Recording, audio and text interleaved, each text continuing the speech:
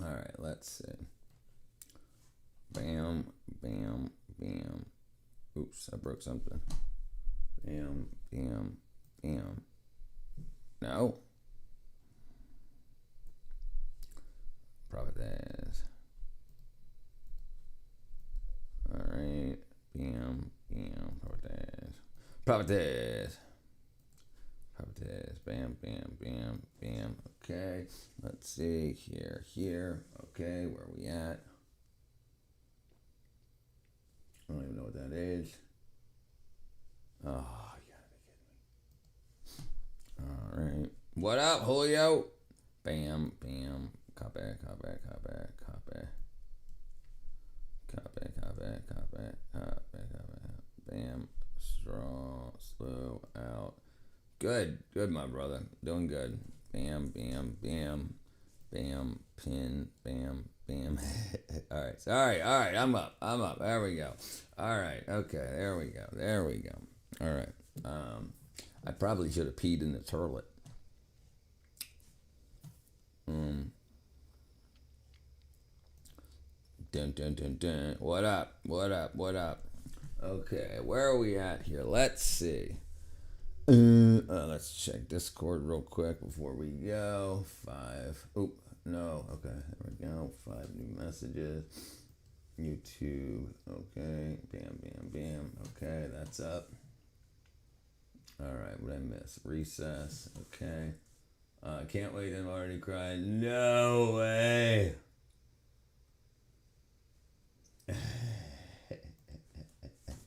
All right. That was funny. Sorry. Okay. Here we go. Where are we at? That can go there. All right. Okay. All right. We're up. All right. Hold on. Let me do this real quick. I can probably do this. Okay. Let me hold on. Let me pee. Let me pee.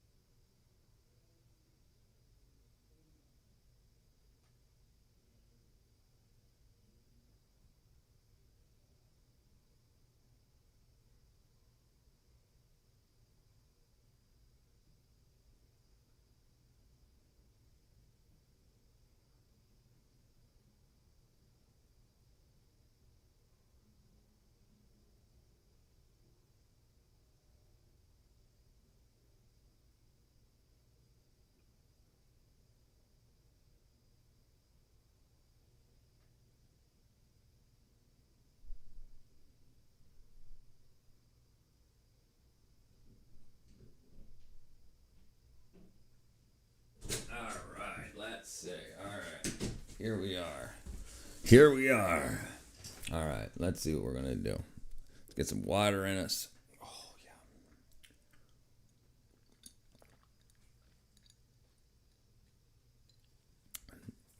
yeah. Okay. There we go.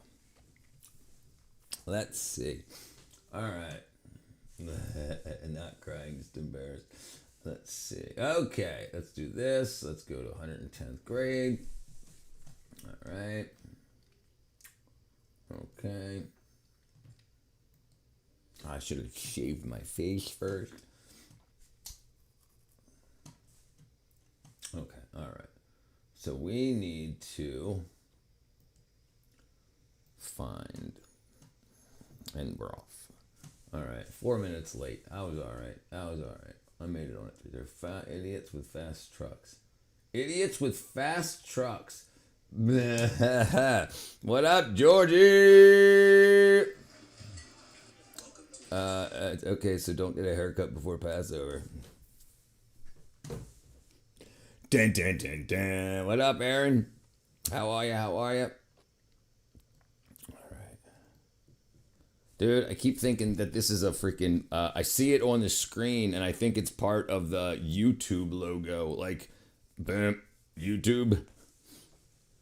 It's odd that they're using the same color, same layout, almost the same font for Diesel that YouTube does, except for YouTube is in the lowercase. Interesting. I just realized that. Okay, my bad. How you doing? Here. Skill, nerves of steel, and precision are everything as operators face colossal machinery, treacherous terrain, and never-before-repeated situations. Ready to feel your heart race? Never before repeated? How can something never before have been repeated if it was never before? That was a very AI thing to say. Never before repeated. Watch them conquer these massive machines? Let's begin. Hold on. Am I wrong about that? Does that not make any sense? Never before repeated.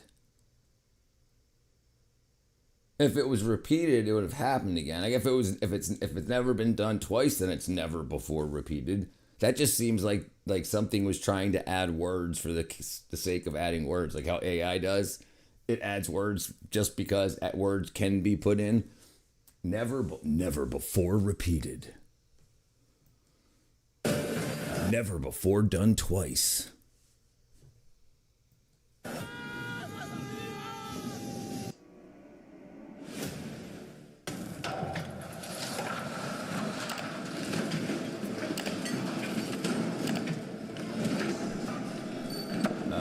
Oh, that must have been derailed.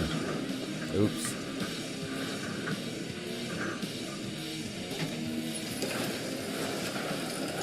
Never before repeated. Right, good, right. Makes no sense at all, right. I'm not the only one that thinks that does, right. So I guess this is just...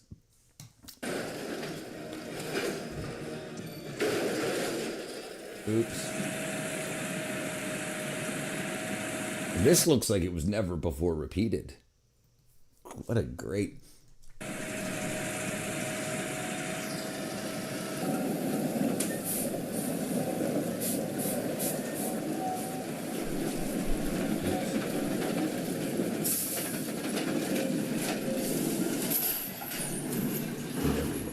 Under a load of 400 tons, the slope is no longer a road, but a test of the limits of mechanics and human ingenuity. Never before repeated.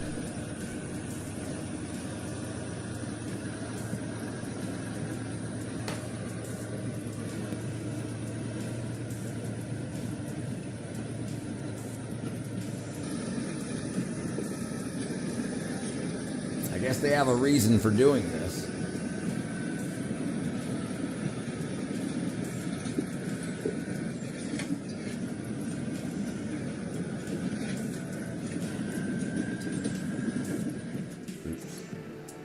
Nice. Fire. That's going to be expensive. It's hard to believe a fighter jet could become so fragile, reduced to a mere mass of metal entirely dependent on lifting equipment and engineering calculations. Because it was never before repeated. Sorry.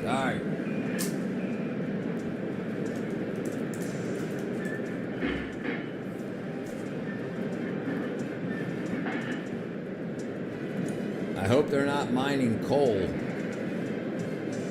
Looks like they probably are.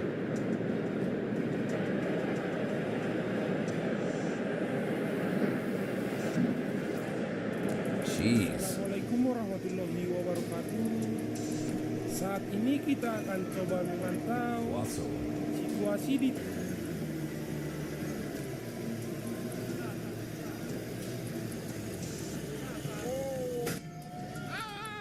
There goes his transmission.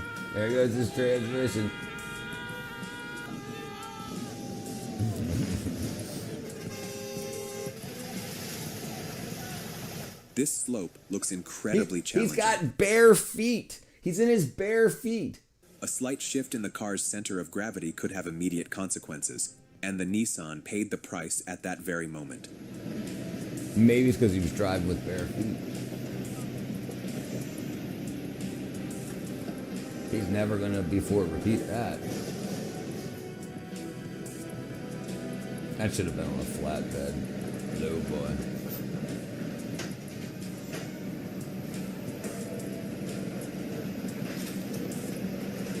Concrete molds.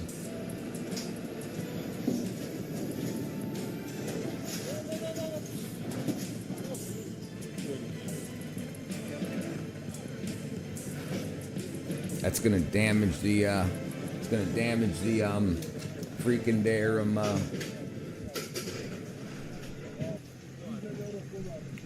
do you call it? The camber, the toe, the what's it called? The alignment. There you go. Oh my god! Oh my god! Wie wir vorher in 6 Tonnen Backstock Classic sehen. Also wenn ihr besitzt mit 20 Smoke, torque, and every meter of drag is breathtaking. And overexposure. This is true supersport, where power is pushed to the limit.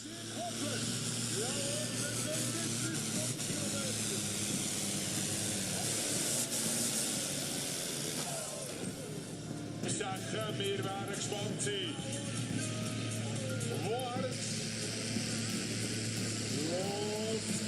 I guess you don't need to steer. I guess you only gotta let off the gas to steer.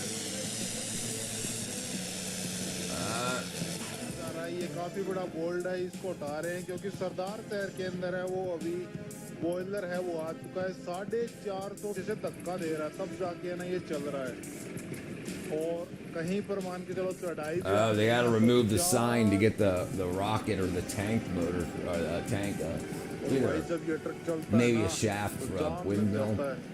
ये देखो भाई That's pretty cool.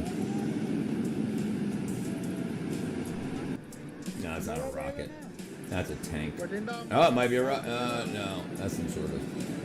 ये देखो It's भाई got a lot of connections to it.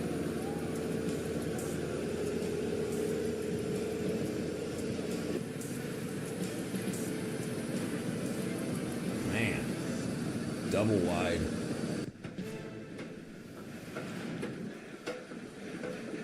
Maybe a fuel tank. This goes to multiple.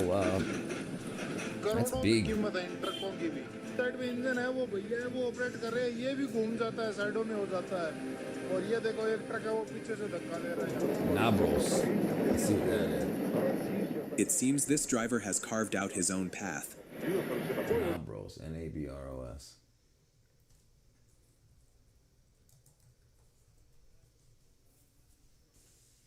Nabros Transport. Oh, it said it's a transport company in India. Oh, for pharmaceuticals. Oh, Nabros Pharmaceuticals, Nabros Transport. So maybe they're mixing up the medicine.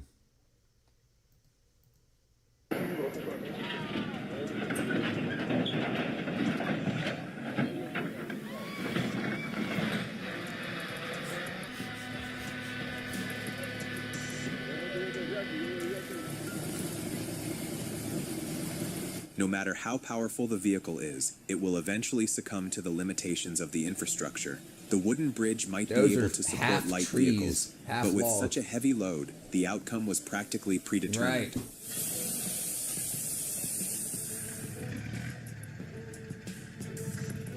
I called off of work today to stay home and watch your channel. Dun, dun, dun, dun. Dun, dun, dun, dun.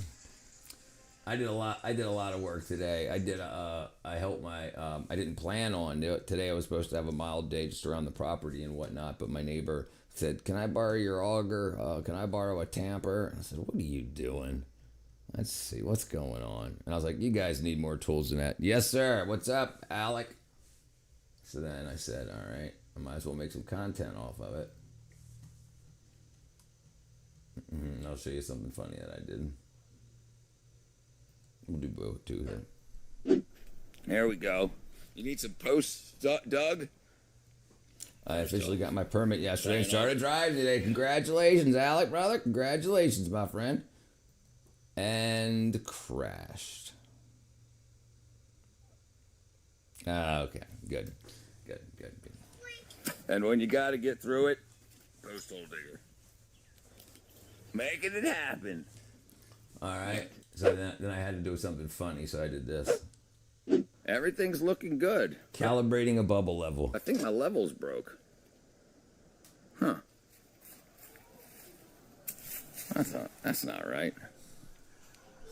Does anybody know how to calibrate one of these things? It's broken.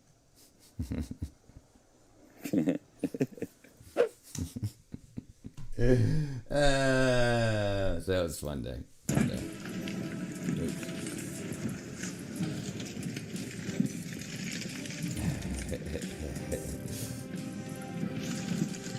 I've got qualifications.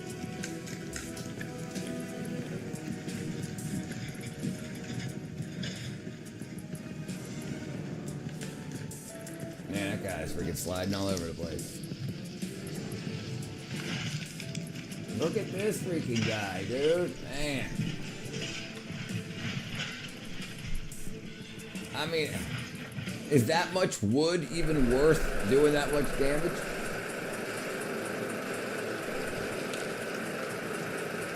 Yeah, brother. So it's not the best, but sometimes it's what's required. The problem is you have to budget your time, man, brother. You got to budget your time. If you have goals and you want those goals completed, how much time do you need to complete that goal by the deadline you want to complete that goal by? If dating and stuff takes up time that you could be using, then get that stuff out. Then put dating off, because you can always date in the future. We can date when you're 50, 60 years old. That's fine with us guys. We don't have, yeah, that's fine. So you can put it off. So if you budget your time, at what time in your life do you not want to be single? Do you want to start having a family? If you're just trying to date to bang chicks and get whatever, yeah, push that off. Push it down the line. I also bought a new watch. All right, my brother. All right. Michael Jackson used to calibrate bubbles too. Michael Jackson calibrating the bubbles. I don't even catch the joke yet, Lamb. Michael Jackson used to calibrate bubbles too. No, they're just in the word too. Gotcha. I sent it to you. Okay. Let's check it out. Check it out. Oops, I broke it.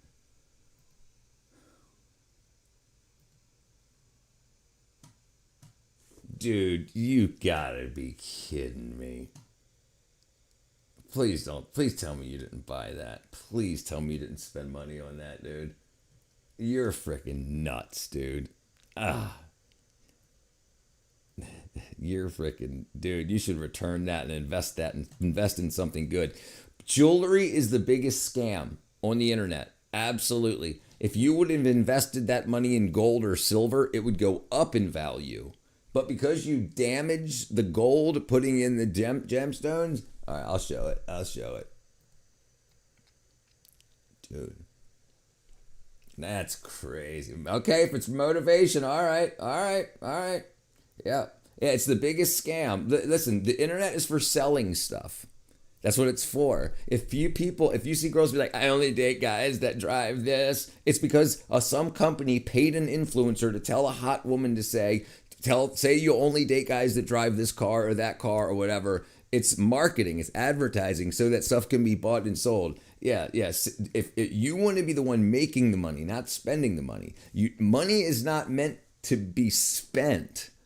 Because remember, if you make $1 million a year, but you spend $1 million a year on worthless stuff, not assets, you're broke. You're broke. You can make as much money as you want, but if you spend it, you are broke. You want to be able to not have to work, because the next year you've got to make more money again. I'm planning on buying more watches. All right, do what you want. If that's a hobby of yours, that's fine. The guy who looks Jewish but isn't Jewish. That's right. I just broke my nose a bunch of times. Yeah. 12 times, baby. What up, Cat? My brother just called me. He's having a weekend city break in Florence, Italy. All right. What up, Cookie? Oops, that's me. The Volvo FH and Renault weren't just hauling logs. They were pulling also, an enormous to your amount point of before, inertial money is mass worthless across to hold narrow, because it loses rough, value. slippery terrain. Right, so you want assets, right? Things that gain value, right? That's why I was saying invest it. Don't hold that money. You want to put it into things that gain value over time, appreciating assets, not depreciating, like cars and stuff like that. If you're lucky, a car will raise in value, but yeah, you definitely want stock market, precious metals, stuff like that, but not just any stock market, so we can do a I'd like to go to Florence. We can do an investment stream. It's the art capital of the world. That's the place, not his wife's name. That's the name of the place. I used to have a lot of money, drive a Lexus, wear jewelry, and smell really good. Then you got married. Now that's gone. Now that's gone. Nicely played. He's got a room with a view.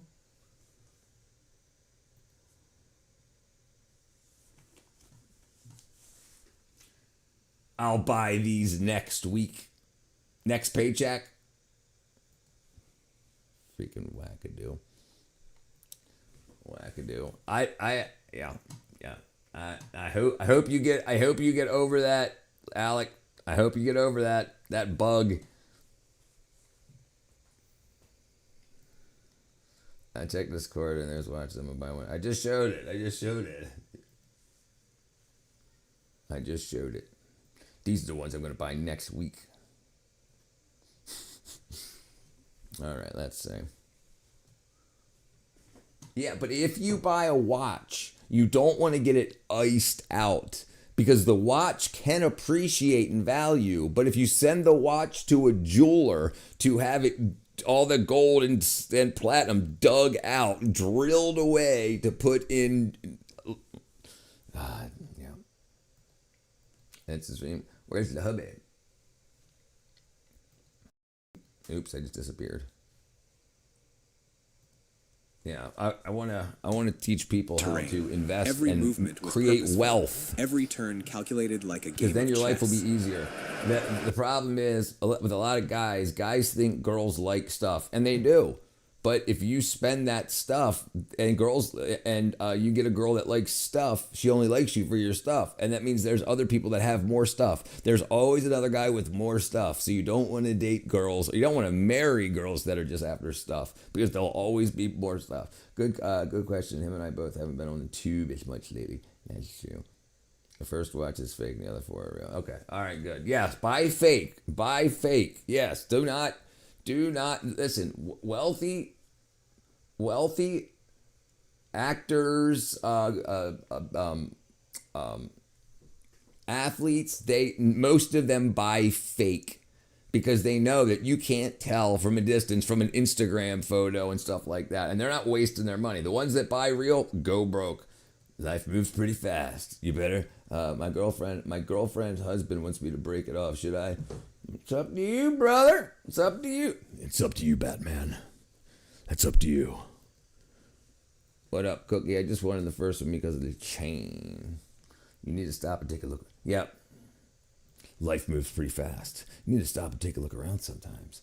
That is Ferris Bueller's Day Off. In the motivation. Yep, Ferris Bueller. There you go.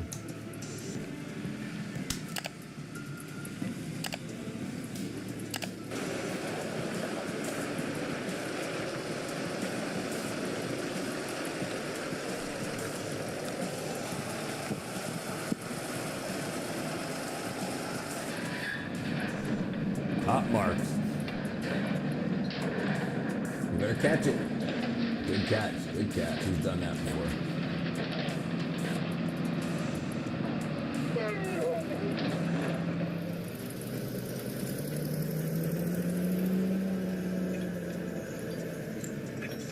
Damn. Look at those chains on those tires, man. That's a lot of freaking snow.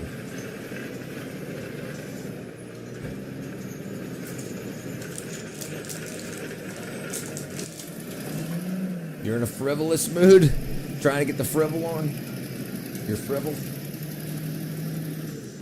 I'm getting my frivol on.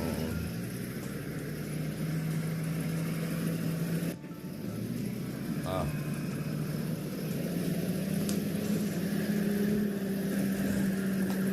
Oh,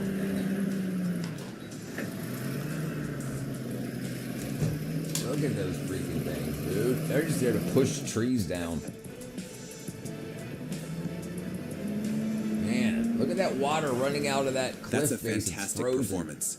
To be able to maintain control in these snowy conditions wow. truly shows exceptional skill. That's probably why I haven't heard from you. Must be incredibly precise to keep the balance in place.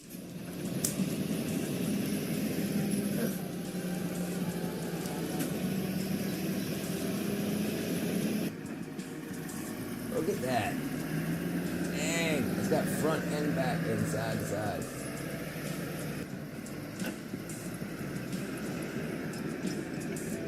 Wow, that's pretty cool. Timberjack is the name of it. Until 30 minutes ago. Yeah, why didn't you? Oh, sheep.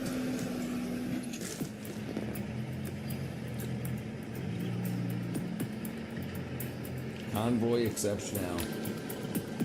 Oh, see if you can make that turn.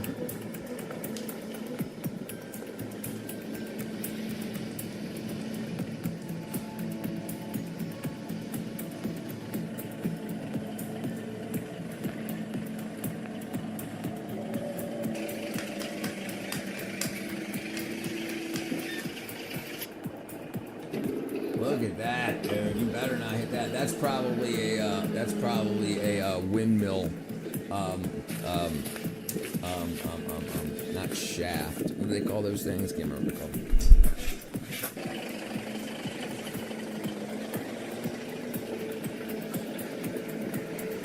Oh, it's Saturday.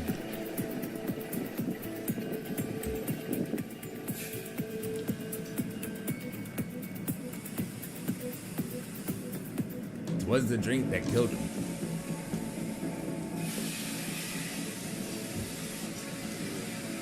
Slag. Oni vlastně teďka odjedou a vybíjet to budou později? Myslím, že aby Just one unstable anchor point, one misstep, And you're done. and everything spirals out of control. Neustý, jo. několikrát nevím, či odpídět to přichod.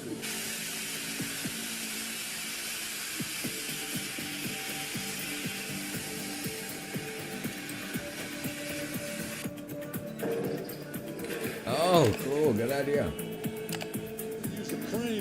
Oh, dear me. Hey, Phil, wind turbines are an eyesore, and you can't get rid of the blades. They've ruined. I agree. I agree 100%. Listen, I'm Thomas. I agree 1,000,000,000%. I think that was a huge scam. Absolutely a huge scam.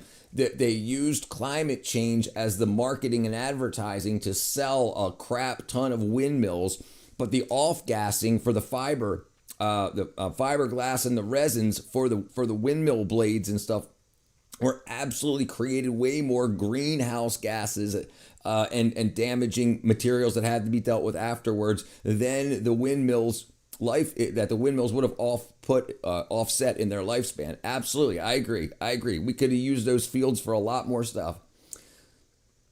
Are they making a lava pool? Always one. You can buy one for cheap, man. Dan. It was the windmills only in very last short. Yeah, right. Yeah, right. Yeah, they have a very short lifespan, and the amount of greenhouse gas that they offset in their lifetime from the power that they create is not worth the cost investment and the greenhouse gas emissions offset. Yeah, it was absolutely. But they told everybody the world's going to end if you don't start buying this stuff. The world's going to end unless you start buying my products. Yeah, that's crazy. I'm making pancakes. But yeah, I'm right there with you, Thomas. Unfinished. In fact, came from a Pennsylvania farm.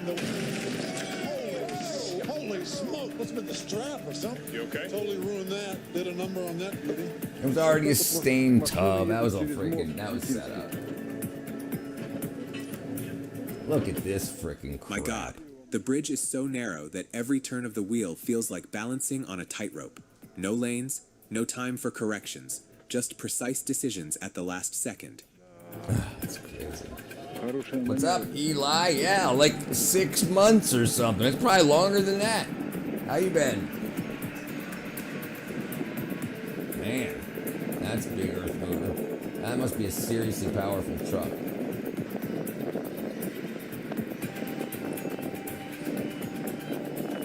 Man, that's huge.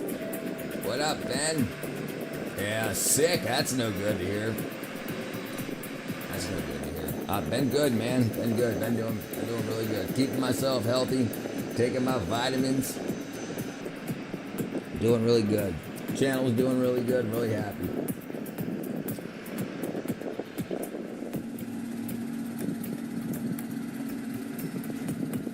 things fall over a lot. It might be worth starting a company to unflip over stuff. Wind turbines are clearly not worth the ROI. At the Dead Sea. Right. We all knew that. But the politicians were like, hey, we have the numbers here, and I can't get rich unless I can sell you guys on the idea of windmills and solar panels. And I had a solar paneling company in Baltimore, Bring On the Light. And and I knew that, but that wasn't used to save the world. That was used as a fun thing to lower your electric bill. Anti-gravity. What's up, Obama? Have you heard more often something called Eli instead of LE? Have I heard of it? Eli. E-L-E-L-E-L-E. I've never heard of Ellie. Oh, Ellie. I know a girl named Ellie, actually. The world has been saved. That's right. We've done it. We've saved the world. And actually, Bill Gates said a couple of months ago that now climate change is no longer a problem for humanity. And now we need to work on saving poor people. Like we need to work on poverty. Well, you retired from Microsoft with like $3 billion, and now to give away all of your money, and now you have $100 billion. How did you get $97 more billion by giving it away? Obviously, he wasn't doing nice things for us. The nuclear is the way to go. Nuclear is the way to go.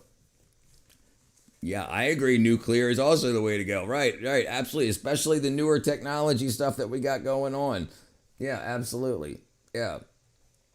There's a lot of, like, dude, they've got nuclear energy, what the hell are they called? It's called the Onion reactor. Not tritium. Starts with a T. I can't remember what it was. But yeah, a lot of that too. Yeah, and they do like 500 megawatts out of a 40-foot shipping container size thing. Thorium, that's what it is. And the thorium reactors have a heavy water core, and then if it starts to overrun or run away, you just drain the water out, and the reaction stops. So it's liquid. You don't have to put those what are those things called in nuclear reactors? The ones that slide in between to slow and to change the reaction. They used to be called, damn it, I can't remember what they're called. Tritium is what I said, not trivium. It's salt. Yes, thorium salt, liquid thorium salt reactors. Yeah. Control rods. Yeah, so instead of trying to slide control rods, and the problems when they overrun is things expand when they get hot. So then the control rods get stuck or don't go in, and you have a runaway thermal reaction. But with this, you don't have to worry about that. You just drain the water. So it's liquid water in the middle, and the thorium is a liquid thorium salt. So you're pumping it, and then when that thorium runs out of energy, you can just pump in new liquid thorium salt. And so there's a lot of really, really good ways to do. Yep, control rods. Yeah. It's so interesting to come in at this point. Have you ever put together the numbers to see what minimal solar power system together the cheapest price? Yes, John. I owned a solar panel company. Me and my brother in Baltimore. And listen, that's not the solar can work for you absolutely, but the solar to save the planet from carbon dioxide does not work. It takes more coal and oil to manufacture solar panels than the solar panels would keep, would over the life of the solar panel. But yeah, solar can be great, but they lied. They were deceptive so they could get rich. That's my problem. Yeah, cooling rods, control rods. Yeah.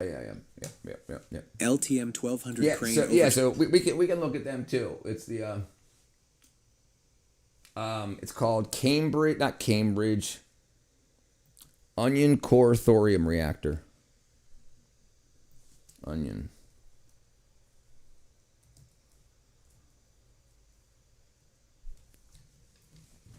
Copenhagen is what it is. Copenhagen Atomics. This onion core that we've developed is the most efficient reactor core that has ever been developed. It's really important for getting the price down of electricity. So let's say that there was some other company that was able to make a thorium reactor using a graphite core. That invention by itself, for that patent, we would be able to get our price down to half of what they can make it at. It's much more efficient. We only have a leakage of 2% of neutrons, and other reactors easily have 20 or 30% neutron leakage, so we can get more So energy the out of center DRAM than they can. And that's because of the efficiency of the onion core. Right. So it's surrounded. You have the very middle. Let me go back. In the very middle, you have heavy water. By itself for that patent, we would be able to get our price down to half. So let's say that there was some other company that was able to most efficient reactor core that has ever been developed. Is really important for getting the price down of electricity. So let's say that there was some other company that was able to make a thorium reactor using a graphite core. That invention by itself for that patent, we would be able to get our price down to half of what they can make it at. It's much more efficient. We only have a leakage of 2% of neutrons, and other reactors easily have 20 or 30% neutron leakage, so we can get more. Okay, so right here in the center, so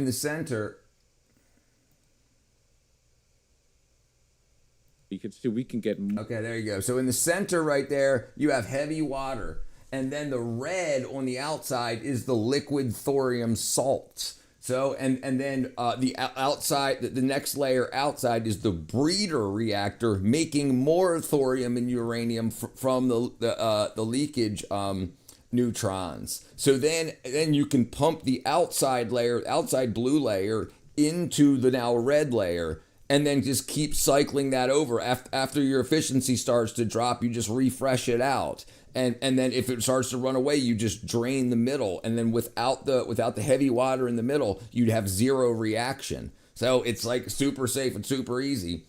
There's incredible advances in small scale reactors, a lot of great private players. A decade, maybe energy won't be an issue. No oil, no wars. Yep, right. What a world, right? Yep.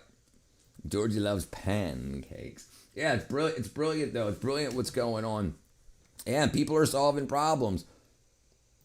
Me? Yeah, brother, I try to stay on top of everything. Listen, I've been lied to so long.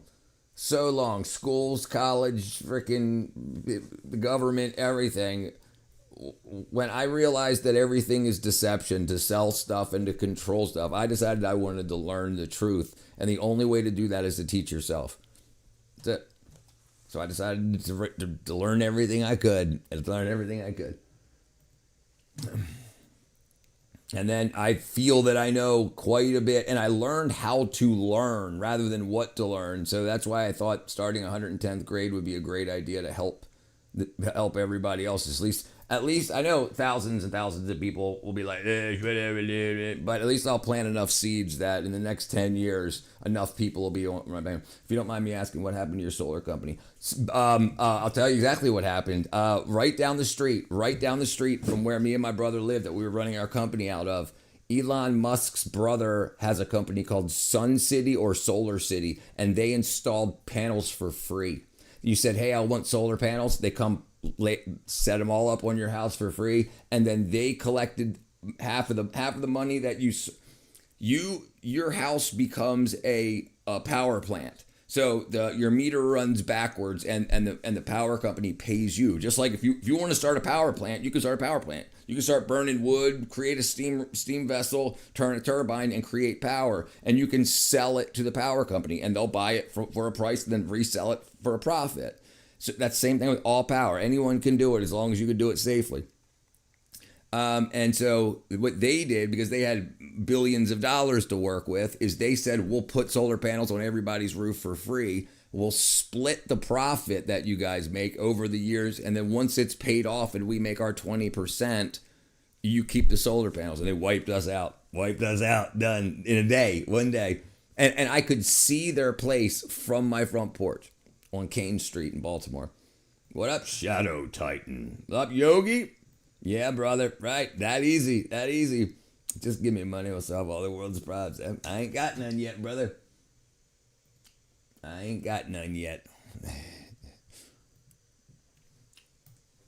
Turned, causing damage, but fortunately no one was injured.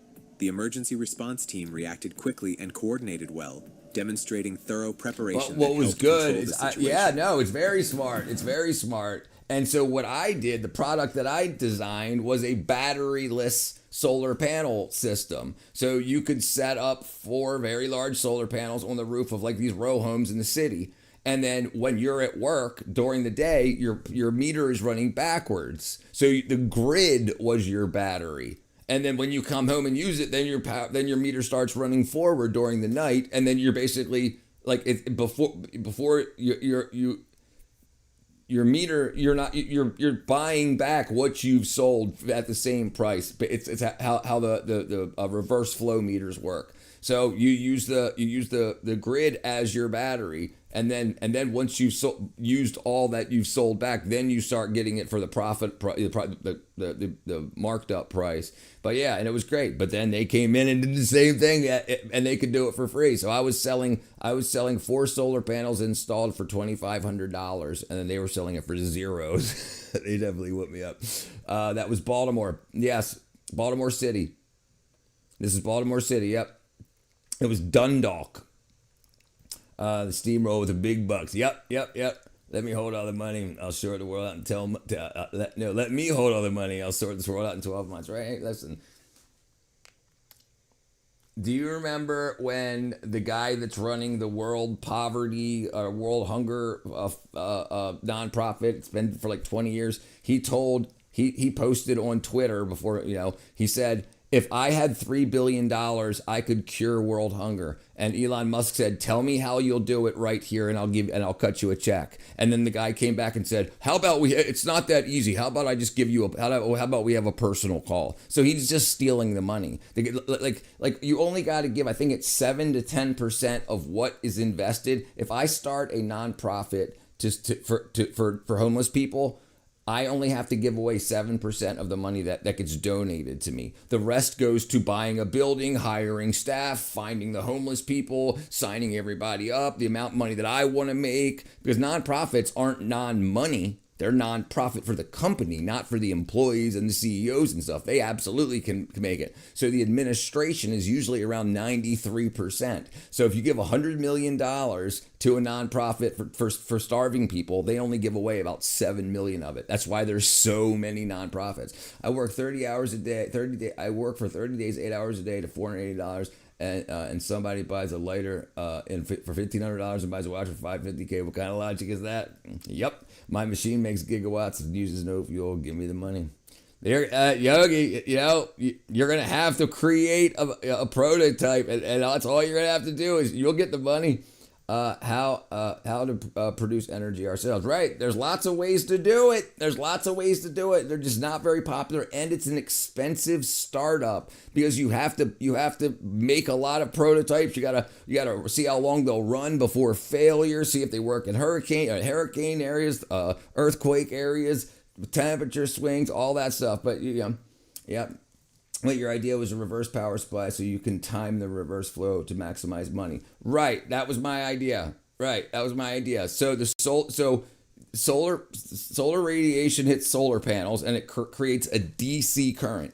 The grid uses an AC current. So I had these inverters that would convert DC to AC, and it would sync up the sine wave, the 120 volt, 60 hertz sine wave with the grid, so that you could sell back to the company. You would become a provider, not a customer. You would provide power to the grid, and then they would pay you for that. And then when you came back home, when it got dark, when your things worked in your house, you're using your air conditioning and your microwave and your radio and your PlayStation, then the power starts coming back from the grid to power your stuff. So you basically cut your bills in half, sometimes more. It's in Israel. Is that? Oh yeah, there you go. What's up, Loretta? Okay, maybe now, Pale. Maybe now. But what's the law? What percentage of donated money must be given? Okay, there's no legal minimum percentage that people must be from donations to charity. Tax deduction limits, cash donations to public charities. Okay, there's cash deductions, but okay, let's look into this more. If I was a nonprofit, how much? Not nonprofits. What's the company? What's the word I'm trying to use? Water profitable. Yeah, absolutely. What's the name? A good nonprofit, but they don't. Right? Okay, good. So good. So 75%. A good nonprofit. How about a bad one? How about a bad one? Right? Right. What's required? So when I was working for the zoo, we were working with nonprofits, and 7% was the amount that they had to give out from the donated money, from the donated money. So that was the number they were trying to hit. And from the president, when I was talking to the president of the zoo, he said that that's average, was 7%. So whatever it is or not. So if you have a 75% operating budget, still you get $100 million in donations, and you only give away $25 million. It's still, so people should understand that. People who thank you, Loretta. Yes, it looked very nice. Also, we'll show it on here too. People who tax write off their donations are complete dorks. Yeah. Okay, let's see. You want to show it, Loretta? Let's see. Bam. Here, we'll show some of Loretta's artwork.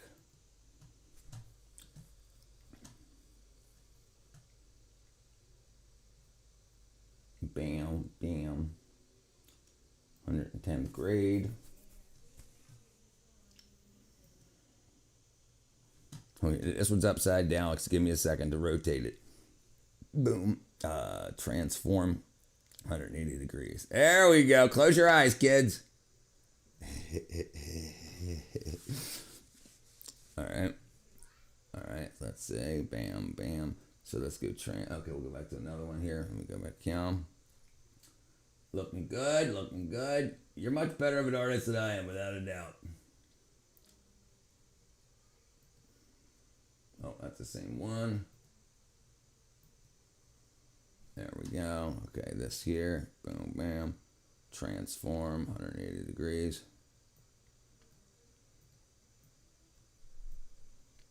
That's freaking good. That's really, really good. Really good tree work. Really good out. Really good. That's really good. I like the roots coming up and creating. That's really cool. I can do whatever you want, electric to electronic engineering. Just think about it. I can do it, but it's worth it. Right. Is it efficient? Is the efficiency there? The financial, is it worth it? Right. Is it worth it? Okay, Salvation Army has a 90%. Richard, I try, Loretta. I try. Okay, one more. Let's see. Back. Wow, Griffin. That looks cool too. Yeah, you should keep. Is it when did you do all this, Loretta? You'd be better off donating pints of liquor to homeless people. Yeah. Yes. So this is what, and this is the scam. This is the scam. If you're rich, right, you can donate money as a write-off for your taxes. So if you have a buddy that you went to college with, it was in your fraternity, that runs a nonprofit, you can donate it to them. They're only actually getting rid of very little bit of that, okay? So you're keeping your money in your community, and then you write off a big chunk of it, and your buddy gets that so that you can help grow your network, and they're only using a very little of that. So instead of hiring somebody, if I wanted to hire you to work for me, and I'm saying I'll give you $1 million a year, just say, okay? And then I'm like, okay, now how much money would you lose to taxes, and how much money would I lose to for payroll taxes, this and that? Instead, I can have you start a nonprofit. The nonprofit, we can find any problem that needs to get solved. Homelessness, cool, fine. I can donate $1 million to that charity or whatever. But just, my numbers are all whack good, but you get what I'm saying. If I wanted to give you $250,000 a year, okay, fine. So then you start a nonprofit giving away 25% to charity. So I can pay you and 3 other people $1 million.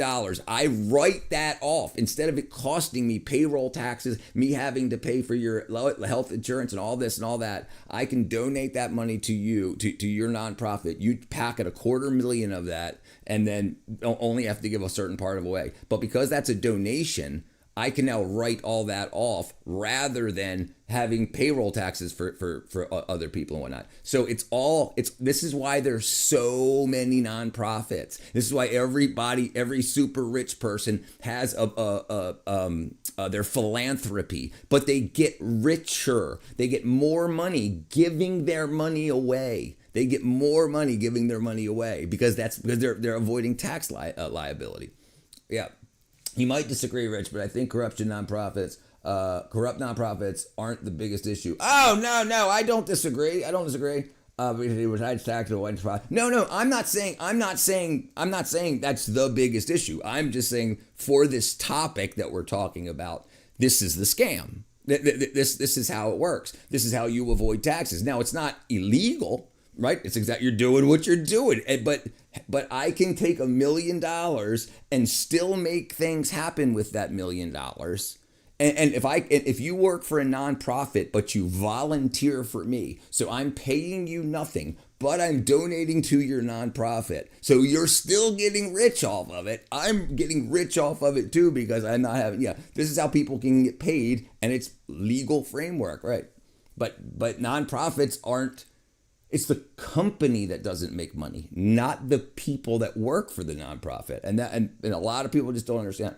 Oh, wait, right off, run the donation. Got it, right. From the donation, right. The Griffin is new. Last 2 years, one drawing takes about 3 or 4 hours start to finish. Well, you do good work. You might want to consider starting up a Etsy. How to get that much money? I do anything. I'll walk on water. I'll fly to discover new medicine for diabetes. Listen, it takes money to make money, but ideas can sell, but not just an idea. You've got to use the framework that already exists. You can go to irs.gov, you can go to sba.gov, Small Business Administration, and you can get frameworks to fill out that says like what your 1, 3, 5 year plans are, what you'll do with the money. And then if your idea is there, you'll get money for it. There's people that just give away money for that reason. They want like investments, but you don't want to just say, hey, I got an idea, I'm going to make a skateboard ramp. No, what you do is you say how you're going to structure the business, where you're going to get the materials from, how you would expand the business if you make this much money. And it's free to do. All you got to do is do it. And then people have hundreds of millions or billions of dollars in the bank, don't mind, because if they lose, they write off the loss. It would have been sitting in their bank account anyway, and then they would have to claim it on their taxes. That's just why like a lot of venture capitalists, they want to give away a lot of money. They want to invest in a lot of R&D, research and development, because you can get tax breaks on that stuff. We already have boats, planes, and GLP-1. We had GLP-1. GLP-1 was discovered in 1980s, 87 or 88, 87. I think it was 87. Let's just find out. And then so they've known this. So the marketing idea is to start body positivity, to get as many people as fat as possible, so that when they finally said, hey, we have a GLP-1 product, everybody's like, yay! They created a market. And then they bring out how many other revolutionary chemicals that we've known about for 40 or 50 years do they have in the pipeline, right? Write-offs. Whee! All right, where am I at? Hold on. I get excited. What was I talking about? Oh, GLP-1. GLP-1 discovery.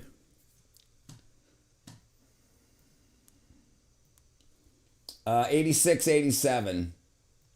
It was discovered in the early 80s. The octave hormone was identified in 86, 87 by Svet Kamalsev, and others. The discovery of the Gila monster venom, the stable version in Gila monster venom. So we're giving people venom, something that was worked with venom for them to lose weight. So if you got bitten by a Gila monster, you would waste away and die. But so now they've got a way to give it to you, so you just waste away a little bit. It's so freaking crazy, dude. It's so crazy. And listen, most people have never looked up GLP-1 at all. We hear all about it. I mean, it's possible. It takes a while to get productionized and to pass regulations and stuff. Right. But if you've got money, you buy that. You pay off the politicians. You say, hey, I'll give you 5% of anything this makes. And they're like, okay, well, I want that 5% now. So Coyote Peterson got bit by a Gila monster. Let's look it up.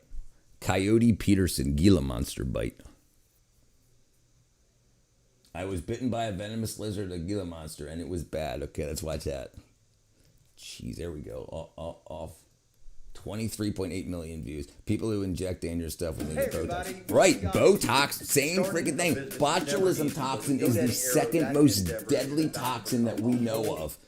And people say, I don't like my wrinkles. Today we're going to talk about the worst every animal bite problem of my have a life. solution. And it happened yesterday. No. Every problem doesn't have a solution. But just about every problem has a way to reduce the impact of that problem on people, persons or people. Remember, if it's legal to avoid taxes, but you have to evade taxes, they come for you. That's exactly right. Right. The problem is none of us know the rules of the game. None of us know the laws that to this game, the rules of this game that we're playing. So one of the most important things you do, like people like Trump, they hire people, that's all they do, $800,000 a year to study the tax code, because everybody that wants to get rich wants to stay rich. And everybody that wants to stay rich wants to pay the least number of taxes. So as those people start their wealth journey in Congress and whatnot, they're going to put laws in the background so that they can use, and write-offs and stuff that they can use to save us. Well, you can use them too, but you have to know they exist, right? Please, what's crazy? Do me a favor, can you please pull up recent UFO sightings and palm down? Yeah, but watch this real quick and then we'll do that. Yeah, you got me good. You got my thumb. You want me to keep going?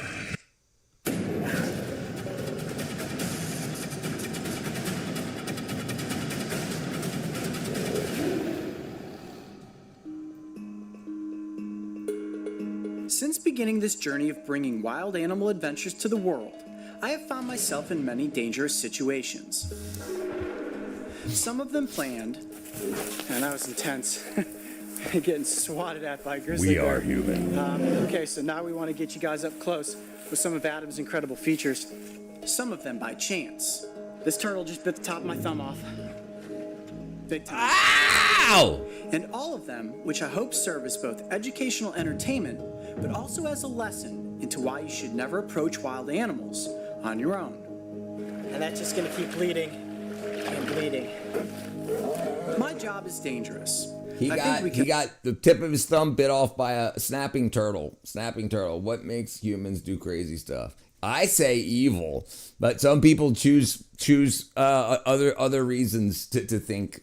I mean, it doesn't make any sense. If you read history, historic documents, and a thing that write about people's actions and states of mind, some people, listen, there's some people that want to create and build, and there's some people that just want to destroy and burn the world. That's it. They want to tear down things that are good for humanity.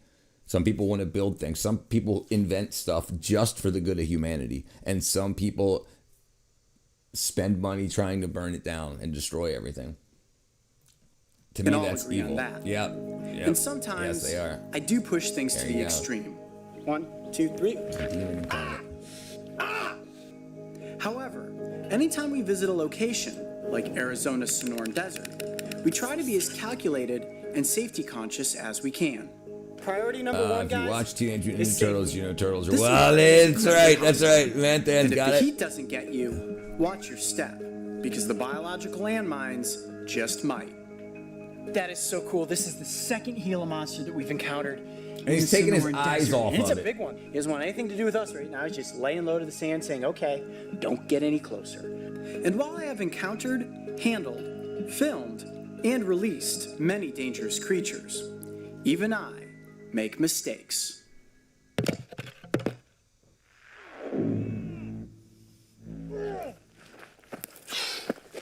Yeah, he got me. He bit me. Remember those two childhood friends I told you they always have weird vibe about them? They always, it's probably the evil. Yeah, we're past the GoPro, and he got the whole top of my thumb. So I want to know this. Why didn't he connect that GoPro to a selfie stick? Why did he want to hold it this close to a Gila monster? He wants to do this. He wants to do this stuff. He knows he's going to get bit, and he knows he can protect himself from this, but he knows he's going to get 23 million views off of stuff like this. Why do most rich people have this sick wealth hoarding tendency, though? That's a good question. Listen, I don't think they do. I think just the ones that we know about. Remember, there's a lot more. There's 1,000 new millionaires made in America every day. How many do you know about? 2 dozen? 100? Right? It's only the ones that you see all the time that are also using entertainment and the internet and TV and politics to get rich. The people that get rich that way have that mentality, that fervor. But there's a lot of people that are getting rich just doing other stuff, and they're not. They're you know, it's like after a certain point, it's all meaningless. How much caviar can bring you joy? Remember when that tiger bit the magician? Yes. Roy, and what is it? Manfred and Roy. What was it? What's the name of them? I can't remember. Escape velocity of the moon. I can't remember. I want to say it's 200. No, 200 meters per second. 200 meters per second. No, it's less than that.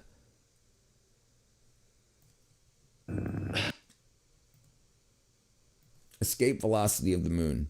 Siegfried and Roy. Escape.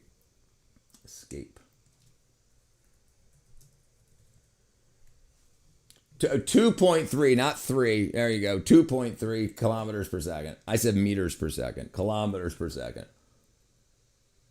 Did I say miles or? Yeah, I wouldn't have said meters. Yeah, miles per second. Yeah. So 5,300 miles per hour. Yeah, Rich, what are you saying about people shouldn't be? What are you saying? People people should be rich. Absolutely, they should get rewarded for what they do. I do remember the tiger and me too. Plan 9 from outer space. That was a good one. The moon has 1/6. Yep.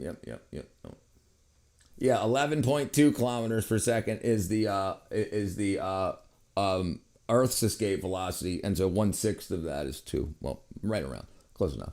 Yeah, close enough for government work. Yeah, no, people should absolutely get rich. Right? That's the way it works. You do things for a reward. Some people do it for a dopamine hit. Some people like the feeling of hurting people. That's their dopamine hit. I just destroyed their marriage. I just lied on this person and destroyed their reputation. Some people, that's evil. That's evil. Why would they want to do that? Some people like to be like, I just saved that person's life. When somebody says, I really want to thank you for this. Some people feel so good from that. That some people get that same feeling from negative emotions. They're the opposite, the polar opposite. Did you know Dyson wore a swarm mask? Do you know Dyson's swarm mask driver stuff on the moon? I do not. You do it to feel grandiose. What up, majesty of nothing, majestic of nothing, majesty of nothing. I would fly you to the moon. I get money to feel grandiose. What's the difference between fact and fiction? Fact is things that are repeatable and provable. Fiction is the opposite, not fact, make believe. Imagine the air miles to the moon. You make a bunch. Right. Just stop filming. Well, yesterday I took the worst animal bite I've ever received. It happened right here, and I was bitten by the only venomous lizard in the United States, the Gila monster, and it was bad. Here's what happened. We were out here filming B-roll, walking up this wash that's on the back side here, and I spotted a Gila monster. Yeah, he was just laying right here along this log. Yeah, luckily I've got a vast amount of knowledge, and I usually only ask it if it and use what the first answer says if it agrees with what I know. If not, we'll scroll down to find the answers, right? But yeah, you have to have, you can't use that for like research. You can't use that stuff for like research. It's not even acceptable. So when you're doing research, you have to list your sources. A Google response is not a listable source because it changes pretty much. If you can repeat the same question 10 times and get 10 different answers, but when it comes to data, that I already know to the most point. If it's something that I don't know, we'll go for a deep dive. We have a travel through, not Rockefeller. We have the travel coach. I'm not Rockefeller. You feel comfortable, inspired to know you're not the only one in pain. Some people do, yeah, right. Some people do feel right. That's it's called misery loves company. People that are miserable or in pain, they want other people to be in pain. They want to make sure they're other people, or they get joy off of it. People should be rewarded for adding value to society, not for exploiting labor, using power over people to pull out policies. I agree with you too. I agree too. Those should be strongly de-incentivized. Right. So that's what jail is. Jail is you lose for that amount of time that you're in prison or jail, you lose the ability to profit off of things. You can't work, you can't create money, you can't create wealth. If there's thing and then if you already have things set up, you get what's called what's the penalization called? It's called I can't remember the name of the term, the legal term, where you have to pay. Like you hurt somebody lost their arm, that's going to be $7 million. That is starts with a P. I can't remember the term. You are so well knowledgeable, and you should be a professor in university. The problem with that is you can't teach people the truth. You teach people the curriculum. If someone writes a school book that was thought to be true in 2010, and then all the people taught since then, you're using that school book, but then the truth is found out in 2026, then what did everybody learn before then? They learned what they thought was true. They assumed that to be true. So the truth doesn't matter in college, university. That's healthy capitalism, right? What's the best truth for optimization? For truth optimization, repeatability and rich is rich in knowledge. Some people are evil. That's right. That's right. That's exactly right. That's exactly right. And you have to stay away from those people. Jail is bastardization of the old English jaw. This guy cracks me up. Got famous taking a bunch of bites and stings from venomous critters. Exactly what you don't want your kids to do. Yep, I agree 100%. 100%. Right. And then think about kids that like want to hurt themselves on TikTok and YouTube and stuff in order to get views because they see people like this hurting themselves. Kids don't realize how fragile they are, and that's a problem. I don't enjoy it, but I feel like, hey, there's also someone there who wants to, right, gotcha. Punitive, yes, that's it. Punitive damages, yes. Yes, so if you're a millionaire and they find out that you did something bad to somebody or some corporation, you lose money in order to say you shouldn't have tried that. But the problem is like things like OxyContin. The company that made OxyContin said that it wasn't addictive. And then they got sued because it was addictive. They got sued for $3 billion in damages, but they made $13.8 billion that year. So they still made $10.8 billion after the punitive damages. So for them, they're still up. So it's worth doing it. They call it the cost of doing business. That's a big cactus. That is a big cactus. Ain't no way gall is etymology for jail. I don't know. I didn't look it up yet. How much percent of people are good or bad? I don't know. I do not know. I would say it's probably 50-50. A lot of bad people are very good at hiding it. Last month I was in the Clink for South London. It was a 16th century jail, a museum now. Really? 16th century jail. Wow. And I said, well, we don't need an episode with the Gila Monster. We've already done that. But we wanted to get close. So a lot of people believe that's what beauty is. Beauty. A lot of people think that's external beauty, like the reason we're attracted to things in nature. But when it comes to human beauty, there's inner beauty and outer beauty, right? And that has nothing to do. The outer beauty can, but the inner beauty doesn't. But right. Where did the word entomology come from? That's a good question. What's the etymology of entomology? At least get some B-roll shots. Didn't need to catch the lizard, didn't need to handle it. We got some great shots with the C100 camera, and I said, let me get a couple shots with the GoPro. He's super calm, he's just chilling out. Got close, started doing some sweeping shots over him. I think he felt cornered. I got a little too close, and literally, in a flash, he jerked his body and latched onto my thumb. Immediately, my natural reaction was to pull my thumb back extremely quickly, which I did, and that's why I have all these razor blade looking slices on my thumb. I literally yanked my finger out of They supplemented them. Yeah, they use grabbed onto my finger the moment that entomology is the study of where words come from. Entomology.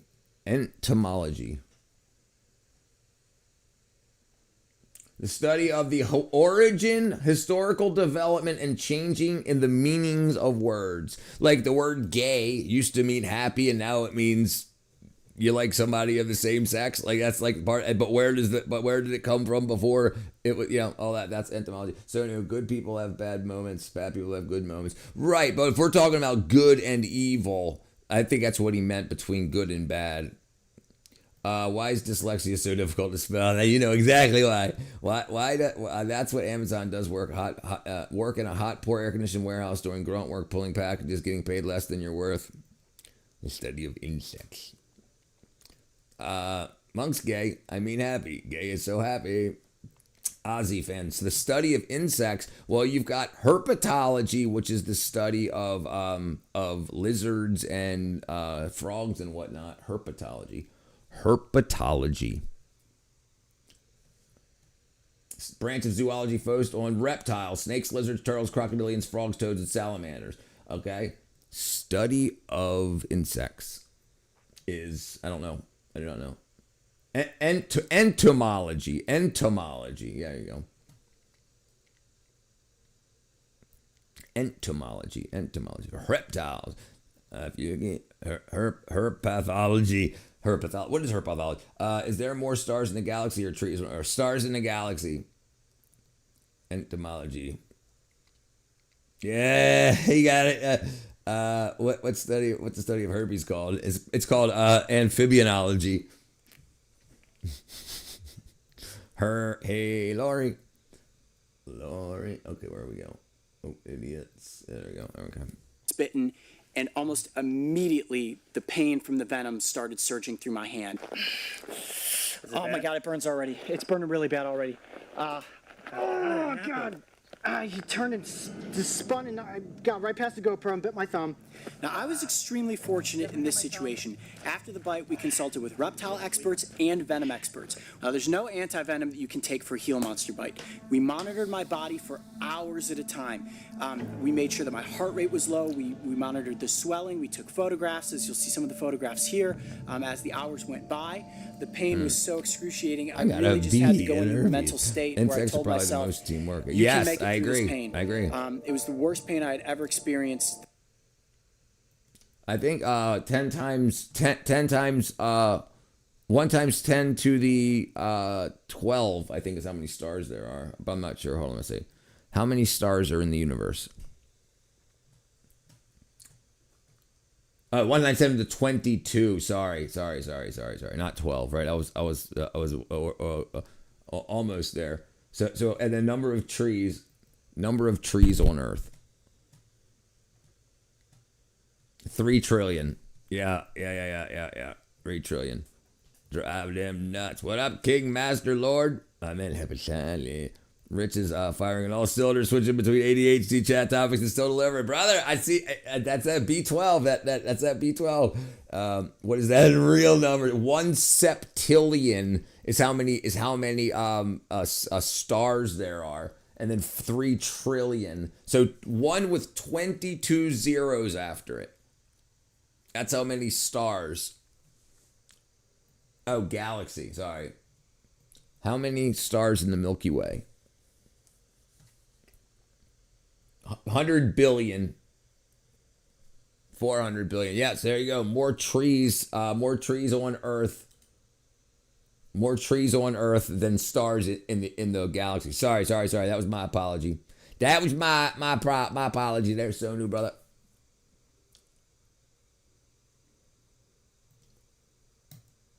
The throbbing. You know what we should do? We should start a nonprofit to count the number of trees on Earth. If we can get a couple $100 million and we just travel all over the world with a clipboard. Dude, there's a bunch of different probabilities, but they're all based on assumptions, right? And that's the problem. So, but that's a probability, right? So let's see what just Google says off the bat. We won't get really the probability of alien life. Let's see. Okay, no extraterrestrial life has been detected. The vast size of the universe, 100 billion galaxies, each with billions of stars, suggests the probability of life is high, but there's a number. There's a number. Like, I'm sure we can find a number. It says 1 in... So currently the pessimism line says 1 in 10 billion trillion. Yeah, but we want to get the money. We want to get the money and fly around the world. We have a chocolate bar called Galaxy. Yes. I was aware of that. Galaxy bars, UK. Not coffee bars, Galaxy. Yep, I was familiar. I knew this. It looks exactly like the doves. There you go. Yep, right there. Countable trees versus countable stars in the galaxy. Some of these stars could have planet systems. That's right. They could. And also, there may be stars behind dark matter, so we can't see them. They're like the light's not shining through it. So this is an assumption. We do not know. That's the big thing, right? I think we're alone in the universe. Yeah, a gazillion. We might not be alone on Earth. I think the aliens that people talk about are deep sea. Changed my mind. In the late mid-90s, I was obsessed with aliens. When I saw Communications, Christopher Walken, Stryper movie, I was paranoid. A Googleplex is 1 to the 100th power. So 1 with 100 zeros is a Google, and a Googleplex to a Google, I believe. A Google to a Google is a Googleplex, I believe. Hold on. I can't remember the exact. No, is it a Google to the 10 or a Google to the Google? Googleplex.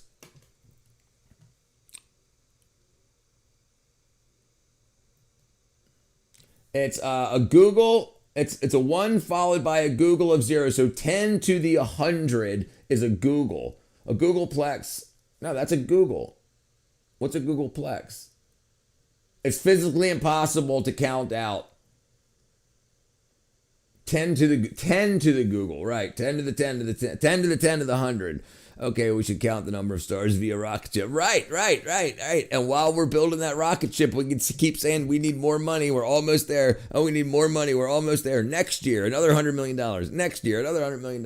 I bought the Coyote Peterson Guild, but I want to watch the video. Okay, hold on. And the squirming of my body, and of course the constant fear that is this only going to get worse, because as the venom started traveling up my arm into my shoulder, I didn't know at what point it was going to stop. I don't even know what Graham's number is. Graham's number. Sam's number. An unimaginably large infinite number listed as the Guinness Postal Record as the largest mathematical used within a mathematical proof. Upper bound is a Ramsey theory. I know what the Ramsey theory is. I don't know what Graham's number is. Let's see. Graham's number is too far to be written. A times 10 to the B or even standard exponents. Never. No, I don't think I've ever heard of it. Do you know that a Planck length of atom needs three? Do you know what? I know what the Planck length is. The smallest measurable length in physics. Yeah. Do you know the Planck length to an atom is like a tree of the universe? Yes. Yeah. I think it's even less than. I think it's even smaller than that. But that sounds probable for academic thought experiments. Yeah. We have a lion bar too. Parrotfish repeats on you. A parrotfish. All right. Hold on. All right. What was I just looking up? Lion bar. There we go. There we go. Wow, never seen that before. Lion bar around Atlanta. Sure. 1976. Roundtrees in the UK. Jesus is King. One day closer to rapture. What up, Brad, brother? But interesting stuff about math. Like when you say something like that, like Graham's number, what is it says it was used in a mathematical proof, but how would you divide it by 2? How would you divide it by 1.375? Like you can't write it out at all. So you could just say, I'm dividing this by 2, but you can never get the answer. The answer would just be this by 2. So why wouldn't you just call it I, right? how is quantum world actually? We don't know. A lot of the stuff we thought we knew about quantum physics is wrong. That's been the last year. A lot of it's been proved wrong, but a lot of new stuff's been found. But most of the stuff people have been taught is the very base of quantum theory.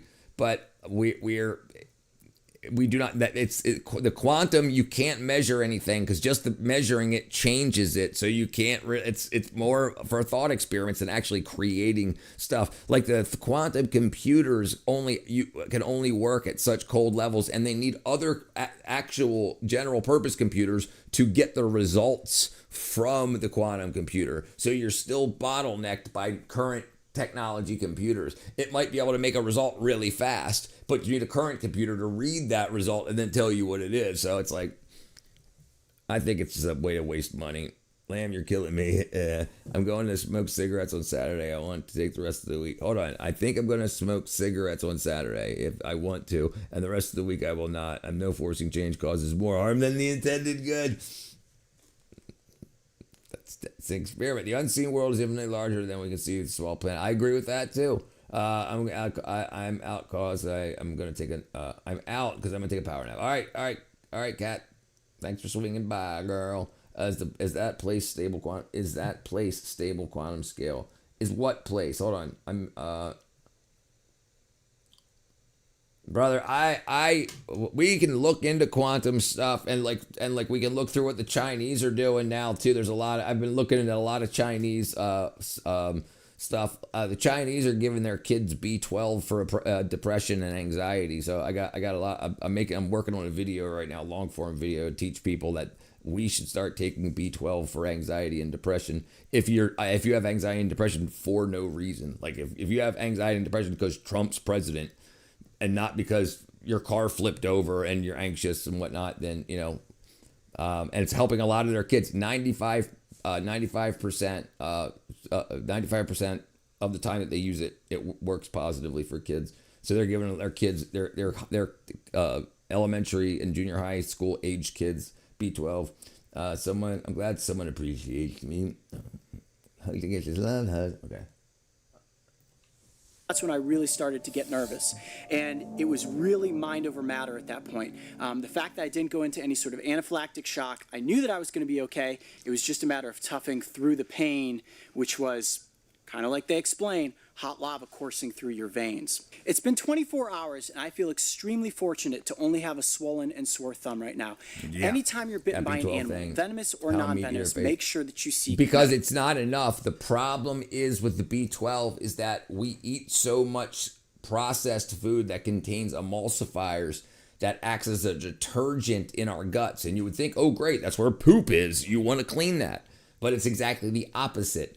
Your gut is balanced to only let the stuff through the gut wall that's supposed to get through. And so without things like that on there, water-based vitamins can't absorb properly. So if you eat like store ice cream and mayonnaises and stuff with a lot of emulsifiers in it, you don't absorb what you should, the amount you should from meat. So if you ate meat and nothing else, and you didn't screw up your digestive tract from other things, then it would be fine. But we don't do that. We eat corporate meat. We eat corporate food, large corporations that make stuff on such large scales that they use wackadoodle stuff to give it a good mouth feel. And yeah, it's not good. It's really not good. So almost most people are deficient in most vitamins. Attention.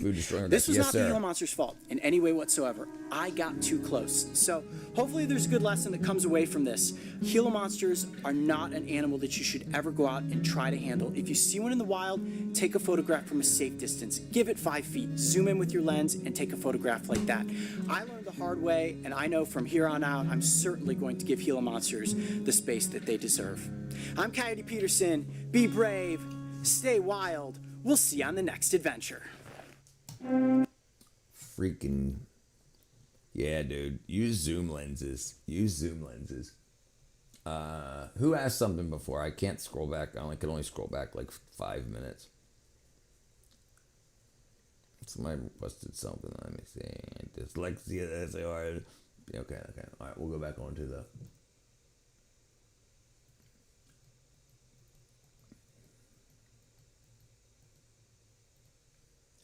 Well, the cigarette doesn't taste good, which means quitting is working. Yeah, it's amazing how good they smell when you're when you're quitting. Like you're like, oh, fuck that guy.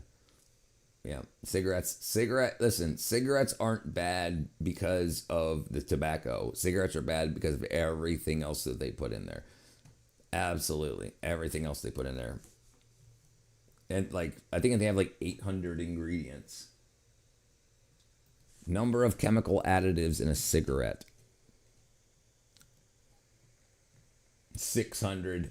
600 manufactured chemical ingredients. When burned, they create more than 7,000. 70 are known to cause cancer and hundreds are toxic or harmful. The big problem that most people have from smoking cigarettes is it converts cobalamin to cyanocobalamin.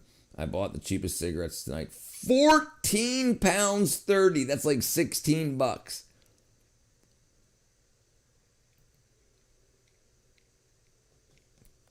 Yeah, well, yeah, that can be everything. That can be everything, right? It's because they're called, like, the dose makes the poison. So some things that are very good for you, like you need arsenic. You need arsenic in your body. You've got proteins in your body that use arsenic in the molecule. So you need some, but too much does you bad.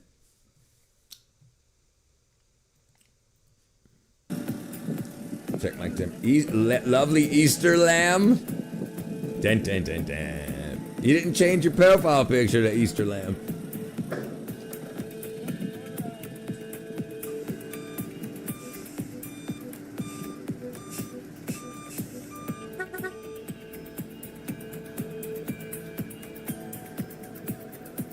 Man, those guys are getting close. That's not a good idea. Why wouldn't you put it in from the back? Why would you drop it that far? Yeah, why wouldn't you put it in from the back? I don't understand. See that big tank of water? That's for weight to push down.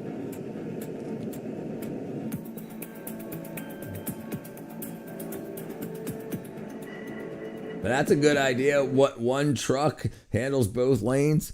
What up, Anomalous? Brother, welcome back.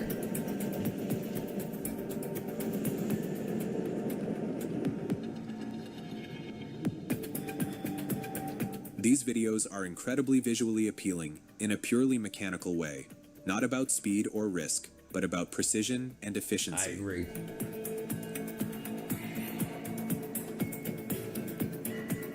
And they can steer it back behind it. That's pretty cool. That's really cool.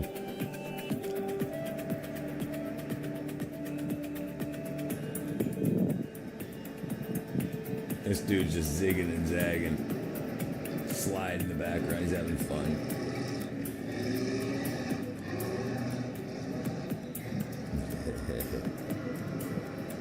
Snowcat? I think that's what it's called.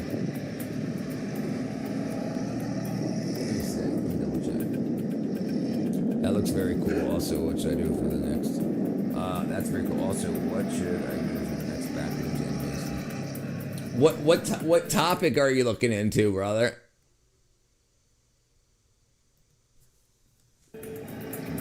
Snowcats.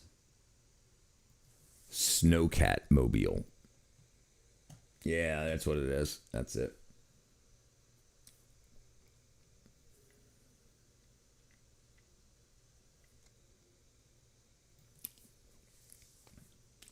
Don't think I do. Let's check it out. Backroom animation.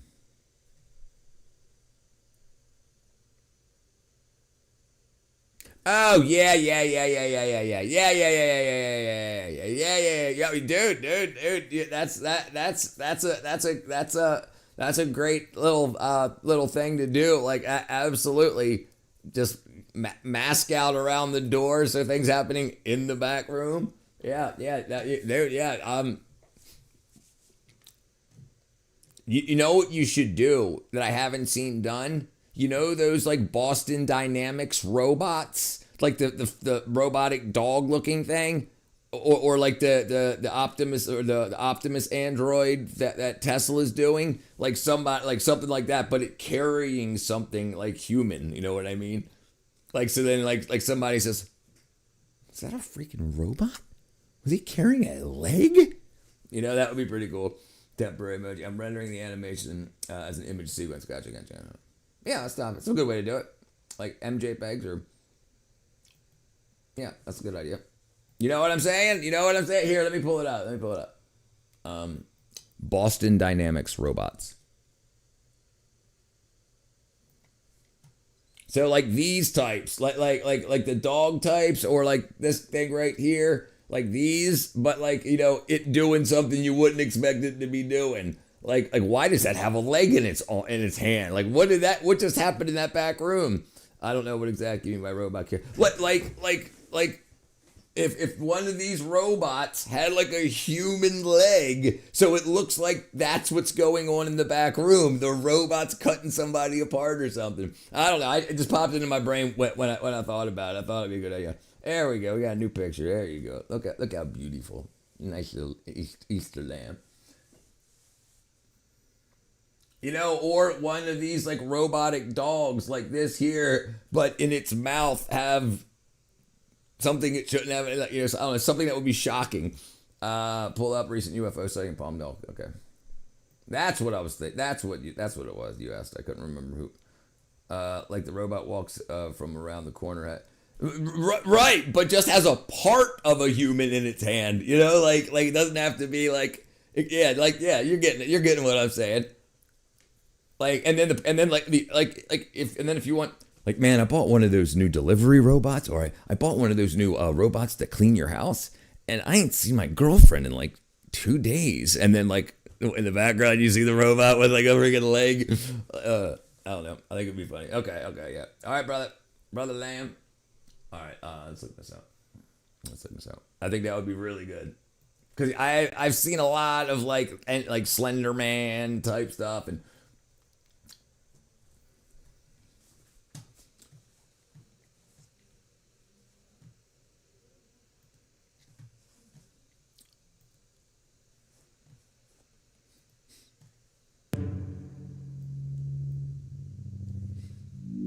Nice.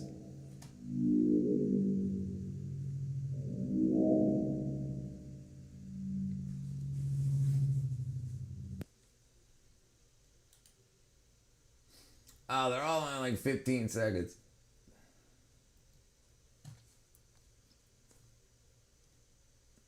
You guys believe in aliens or not, but apparently there's been multiple UFO sightings out of Palmdale, California in the past 24 hours. What the hell? What is that, Mom?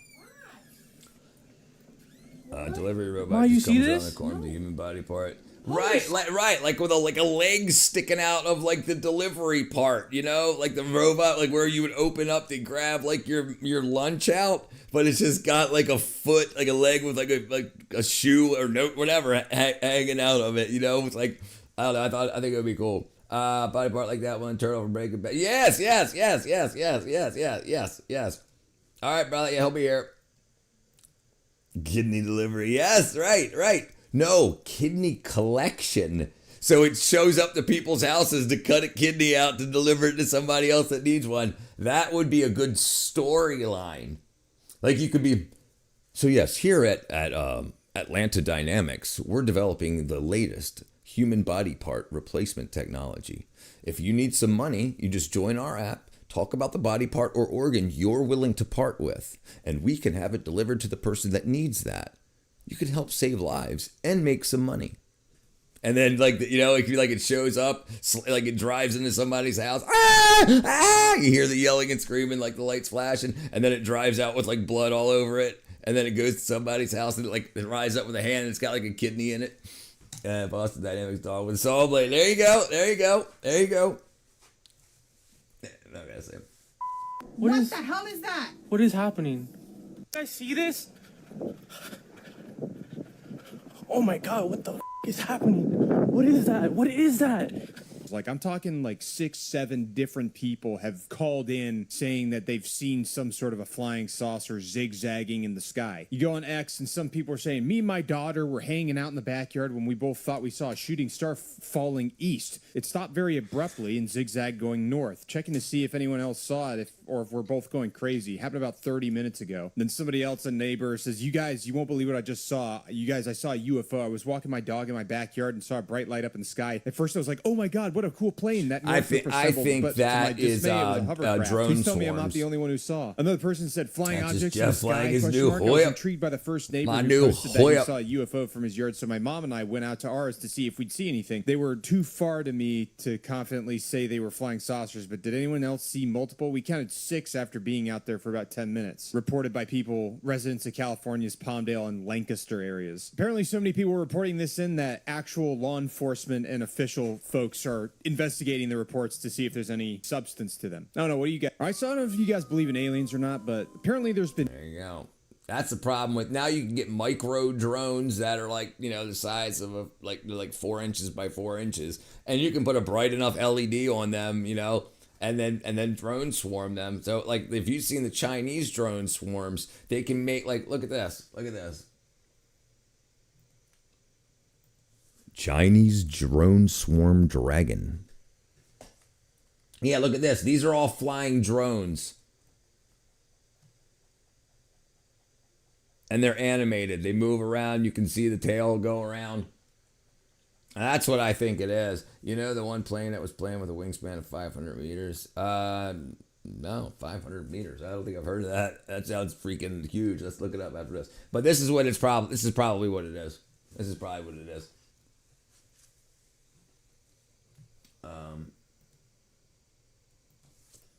Plane with 500 meter wingspan. Plane.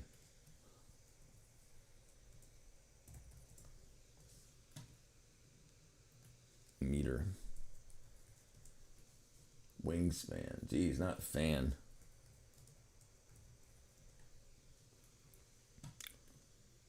There's no operational plane. The world's largest aircraft is 117 metered. A 500 meter span refers to conceptual extra large designs such as the proposed wing and ground effect vehicles, chronoplane, or early the Boeing Pelican functional aircraft. 500 meter design. The Boeing Pelican ultra large transport were imagined to operate just above water.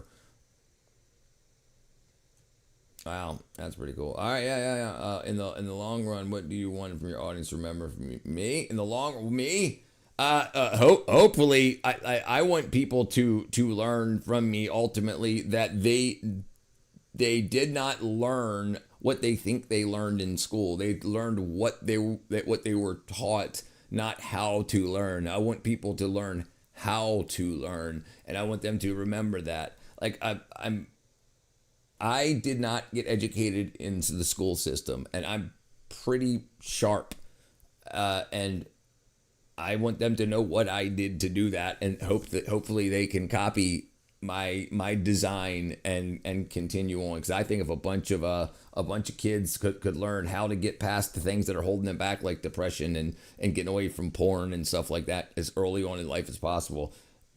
If I could just start doing this and feeling this way in my teens or 20s, I'd be president of the world right now. Not really, but you get my point. Oh, dang it. Hit the wrong button.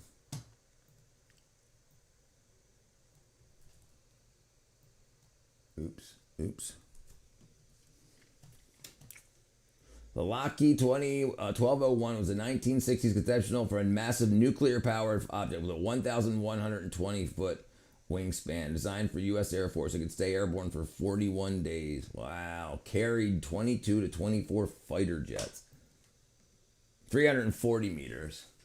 600-ton takeoff.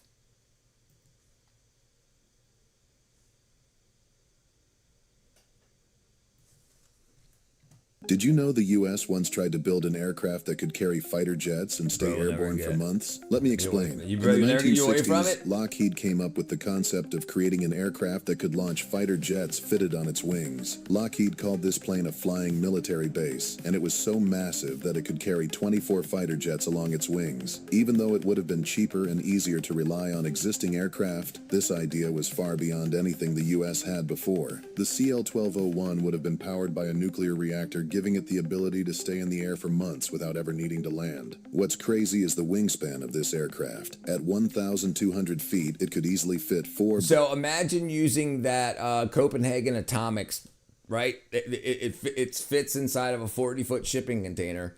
So you could use that to make power to run electric turbofans, ducted fans, and you could stay for a long time. They actually created the plane to move my mom around. It's freaking brisk. What's up, brother? That's funny. That's funny. Boeing 747 side by side under its wings, and it could carry 800 crew members on top of the 24 fighter jets, but it never made it off the ground. The project hit two major problems. First, the sheer size of the aircraft made it incredibly difficult to build. Second, the technology to sustain a nuclear-powered aircraft for months didn't exist. Now it does. Now it does.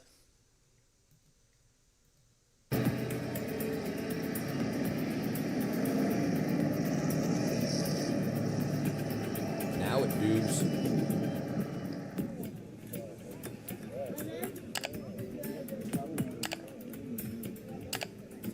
Look at that freaking thing, dude.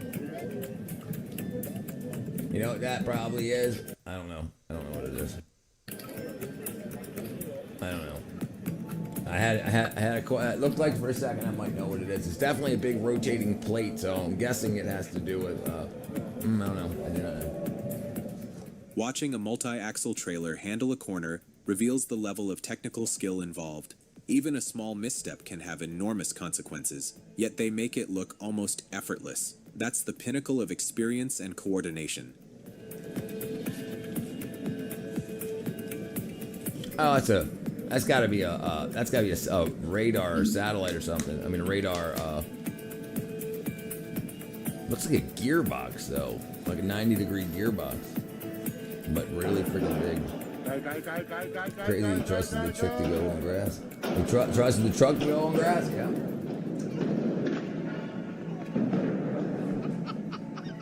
Lucky he missed his truck.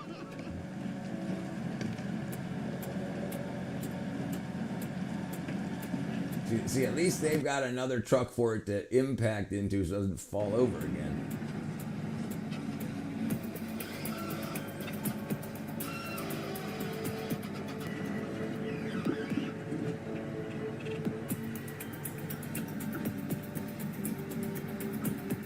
Not all accidents end in chaos. Thanks to experienced rescue units, the situation is brought under control, vehicles are righted, and the scene is cleared. That's the less seen they're side dropping of the it heavy down transport slowly industry. rather than letting it slam into the ground. Look at this, gentle. Look at that. That's freaking perfection. Look at that. I'll get back to work.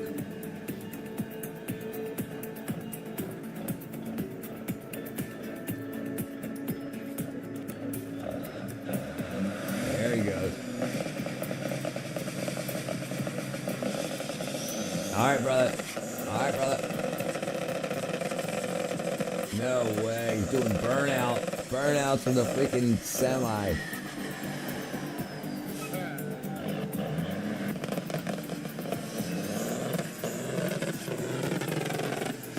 Dang. That's no joke.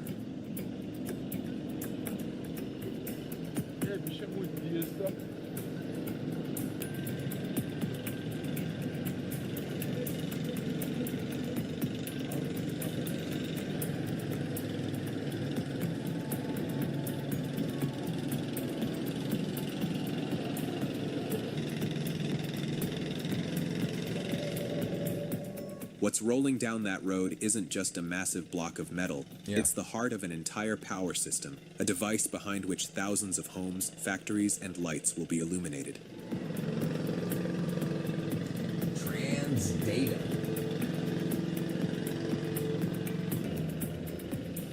Oh, it's a transformer? Oh, that's what it is inside of there. Okay.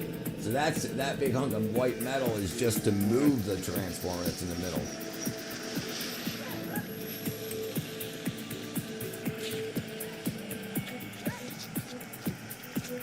Rolling shutter.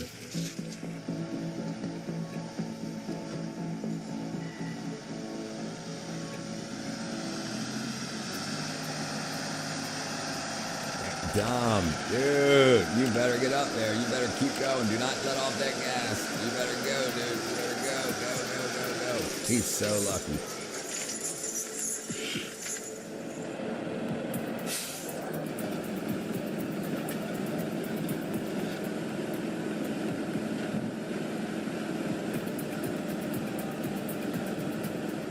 This special trailer is designed to transport super heavy equipment from the quarry, where every turn and every meter of narrow road is a test of nerves. The rear wheels also steer, and the entire motion system functions like a giant thinking creature, but its brain is the driver. That's never a good idea.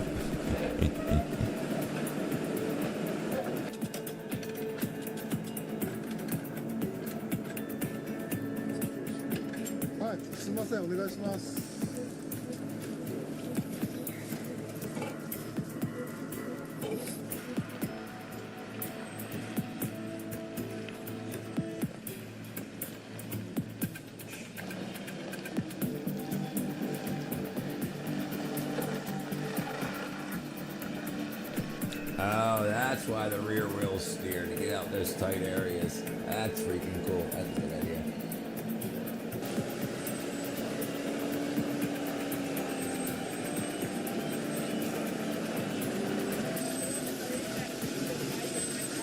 That's it? Just one chain on each side holding it down? I guess that's all it needs, I guess. Did they take the boom off of it?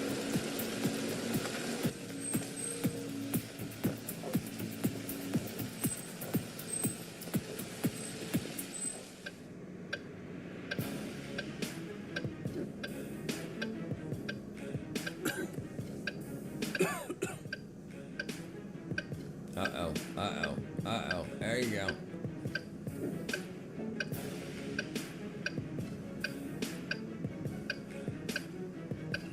That's a mistake. This is having fun. There's no way they're doing this for everything. Oh, then you just straighten out that chain.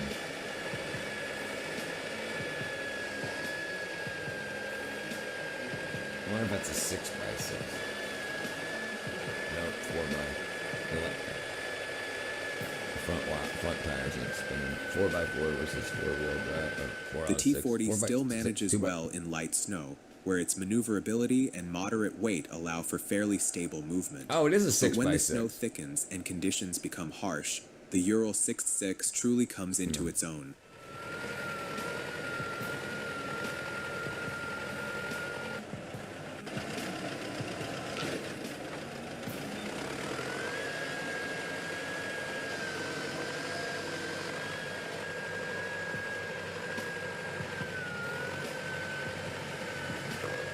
You know, if they were both driving the same direction, it would probably be easier.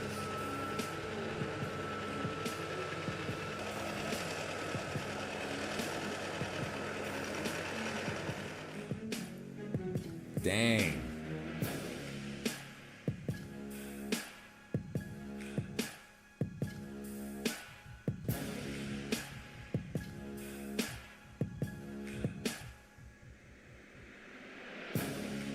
The physical damage is repairable, and thankfully, no one was near the area when the collision occurred. A clear reminder of gate safety.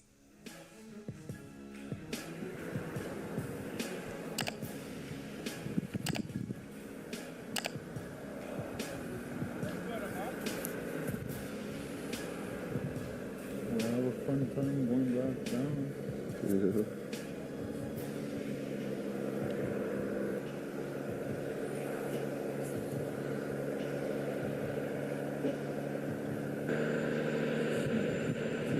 That's serious too. Alright, let's see what we're doing. Let's see what we got going on here. Let's see what we got going on.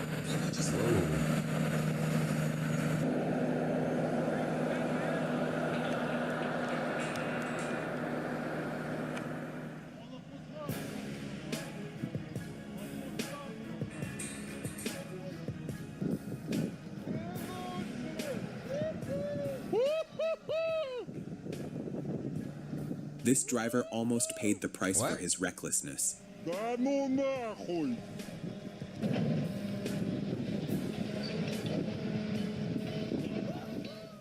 How's that working? What?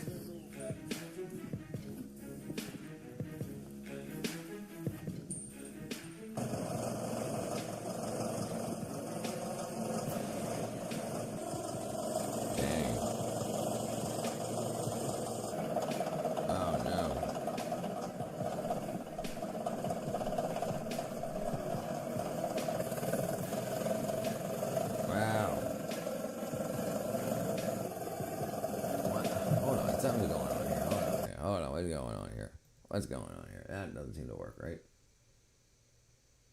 Okay, there we go. Hold on. Something weird. Caterpillar. Oops, you can't see what I'm doing. There we go.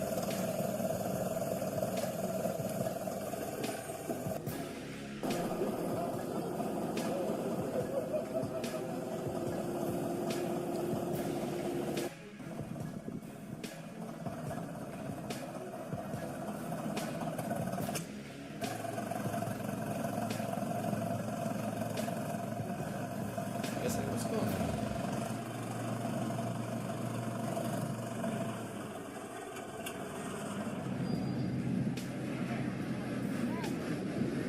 There we go. There we go. When the waves are raging, every meter of movement becomes a challenge, and escaping safely is no longer simple. It requires calmness, calculation. Did he just get hit by a bus?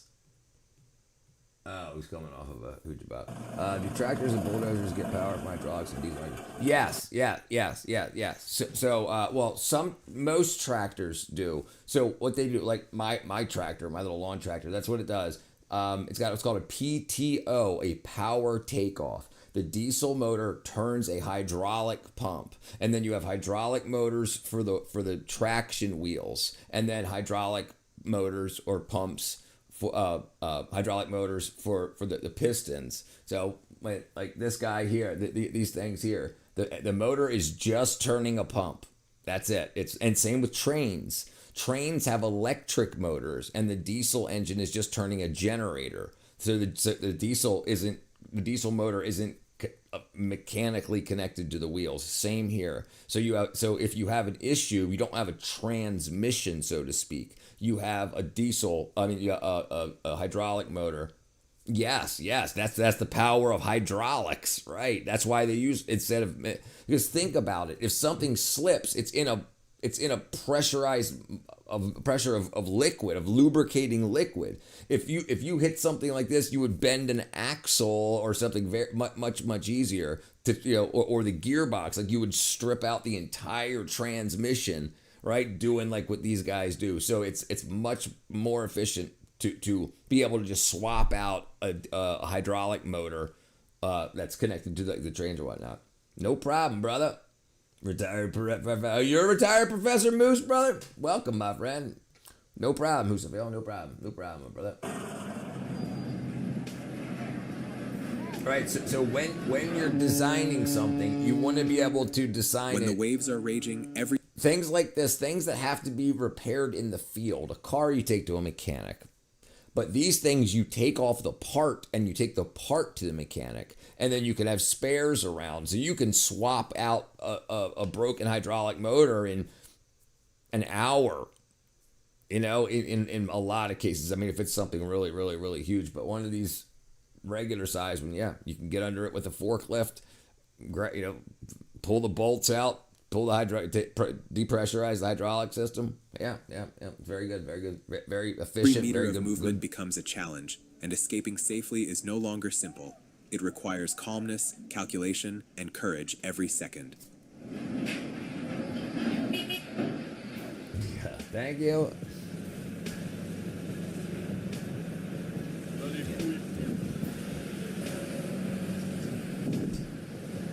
You want the engine, typically you want the engine running at a particular rate. So like what you do is in vehicles, in hydraulic vehicles, you up the throttle while you're still standing still, and that gets a certain amount of pressure into the hydraulic lines.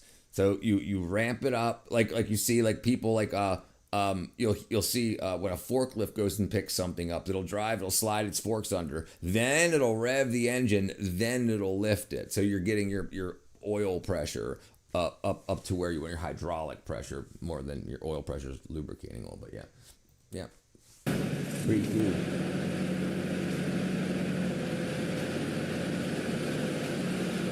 But you don't get high RPMs out of it.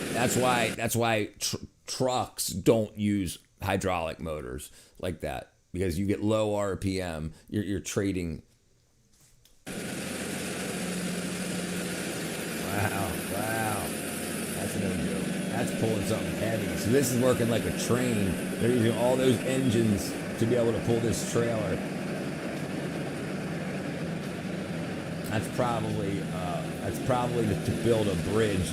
That's what it looked like. It looked like you get a bunch of those members together. I'm what they would do. George is a truck driving stripper, astrophysicist. Look at that. So you'll see when they slow down, the engine, the Tiger Cat 625 stays, the engine's still revved up, and then they bring the and slippery terrain. So the pedals in these things, the pedals aren't gas pedals. Your throttle is done by hand. You rev the engine, and then you use the pedals to for the left and the right tracks or steering wheels. The wheels. So there's no steering wheel, so to speak. 90% of the time. It's a reliable choice for efficient work in harsh conditions.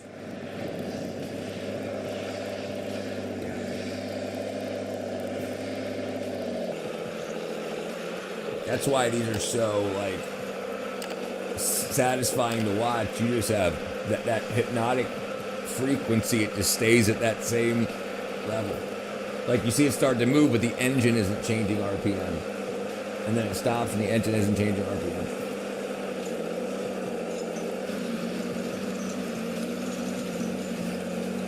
And they're so easy. They're so easy to make, hydraulic motors. They're so easy to make. This is why you wouldn't use electric. This is why on a train you want higher speed and torque.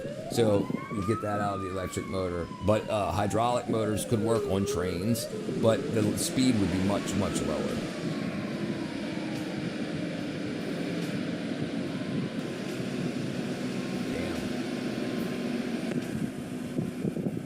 That's some big stuff.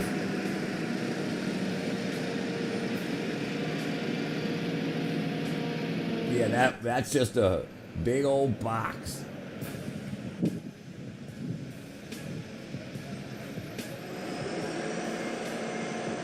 Oops.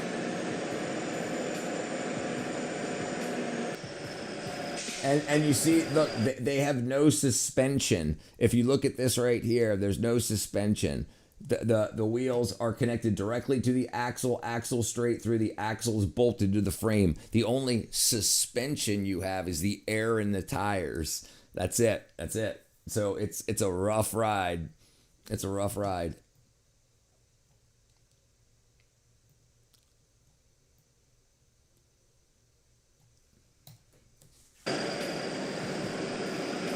The suspension it's not worth it.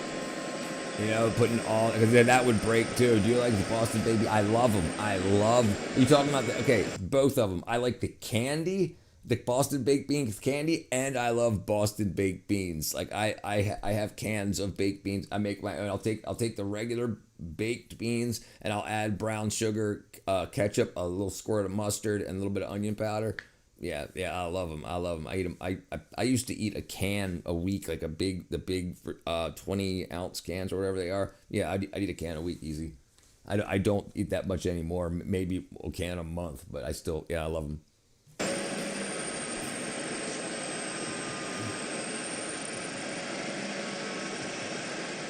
When steel saves steel, it's a moment where strength, skill, and teamwork come together. A truly mechanical rescue.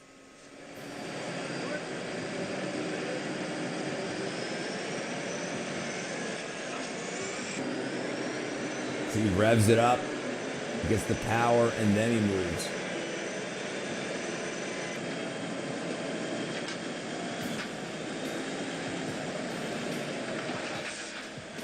And see, it don't move. It just don't. It doesn't have the when they flip road trucks over, the suspension changes and stuff, and it ends up usually flips over onto the other side again. Yeah, so that gear right there in the center, right here. This is the drive. This is the only wheel that's got power. I mean, there's one and one on the other side. So there's two hydraulic motors. The rest are just guide wheels that guide the track. And then you have the two pistons on the front.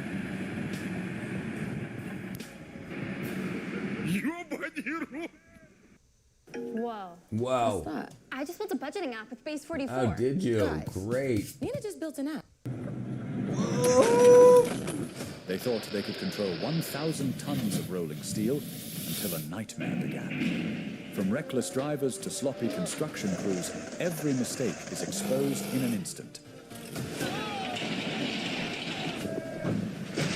Oh, jeez.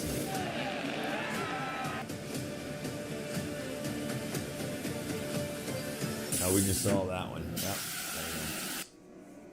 Industrial Nexus.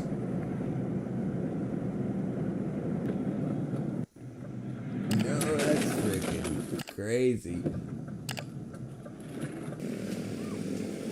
When the load exceeds the limit, every meter of the uphill climb is a battle. When the load a slight slip could when send the load entire exceeds steel the limit. structure tumbling down at any moment. Look at all those freaking motorcycle drivers. You better get out of the way. Yeah, good idea. Get moving, get moving, get moving.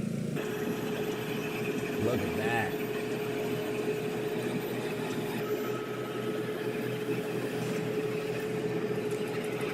That's got to be a rocket. Hold on, what is that? Prison Logistics. That's got to. No, that's real. Nope, it's a probably a fuel tank. Probably for oil. That's a lot of big ports on there. So this here, the guy there's this is called 11. You see 11'8" right here on the sign. There's a website and a YouTube channel called 11'8". I think this is in Baltimore where I used to live. And a guy that lives in a building right next to here, he just set up a webcam like 15 years ago because this happens all the time. Usually the train bridge, the train overpasses are 14.2, I believe. And so most people don't have problems. So this one's 11'8". So, and they have an area where they can go around it. But these people, they just don't do it. They don't do it, and you can see they added all kinds of extra signage over height, must turn, and he's got red lights right there. So the sensors sense that he was over height. He just plowed through it anyway.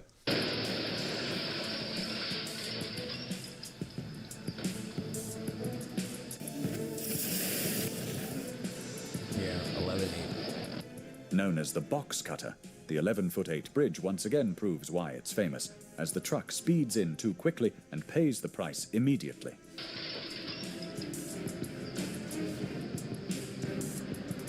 Let me see if I can find it again. Oh, it's on 11'8". Not 7'8", 11. Oops, I can't type properly. 11'8". There it is, right there. 11'8", 11'8.com, the can opener bridge. Oh no, I'm sorry, that's North Carolina. I could have swore it was Baltimore. But yeah, so he's got a whole website set up. He's got all bunch of videos. There's a different truck, a bunch of different trucks. Who is it? The train trestle prominently featured. Yeah, and he's got all these videos. 15 more pages of it. Red light runner, another box truck, another box truck. It's brilliant. Oh, and then the archives. All the way back to 2007. Yep. That's...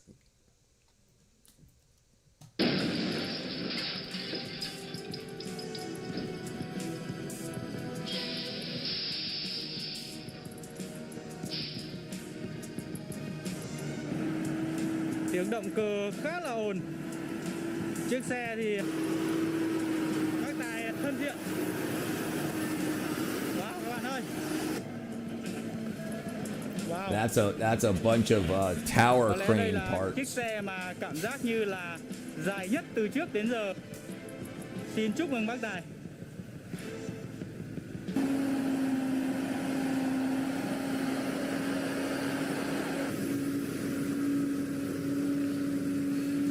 Wow.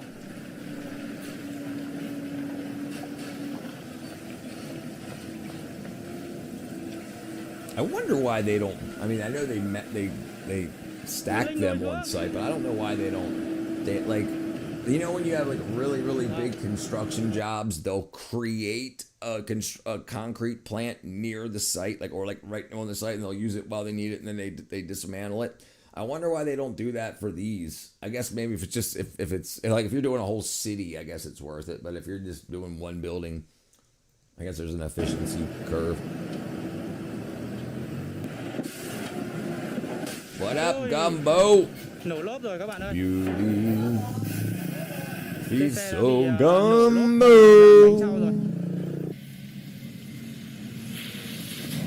Oh, that's a test track. I think he needs a windshield for the car's cabin when driving on roads. Yes, it's been quite a long time, Gumbo. How you been? Like 6 months or something, probably. Oh fuck. Maybe even longer than that. Oh man. Oh, that's a fuel truck. Il est pas sorti, non. Ah, mais ça, c'est un camion de pétrole. C'est un camion de pétrole.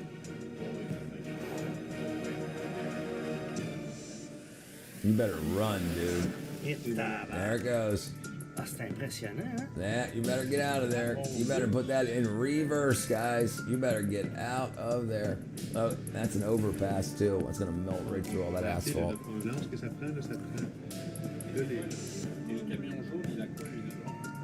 Yeah. Ah, c'est une évacuation. We have to go. We have to go, yeah. Ah. GoDaddy Aero is so easy. AI built me a website. It's not just one driver's fault, but this deadly curve has caused many accidents. Hopefully, this section of road will be repaired soon to ensure the safety of all vehicles. What up? Long time no see with you. Hey, we got all kinds of people coming back. Ain't been here in a while. Well, I guess First Class was here the other day. GoDaddy. Yeah, sucks. Don't use GoDaddy. Listen. Don't use GoDaddy. Don't use GoDaddy. If you ever see me with a GoDaddy sponsorship, I sold out. Do not use GoDaddy. Yeah, what a name. These are big ass. Makes no sense. These windmill blades. I mean.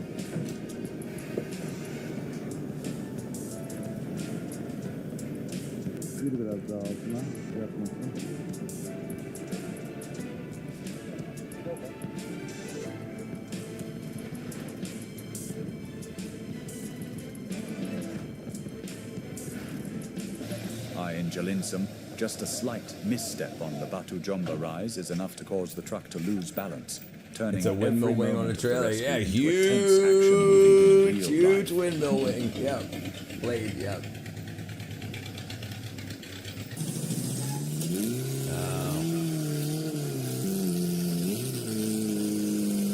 Hey man, that stuff falls over on those people.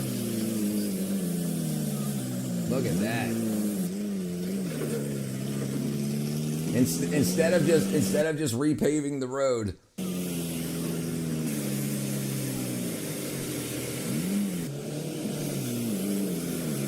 smoking the tires.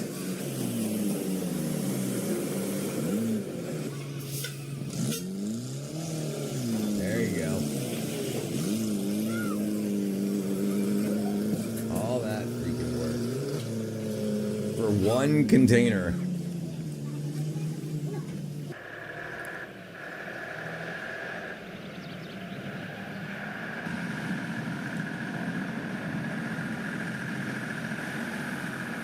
You done that? You done that, Georgie? Flipping it out, yeah. Couple times. 6x6.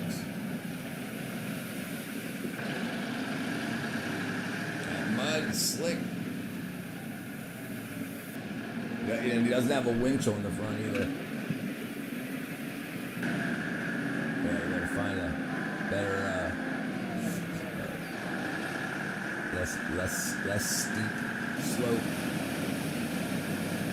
He's gonna flip it. There you go.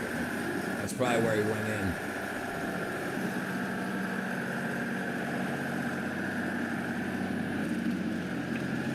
Gonna slide out on the metal. No, okay.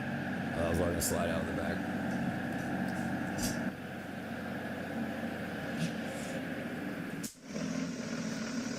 Wow.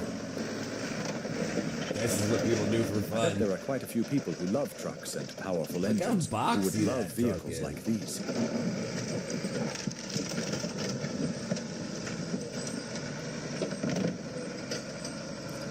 Yeah, you done that before, Georgie? All right, one second, I'll be right back.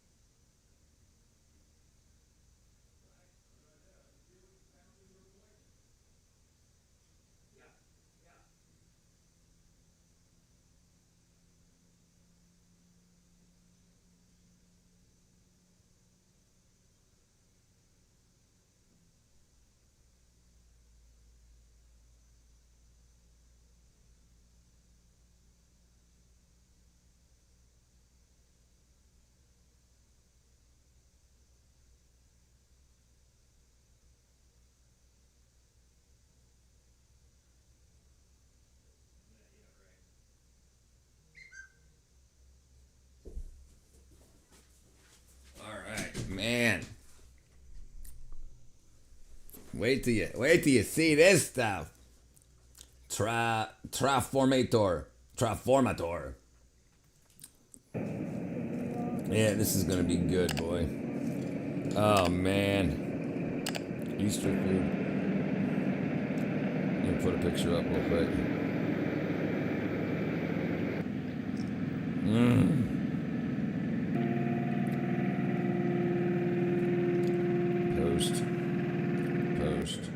Post. Corned beef and cabbage.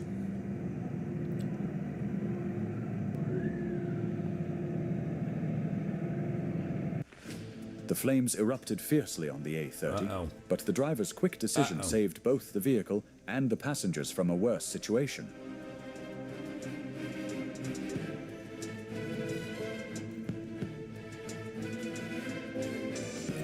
Man. All right, check this out. Hold on. Yeah, boy. Let's see if it posts that quick. Look at that, man. Look at that, man. Woo! Woohoo! Man.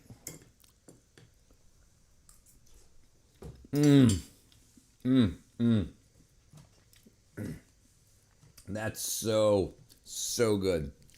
Lord, so good. So good. So good. Oh, man, it's so good. Oh, man, it's so good. I don't even need a knife. Oh, man, it's so good. Oh, so delicious.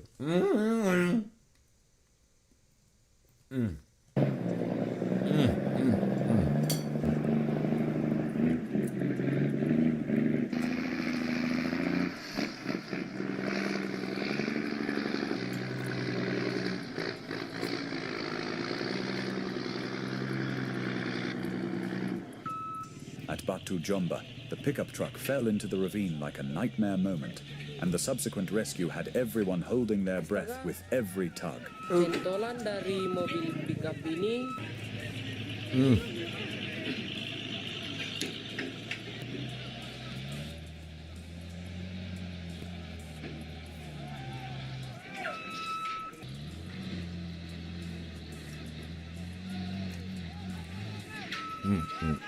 Oh, I almost lost it all.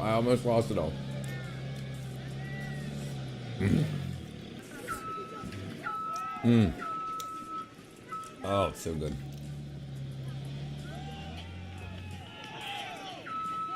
Alhamdulillah.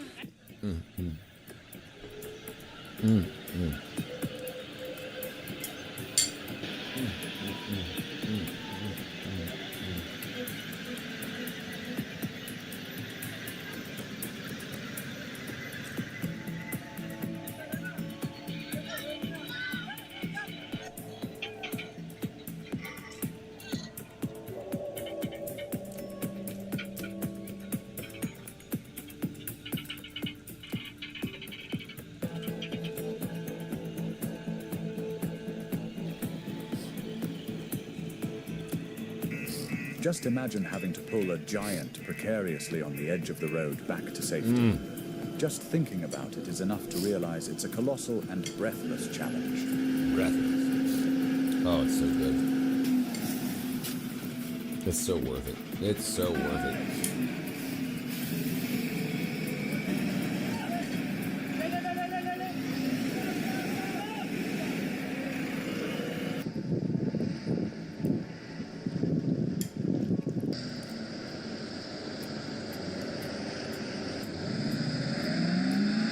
I'm so glad I didn't spill it all over the floor.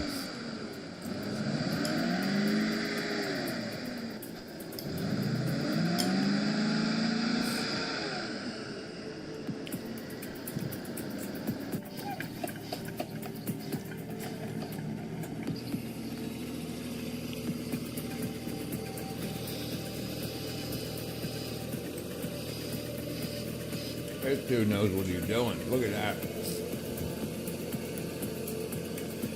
Someone doesn't ram the thing. There you go.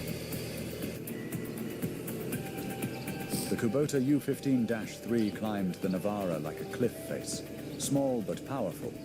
Every centimeter forward left the viewers breathless.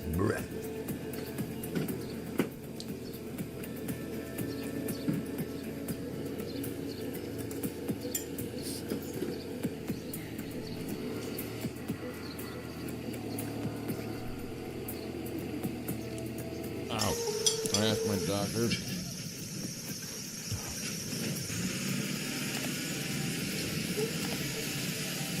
There you go, my brother. There you go. That's crazy. That's crazy. That's absolutely crazy. Because it doesn't have anything to do with looks. Nothing to do with looks. Absolutely crazy. Absolutely crazy. Absolutely crazy. Absolutely crazy.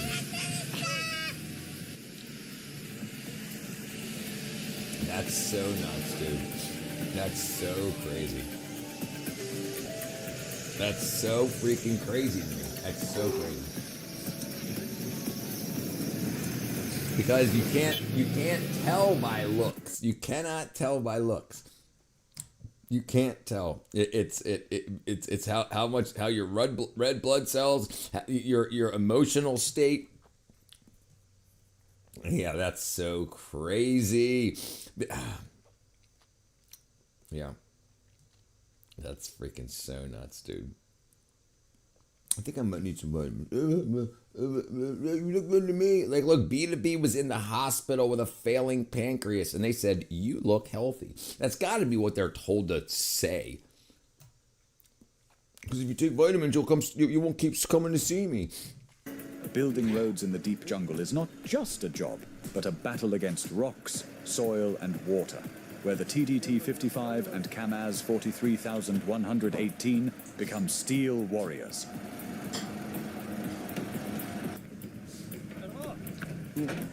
Стой, стой, стой, стой.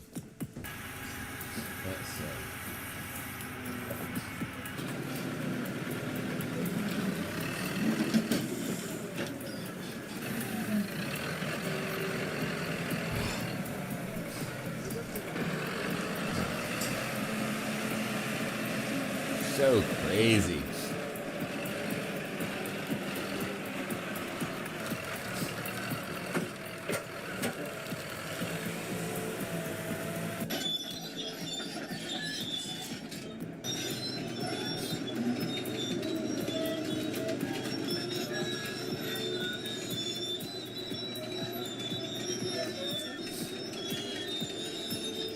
That thing sounds like it needs to get a lube job.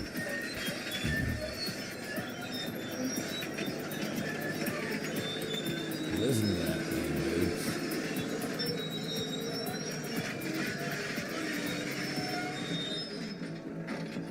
dude. That's so freaking crazy, man.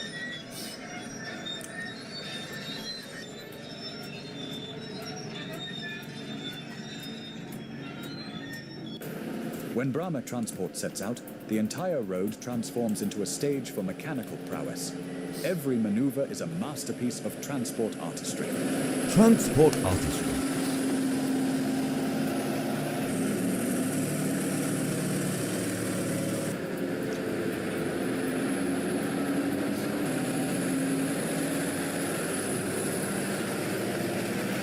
That's so nuts.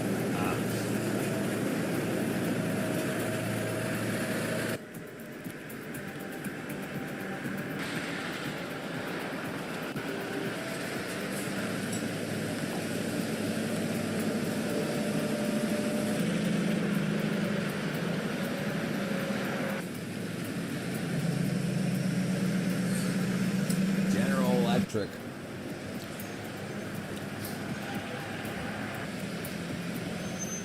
I wonder what that was all about. They just pulled off the road to pull back on. I wonder if that was a way station or something.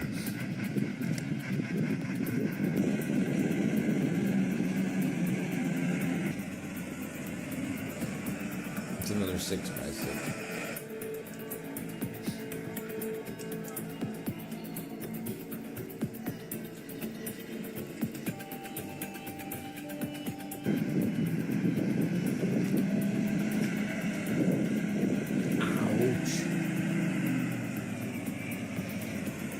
Stab me in the butt.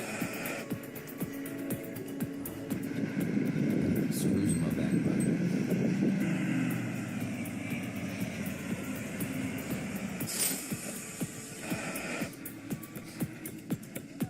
All right, we gotta find something more. This is taking my attention away. It's. Oh, you know what we can do. Oh yeah. Sorry. All right, let's see. Bam. Ah, I have to bite again.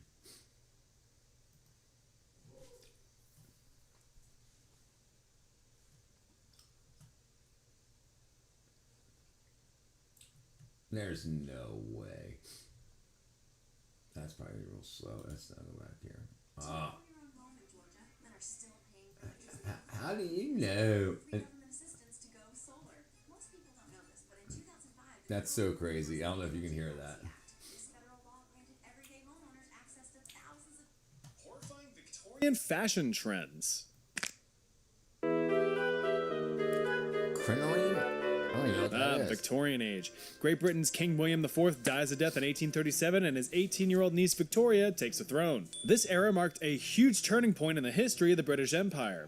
Slavery had just been abolished, stricter labor laws were seeing less children getting smeared in gears, industry was booming, and literacy and education were on the rise. Sure, there was still overwhelming poverty and disease, but, you know, one step at a time.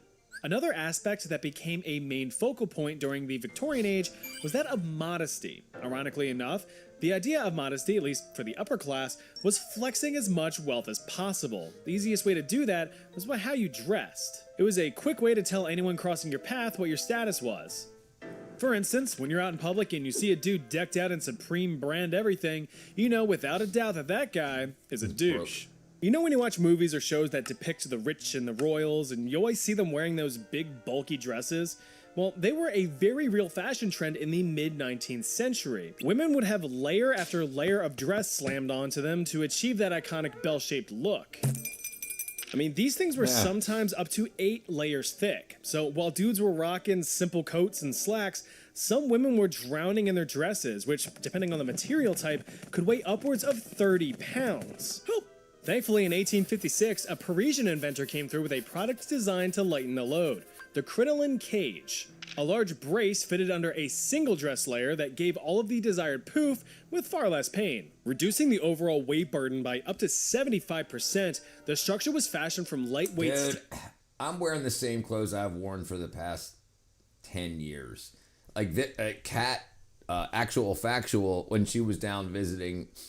she gave me this shirt, and I think it's the newest shirt that I've got. Rings strapped together to form the desired shape. With less layers to worry about, dresses could be exaggerated further with wider, fuller, and frankly ridiculous proportions, with dresses commonly reaching up to 6 feet in diameter. I mean, them things are girth.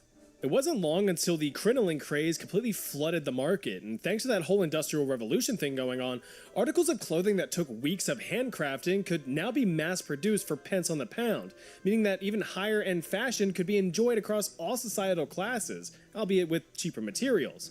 But while the dresses offered women a more acceptable mobility to style ratio, it came with a few inherent dangers. The first and most obvious was the sheer size. Although they were looking fine as hell, women found the dresses to be flat out inconvenient. Getting on and off public transportation, taking up space in small shops and rooms, constant trips and falls, it became a public nuisance. In an act of horrible judgment, some women took the trend into the workplace. The highly industrialized, full of moving parts workplace. Now, if you're familiar with any videos watermarked with a LiveLeak logo, you know that loose fabric and heavy machinery do not mix. According to an 1864 Irish newspaper, a young worker woman passed by an unguarded, steam-powered 4-inch mechanical shaft. Her dress was snagged and she was instantly entangled and mangled in the shaft for 3 whole minutes before the machine could be stopped. Oops. Her spine was snapped in multiple spots, and she died shortly after. Jeez. Now, since mangled corpses can negatively affect productivity, factories began banning the dresses on the floor. The other danger, of course, was fire. You know, that very element that drove every aspect of human life at the time. Heat, fireplaces, light, oil lamps and candles, machinery, steam boilers. Fire was everywhere, and these crinoline-clad ladies were essentially walking kindling. Now, thousands, I shit you not, thousands of deaths were recorded as a result of crinoline dresses catching fire and engulfing their wearers. So while there were documented deaths on the individual level, like 14-year-old kitchen maid Margaret Davy, whose dress ignited while reaching for spoons on a fireplace mantle, or 16-year-old Emma Musson, who burst into flames after a spark from a nearby kitchen fire landed on her dress, there was perhaps the most infamous incident involving the crinoline dresses, one that didn't even occur in Great Britain. On December 8, 1863, a fire broke out in La Iglesia de la Compañía de Jesús in Santiago, Chile. Yeah, I took Spanish in high school. The death toll was estimated to be between 2,000 to 3,000 people, with the overwhelming amount of those deaths being credited towards the crinoline dresses that most of the women were wearing that night. Yeah, they weren't the direct cause of the fire, but with so many poofily dressed women fleeing towards the exit at once, people were tripping left and right, frantically trampling over each other's bodies in an attempt to save their own lives. The fire quickly swept across the flammable fabric masses, consuming the crowd. A wall of human bodies blocked the only exit, trapping any hopeful survivors inside before the entire roof caved in on them. Yeah, you didn't think a story about dresses would get this tragic, did you? Luckily, people began to realize the downside of the fashion trend, and by the late 1860s, just over a decade after its appearance on the market, crinoline dress shapes began to shrink, shifting any junk to the trunk. Slimmer and much more manageable dress sizes became the standard with the rise of the bustle in the 1870s, much to the dismay of the local undertakers. You stupid. The last thing you want to think of after proudly painting your house is, did I just poison my entire family? Unfortunately, that's a question that many fellas in the 1800s had to ask themselves. Also why they had the audacity to paint their walls green. Yeah. But not just any green, Sheila's green. Invented in 1775 by one world-renowned Swedish chemist, Carl Wilhelm Scheele. That's Sheila, like the tank. This guy had a huge amount of discoveries under his big smelly belt, including various elements like barium, tungsten, chlorine, and even oxygen. During one of his daily routines of faffing about with various dangerous chemicals, he managed to accidentally create the new pigment. Damn, that's green as fuck. Carl spent the next few years perfecting the synthesis and formally published the recipe in 1778, though he warned of some potential health issues down the line should it be mass-produced. You see, this shade of green was made from acidic copper arsenite. Arsenite? That sounds like arsenic. Yes it does, 'cause it is. Although very toxic, it was believed at the time that only those who directly ingested this stuff would be susceptible to its side effects. And you wouldn't slam down a big bucket of tasty green goop, would you? No. After inventing the shade of green, Scheele unfortunately turned a shade of blue as he passed on from this world in 1786 at the age of 43, luckily before seeing the consequences of his creation. With the recipe now published, manufacturers were looking to turn that green into gold. And by the early 1800s, Sheila's green was used as a colorant in a wide variety of products, including dyes, paints, books, wallpapers, dresses, and of course, children's toys. Yeah, everyone wanted their own bit of green. Hell, even Queen Victoria herself had her own green wallpaper to admire. With such substantial demand, factories pushed their workers hard to meet that quota. And this is when the health risks became apparent. Factory fellows working with the arsenical dye reported various sores and symptoms related to arsenic poisoning, though they were largely dismissed or silenced. In the late 1850s, medical reports began circulating highlighting reports of arsenic poisoning from wallpaper. Now, homes back in the day didn't have the sophisticated climate control we have now, especially when it comes to humidity. So a common problem with wallpaper was that it would get all moist and moldy. When this happened, the wallpaper would let off a toxic arsine gas, which slowly poisoned the homeowners. The paper was also susceptible to you gotta flaking, wonder with bits of about green the getting stuff that's going on now, the new stuff that's created, this new revolutionary new thing that goes all out, and it's just GRAS, generally recognized as safe. Oh, but what about when it heats up, or when it cools down, or when it gets wet, or when somebody smokes cigarettes near it, or when somebody plays near it, or when somebody washes it with a chlorine-based or ammonia-based cleaner?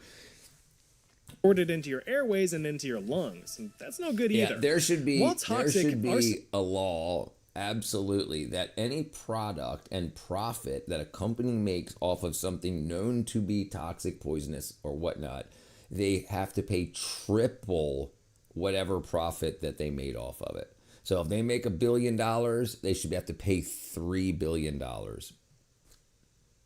I mean, why else are you going to stop? There's no reason. I'm having a day where I just don't care oh, really? If you were just to breathe. I'm having a day where I wouldn't care if they say there is not a need. We are all debris. So really not feeling too good? Have you tried? Dun, dun, dun, dun, dun, dun, dun. Vitamin D. Yeah, little native mama. I tell you what, I used to have those days all the time. Very, very. I can't tell you the last time I was depressed or have malaise or general Yeah, it definitely sucked. 30 years of it easily. Everything was just like, is this all there is to life? Oh, I'm gonna work somewhere and come home. I don't know. It's changed. We got to find a better way to get people feeling better. I think there's this I got this compound. We'll talk about it in a couple of days. I got to get all my P's and Q's and dot my T's and cross my I's. It's a anti anti-serotonin. So it takes serotonin out, which is weird because SSRIs are meant to keep serotonin in your body, in your brain. It's to keep your body, it keeps your body from uptaking it, getting rid of it. And it's exactly the opposite of what prescribed SSRIs, antidepressants do. And well, I gotta do a bunch more on it before I talk about it in general. But it's unbelievable.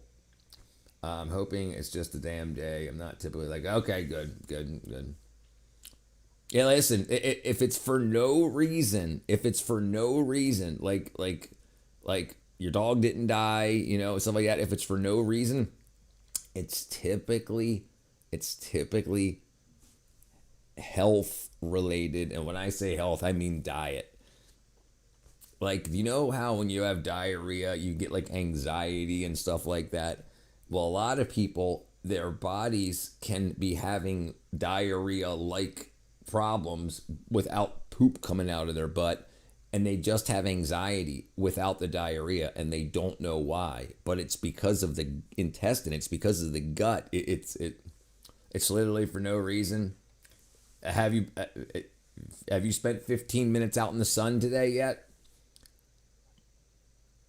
If not, I would definitely try. And if you have vitamin D near you, I would try taking it. Look. Vitamin D for malaise.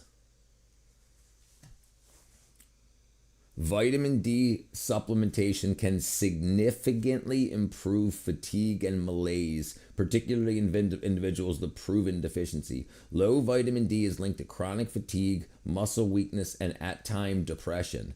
Supplementation can reduce inflammation and improve energy levels in those who are deficient, though it's not a cure-all for all types of fatigue. You been outside all day? All right. Well, so interesting thing. So you're getting a lot of vitamin D. So that goes over to the thing I say all the time. The thing that you need with vitamin D.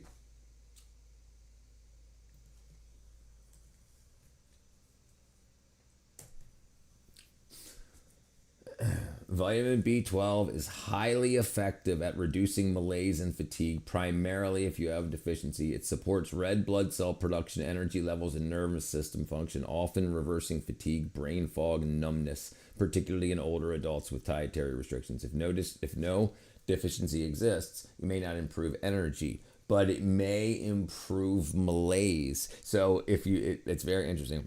The world just feels too people-y today. Yep. Yeah, if you don't think you should feel that way, I urge you to try. I urge you to try. It's not expensive.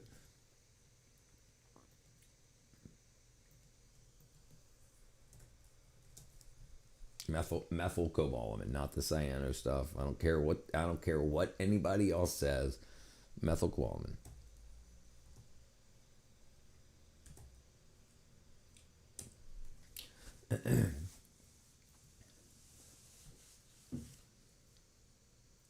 So this is 240 servings. It's less than half what I take. I take 5,000 micrograms. This is 2,000 micrograms, and I don't know much about this company, so we'll see what's in it. But this is $14 for I can't do the math. 240 days. So $14 for damn near 2/3 of a year. 2/3 of a year, right. 9 months. Nine months? Am I doing that math right? Yeah, 9 months supply for $14. Let's see what the ingredient list is. Yeah, this is all the other shit that I don't think that we need to be taking. So this has got a bunch of other stuff in it, right? No. It'll help with sleep. It's not speed. It's not caffeine. No. It just makes your body work properly. Yeah, no. You can take it. And it doesn't. We're conditioned to think that reducing fatigue is giving us speed. It's not energy like that. It's not like, let's clean the freaking the vents at 4:00 in the morning. It's not that.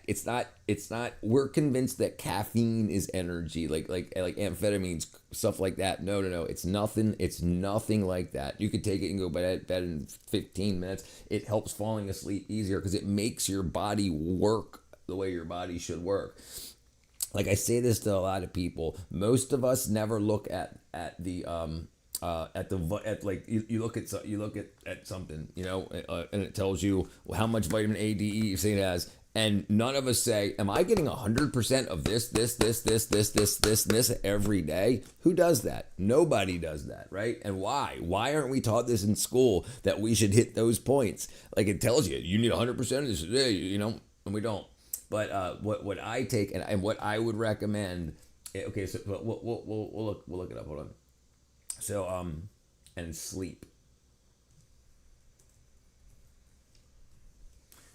is primarily used to cause deficiencies that can cause that. So deficiencies that can cause fatigue and sleep disruption, potentially improving overall sleep quality. It's not a sedative, and it's not a stimulant. It just makes your body use the food properly, and what you have regulating melatonin in the sleep-wake cycle. So it helps you sleep, and it helps you wake up, and it helps you get better sleep. Yeah, it won't mess with that at all. If you're gonna try it, you can go to 110thgrade.com, my website, 110thgrade.com, and you can get the exact stuff that I get. It's a little more expensive. It's like 2 months for like $22 or something. 110th grade, 110thgrade.com. And that way, you click on vitamins, and this is all the stuff that I take. I'll get 25 cents for it. B12. And it's only got, like, look at this. It's got three ingredients. It's got lactose in it, which is milk sugar, and acacia gum. That's just what the pill needs to hold it together. That's it. And B12, that's it. So it's 3 ingredients total. 2 ingredients to make the pill a pill, and it just dissolves under your tongue, and it starts working like within an hour. Not starts working like not that. Like I don't act like this because of B12. I act like this because I've got hyperactivity and whatnot. But yeah, this is Superior Source. This is what I use. This is what my family uses. My mother, my father, my brother, sister, my everybody that I can get together. It's $24.99 for 6. And you can take these every other day. You're not taking any at all.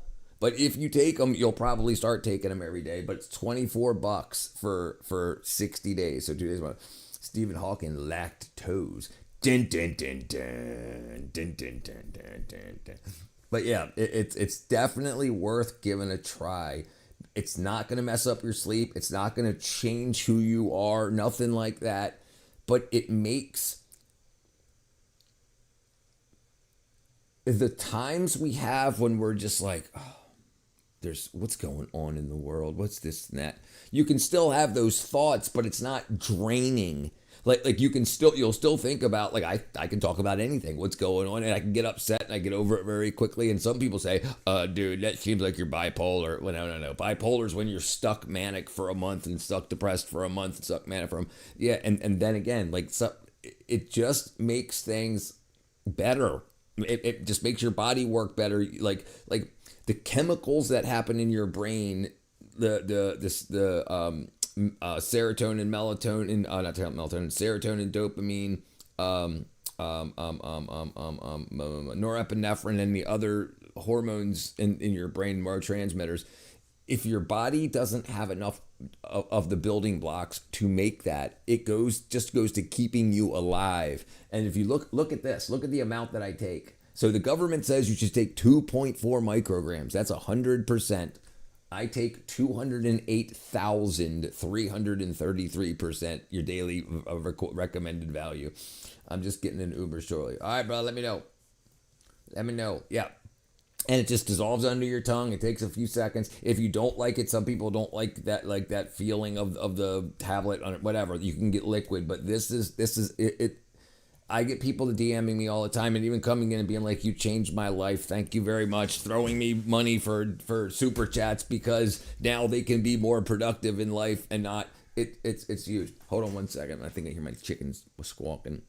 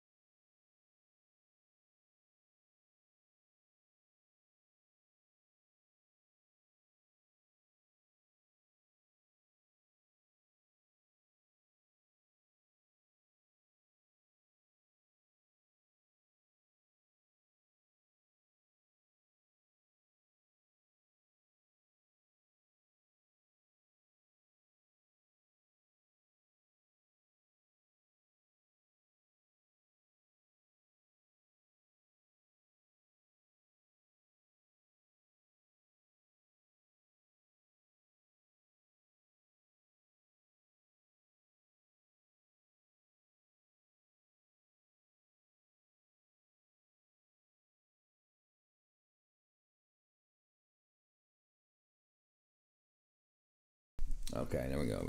B12 or not B12. Richard is always very what? Active? Ta-da. Richard's always there looking quite active. That's what you meant to say. All right, let's see. Oops. I shop at Ross. Yeah. Anyway, going back to what we were at. Yeah, he'll be when you home, Lamb. 7 o'clock, 8 o'clock, whatever time you want to is fine by me. Yeah. So sorry. Point being, we're too used to being sick all the time, and then when it gets real bad, we go to a doctor. We can feel so much better all the time rather than just being like, oh, I guess this is life. I guess this is it. Oh, are we supposed to be this? Is it supposed to be just blah? No, we're supposed to be exploring, like looking how great and glorious and beautiful things. Like, oh, great, look at the skies, look how beautiful. Like, that's how we should be all the time. Like amazed that we're here and that everything's great and looking at, rather than... and yeah, it's definitely no, understood. That's what I'm saying. I'm saying we're all bent. Is what I'm saying. Yeah, not broken. Absolutely not. Yeah, we're all bent, and we can straighten that out. That's what I'm saying, and it's worth a try, especially if you've never tried it before. And don't wait till you're 45 to try it like I did. What up? I love Ava Berlin. It also has the bonus property of being carcinogenic. Gives you cancer. It's estimated that thousands of people were either dead or dying from arsenic poisoning across the early and mid 1800s. People got sick, but knowledge surrounding arsenic poisoning itself was not clearly defined, so doctors often misdiagnosed the ailments, attributing them to something entirely different. Hi, where there's a problem, boyo. You've been fingering too many leprechauns. Aye, so true. But the nail in the chromatic coffin came in 1861 I'd never seen with it. 19-year-old. Oh, yes, I did. Right, yes, I did. I saw it on an airplane. With the boom of industry on everyone's doorstep and their surroundings getting grayer, browner, and sadder, people yearned for the reminders of the brilliant colors of nature, mainly flowers. So naturally, this opened up the market for artificial flowers. An element of the false bouquets were leaves. What color are leaves? And I want to tell you something else real quick that I learned. People that have vitamin deficiencies are treatment resistant. They're against trying to fix to fix the issue. Like if you like it's very like so I was reading a study that was done in China that's used on the kids in China. They're trying to help their kids do better than kids everywhere in the world in education and stuff. So guess what they're treating them with? B12, right? And so one of the main things that shows B12 deficiency and folate, other B vitamin deficiencies, is they have a push to not want treatment. They won't want to try it. It's crazy. So it's like when you get bent, you don't want to get straightened out because it's like it's okay that I'm bent. It makes me who I am. And it's very weird. It's very weird. I was the same way. It's very weird that happens. It's weird that happens. But yeah, look at this. Yeah. I know you're not going to read it all right now. Results, demographic, clinical features. Okay. 139 adolescents with anxiety or depression symptoms in our neurology department. 11 were eventually included. Blah blah blah blah. Epilepsy, thyroid function, autoimmune patient and girls. This showed displayed the demographic features in which a point is 95% of the people that were put on B12 saw improvements in everything that they tested. The depression, anxiety, epilepsy. It just didn't go away, but it got better. Low B12, there was a 95% correlative relationship between low B12 severe anxiety and depressive symptoms. After adjustments, associated risk, blah, blah, in vitamin B12 levels vitamin B12 levels were associated with proper vitamin B levels, lower risk of severe depressive symptoms. However, the risk of severe anxiety and depressive symptoms was not associated with folate. So they checked the B12 and folate, the other B12 and the other B vitamins. So B12 helped that, folate didn't. Great. All right. Okay. You got it. I appreciate your concern, but I'll say so. Okay, that's D. That's vitamin D. That's vitamin D3. D in the sun. B12 you have to get it from your diet.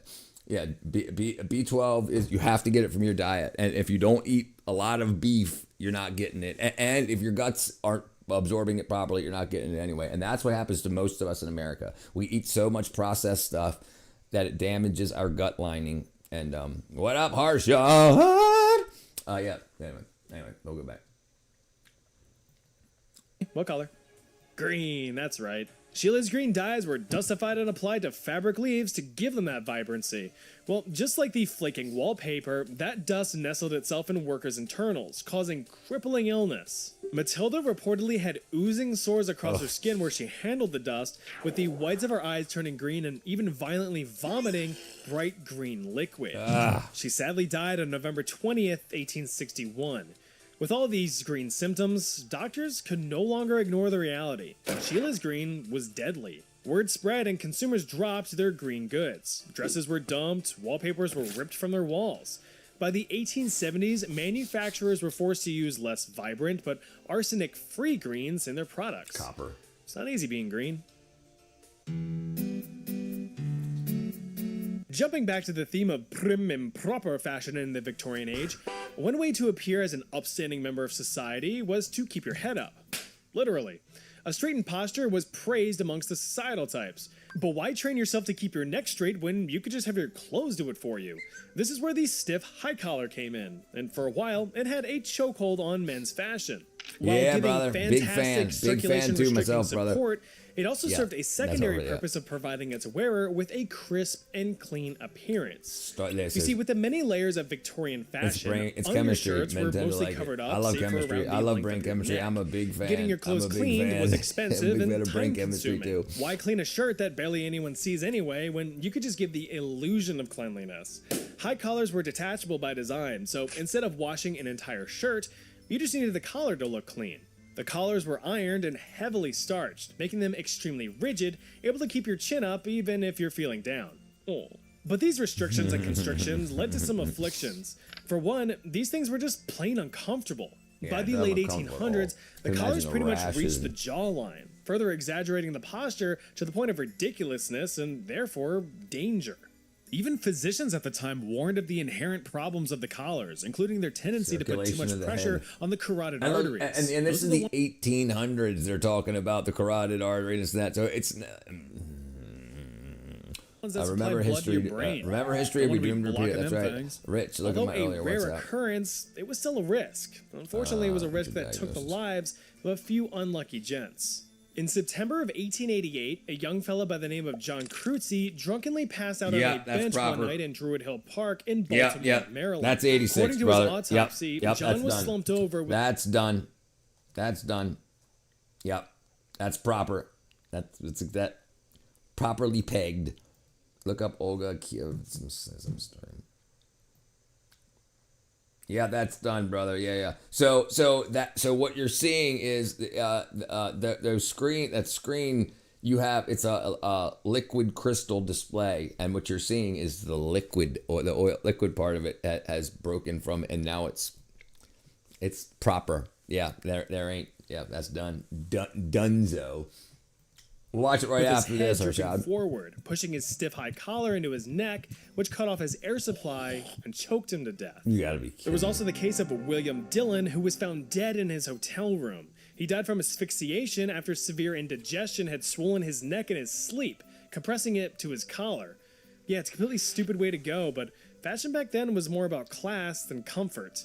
Luckily, the age of the stiff high collar was about to fold. Shifts towards more casual, comfortable clothing began to take hold in the 1920s and the 1930s. You also had the electric washing machine make its way to market around the same time, so dirtbags could now clean their shirts and no longer needed their collars. Thankfully, the high collar remained out of the spotlight for a while. But then that shit came back to haunt us in the 2000s. God, I could practically smell the Axe body spray.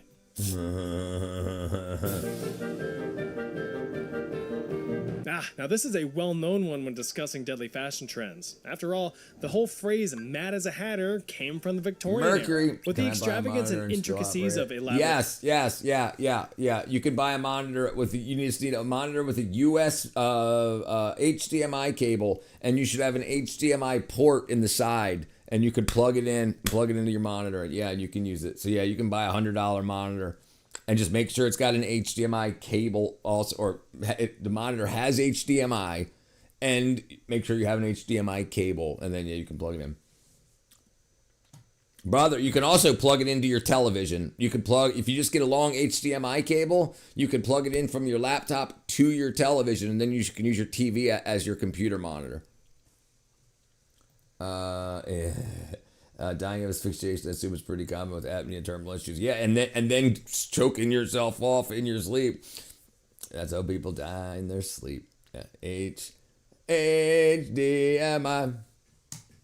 Great outfits in that But time. yeah, so if you get yourself like a 3-meter HDMI cable, and you can plug it into your laptop and then into your TV, and then just hit the source button on your TV, like you would to go from TV to your Sega and whatnot, and then you can. That's probably the best thing to do if you don't want to buy another monitor. But if you want to buy a monitor, buy a monitor. You also needed to accessorize. That meant wearing a fancy ass hat on your fancy ass head. So the hat business was brimming with eager customers. Brimming. You had tall hats, small hats, even sailor straw hats, sun hats, wide hats, flowered hats, and side hats. Some hats for him, some hats for her. Hats stacked with feathers and even ones with fur. There were endless choices for a fashionable head. It's just a shame that many of their makers were gonna wind up dead. The art of hat making was tedious and dangerous, not just because of needles and such, but the chemical processes involved. Yeah, nothing was really safe from harsh chemicals in those days. One of the most common materials used to make hats was felt. If you're unaware, felt is basically fibers matted together and compressed into a single material. In order to do this reliably and quickly in the 1800s, a process called carroting was performed. Animal pelts, usually beaver or rabbit, would be saturated in a mercuric nitrate solution. This allowed the fibers to separate from the hides and make them more pliable and more easily formed into the sheets of felt. This process also turned the furs a dark orange color, hence the name carroting. Ooh, pretty. If you are a frequent watcher of my stuff, which you should be, you know that I've gone into detail about mercury poisoning before, but let's refresh. Mercury vapors from the carroting process were obviously very toxic. This excessive, prolonged exposure subjected victims to mercury poisoning, which can evolve into a neurological disorder known as erethism, or the Mad Hatter's disease. It's characterized by personality, physical, and neurological symptoms ranging from low self-confidence, depression, and irritability to delirium, headaches, and uncontrollable shakiness or tremors. It's an exhausting and devastating disorder, and it's sadly way more common than people realize. According to a publication by the American Journal of Industrial Medicine, between 15 to 50% of hatters surveyed in the armpit that is New Jersey showed symptoms of mercury poisoning in 1886, increasing to 60% by 1889, and hitting an apex in 1934 at around 80%. As a double whammy, many of the more ornate hats at the time donned artificial flowers, most of which were dusted with the arsenical Sheila's green. Now, while the dust certainly affected the customers, there's actually very few, if any, reported cases of mercury poisoning resulting from simply wearing the hats. This is because the harmful vapors were either fully baked off in the manufacturing process or essentially sealed within the material, unable to affect the end user. While the adverse health effects of mercury poisoning were well known at the time, it actually wasn't until 1941 that mercury usage was banned in hat manufacturing. And it wasn't even out of medical concern. You see, mercury was a key component in artillery detonators, so the Allies needed all of the mercury they could get to drop some freedom on the Nazis in World War II. As for the UK, however, mercury usage in hat making was never formally banned. Any one of them. It just fell out of favor once safer chemicals like hydrogen peroxide were substituted in around the 1960s. Nice one, gents. When I started my record label, what up, Scott? Brother, I ain't seen you in a while. Taxes. We just saw Throwaway came back in yesterday. He was in here for a couple hours. How you been, Scotty boy? Now this one's gonna be short because people have a habit of sleeping with their head tilted up, neck crimped off, when you're 80, cancerous, and barely breathing. It doesn't take much to pass out now. Yep. No, and you know what's very interesting? If you look at old Japanese pillows, the people that laid on the floor, they laid on their side, and they actually had looks like a little footstool step. It's about 4 inches tall for their head. Let me see if I can find it instead of just explaining it to you. Yeah, stroke, that can be a problem too. Japanese head wood pillows.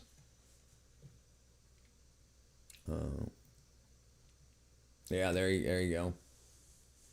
Yeah, and so it keeps your airway open. I mean, that's what they slept on for generations.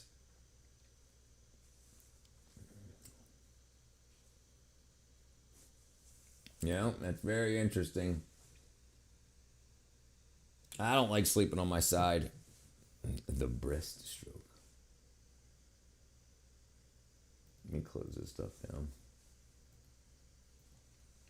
If you are a fine fellette that partakes in the use of false eyelashes to accentuate your eyes, be glad that you weren't around in the Victorian age. Although rare, there is some evidence that suggests a French procedure for sewn-on false lashes. That's crazy. Yeah, no thanks.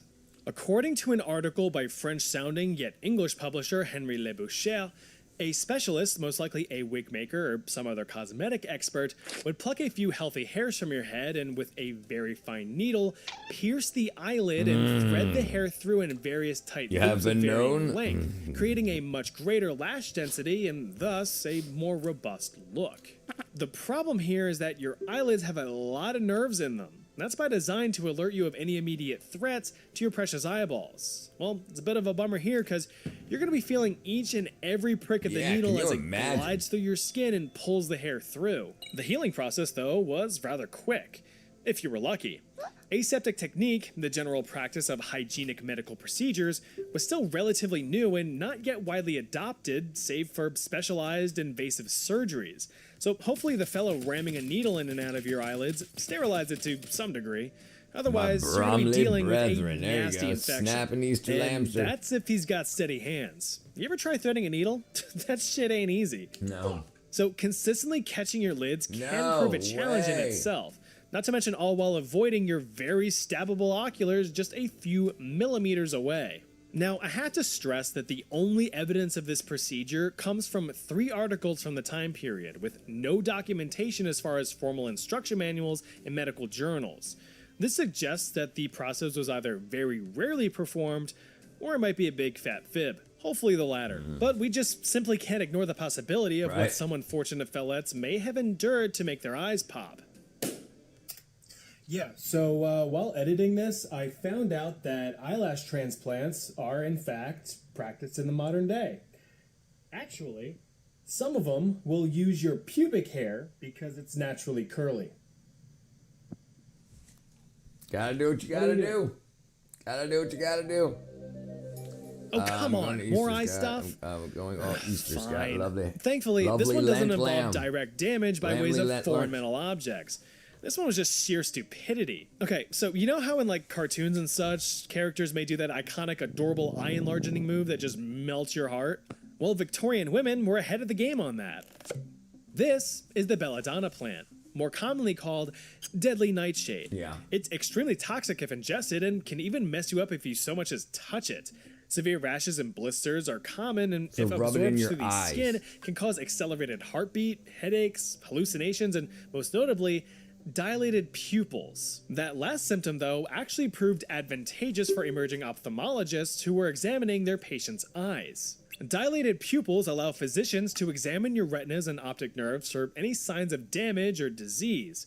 But some women wanted to extend that dilation outside of the physician's office. So there's a reason it's called belladonna.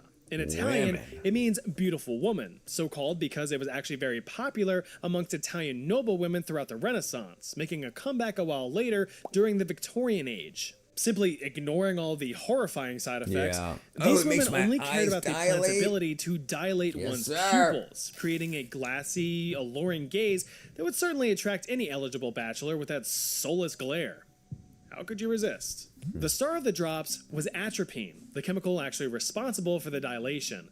Preparation of the drops was relatively simple. It boiled down to decocting mashed up nightshade fibers to extract the atropine. The diluted mix would then be filtered and sometimes mixed with lemon juice in order to apparently brighten up the eyes, whatever that means. But the dilation of your pupil causes blurry vision. While dilated, your pupils can't expand and contract properly to focus on objects. So these women, while looking like deer in headlights, were essentially functionally equivalent, falling over or bumping into things rather frequently. This could be especially dangerous near moving vehicles or train stations. Not to mention the fact that repeated or raising your heart rate and pupil dilation is there's quite a few plants that'll do that a lot. I want an Easter egg, and they're often pink, pretty flowers. You smell them, and your eye pupils go, Heavy use of the stuff increased the likelihood of experiencing those symptoms I mentioned earlier. It was common for users to deal with pounding headaches and suffer from hallucinations as a result of heavy doses. If they kept insisting on looking like a cave goblin, they risked complete blindness or permanent oversensitivity to light. Thankfully, though, more reasonable ocular fashion trends like mascara and other makeup came into view in the 1920s, causing belladonna eye drops to evaporate into obscurity. That's freaking crazy. No. Dude, I had an ex-girlfriend that would put flowers on my car every morning, and my ex-girlfriend. My ex-girlfriend would put flowers on my car and the girl who I was dating at the time's car that was parked out front of my house. They would show up. She would show up overnight and put flowers on my car and my. So I got that's. But she never gave them to me. But that's the only way I got it. Having Piagetsu tonight. Did you see what I had? Did you see what I had? Yeah, you ready for this? Yeah, boy, look at that. Look at that. That's what I had, baby. She was a hippie. She definitely was. Yeah, boy, look at that. That's so good. Oh, hold on. Ew. Oh, hold on. I just broke the chat. Hold on one second. All right, give me 1 second. While you guys mouth water over that, give me 1 second.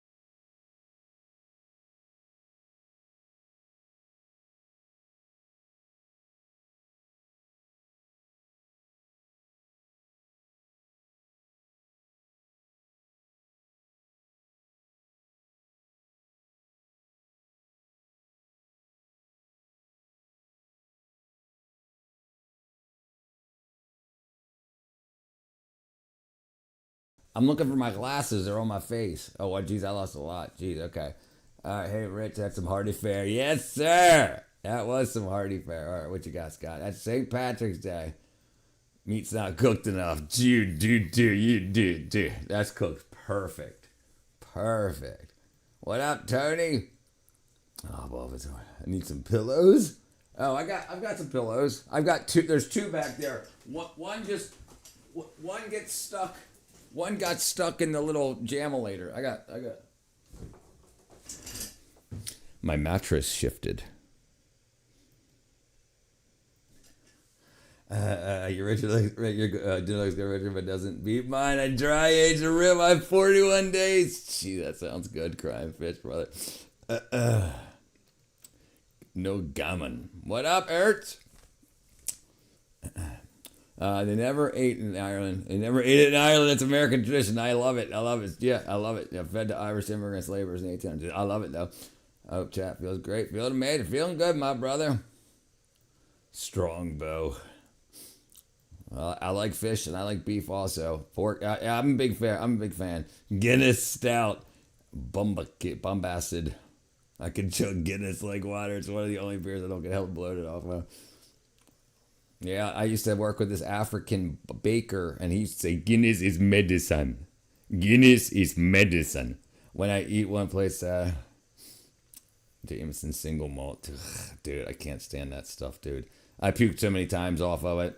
No mustard, dude. No. This is brined and cooked perfectly. No mustard. No, Another 2 pillars to make a total of 4. I fold them in half. All right, where were we? Okay, now I forgot what I was doing. Somebody said something. I've never puked. You're lucky, dude. You're lucky. Yeah, you're definitely lucky, dude. Listen, I used to be the kind of guy, I would go to the bar, and I'm a very personable person, and that equals, here's a shot. Here, come talk with me. Here's a shot. Oh, Richard, when you're done with him, come talk with me. Here's a shot.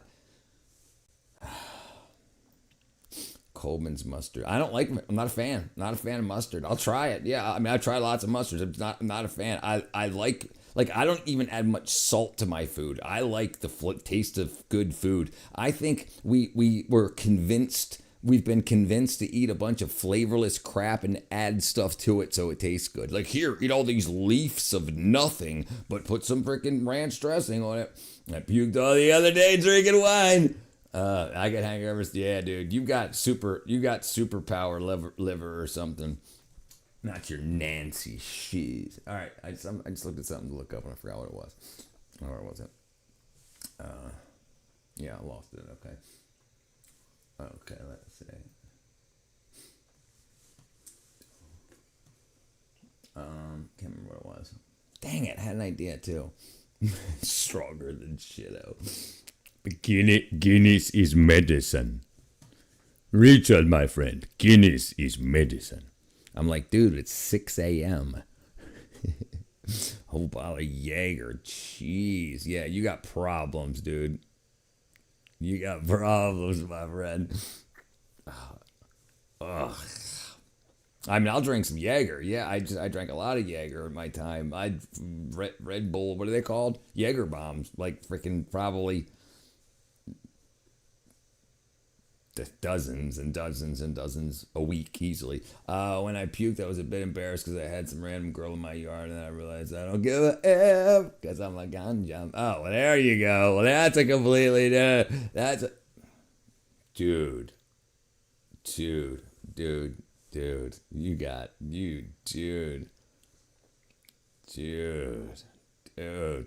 It's a good source of iron and B12. Let's see. Probably is. That's probably why it does. If people feel so good from it, because it's medicine. Vitamin content of Guinness beer. Human content. Vitamin.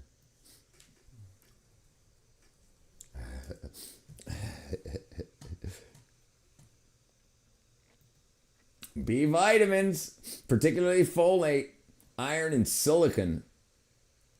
It's not. While it's a good source of antioxidants and some nutrients, it's not a significant source of vitamins and should be enjoyed in moderation. Hey, look, it says contains B12. Dude, you weren't wrong. You weren't wrong. The best mustard I've ever tried is Mike's Amazing Mustard, sold at either World Market or Aldi's. Yeah, I got an Aldi's right up the street. Jägermeister tastes like Vicks 444. I agree there too. And I've drank a lot of it, both. I know. Okay, my bad. Aw, did I just break it? I just broke it. Dang it. Now everything's laid out wrong. Okay, never mind. No, it's not. I didn't break it. All right, what's up next? What did you say? I can't remember. Who said that they... somebody said something. Dang it. Somebody said something that they wanted to watch. Hershad, if you're still there, brother, what is it? Yeah, let me see if I can find it. Hershad said something about somebody.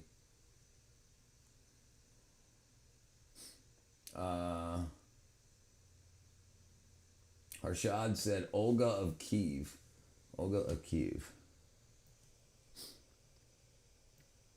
Turn your stool black. Jeez, dude.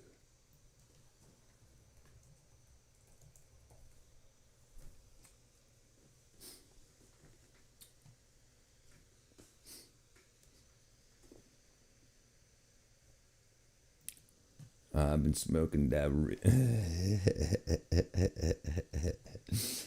Oh me, oh my. Okay, what am I looking up? Wait a second. The date of her birth and death is a telephone number: 890-925-969. Deadliest girl boss. Oh no.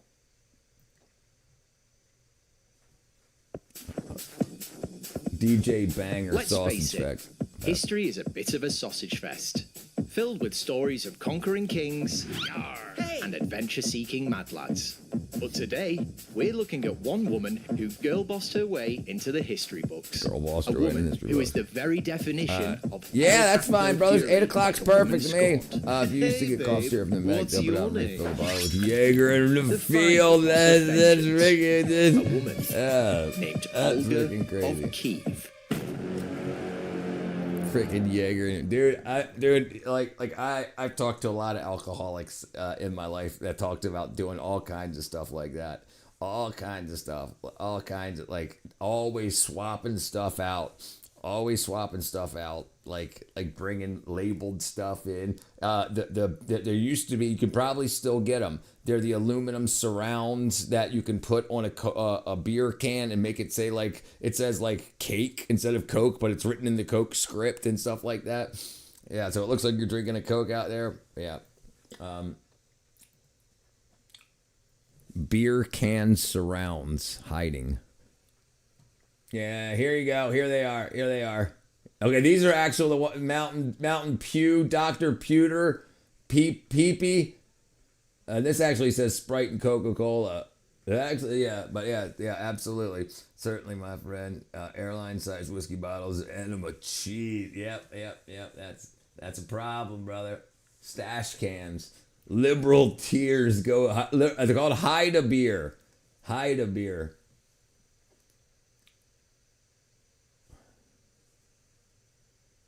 Anzona instead of Arizona. It's Anzona.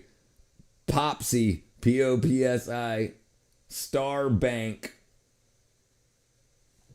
Okay, well, yeah. What up, Environment Brew? What up, my brethren? All right, deadliest girl boss in history. Born sometime in the late 800s, Olga was married to Igor, who was prince of the Kievan Rus. Founded by Vikings, the Kievan Rus was the first Slavic state, and it stretched all the way from modern-day Finland in the north through Western Russia, the Baltic states, and Ukraine in the south. Eventually, like many other medieval states, the country was steamrolled by the Mongols in 1240. But back in the 10th century, when Igor was on the throne, the Kievan Rus was top dog in Eastern Europe. To the west of Kiev, within the country's borders, lived a tribe called the Drevlians. For many years, the Drevlians had been forced to pay a tribute to the prince of the Kievan Rus. But when Igor's predecessor died, they stopped paying, and opted to pay a local warlord for... Oh, maybe that's what it was. You put something in there earlier, maybe. Maybe I didn't see. I remember I seen something.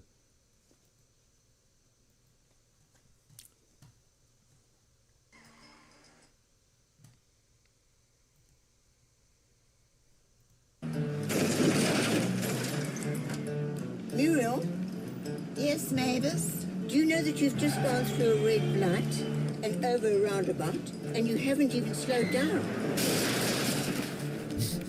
Am I driving? Muriel, you are Am I driving? Am I driving? All right, Lamb, brother. Am I driving? For his protection instead.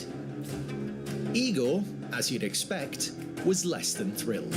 He rode to the Drevlians to personally demand that they pay tribute, but things didn't go exactly to plan. Okay, you no-good stinking Drevlians. Time to pay up. Pay up? I don't know what you're talking about. Oh my god, what's that? What? Igor was knocked out and was about to suffer one of the most gruesome deaths imaginable. Oh good, you're awake. The Drevlians had tied Igor's feet down to 2 bent-over birch trees, known for their bendiness and flexibility. Just what the heck is going on? Why are my feet tied to these birch trees? Well, Igor, birch trees are like nature's bungee cords. Except when I release them, there's definitely no bouncing back for you. Bungee cord? What the heck is a bungee cord? Untie me right now. What's that? Untie the trees? Well, if you insist. Igor was reportedly torn in half. But Mal wasn't satisfied just taking Igor's life. He wanted to take his wife, too. He sent a group of 20 Drevlian men to deliver a message to Olga. Olga was now acting as regent, until her son and Igor's heir, Sviatoslav, came of age. Your Majesty, a group of Drevlian men have arrived with a message from their leader, Prince Mal. Ugh, they have some nerve. Send them in. I come with a message from Drevlian Prince Mal. Yes, get on with it, spit it out. Dear Olga, sorry not sorry I killed your husband, LOL. But don't worry, I will look after you, and your son. Will you marry me? Yes or no? Love, Mal. And then he put 3 kisses at the end. 3 kisses? That means he's serious. What are you gonna do? Still mourning the loss of her husband, and then being asked to marry the man who killed him, Olga's response took everyone by surprise. Yes. Okay, I accept Mal's proposal. What? You can't be serious. Shh, be cool. I have a plan. Be cool. Be cool. All right, Scott. Hold on. 1 second, brother. 1 second. We'll get it up. Yeah.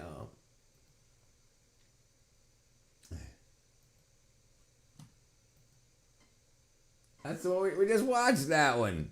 We just watched that one. Did you miss it? Muriel? Yes, Mavis? Do you know that you've just gone through a red light and over a roundabout, and you haven't even slowed down? Am I driving? Muriel, you are driving. Oops. Mary, you are driving. He's got a baggie! It's an 8-ball! He's got an 8-ball! Oh. And cocaine goes fucking crazy! Cocaine is fired up, brother!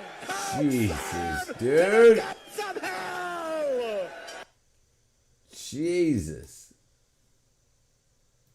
I'm gonna miss Lamb till he's back. Oh, he'll be alright. He'll be alright.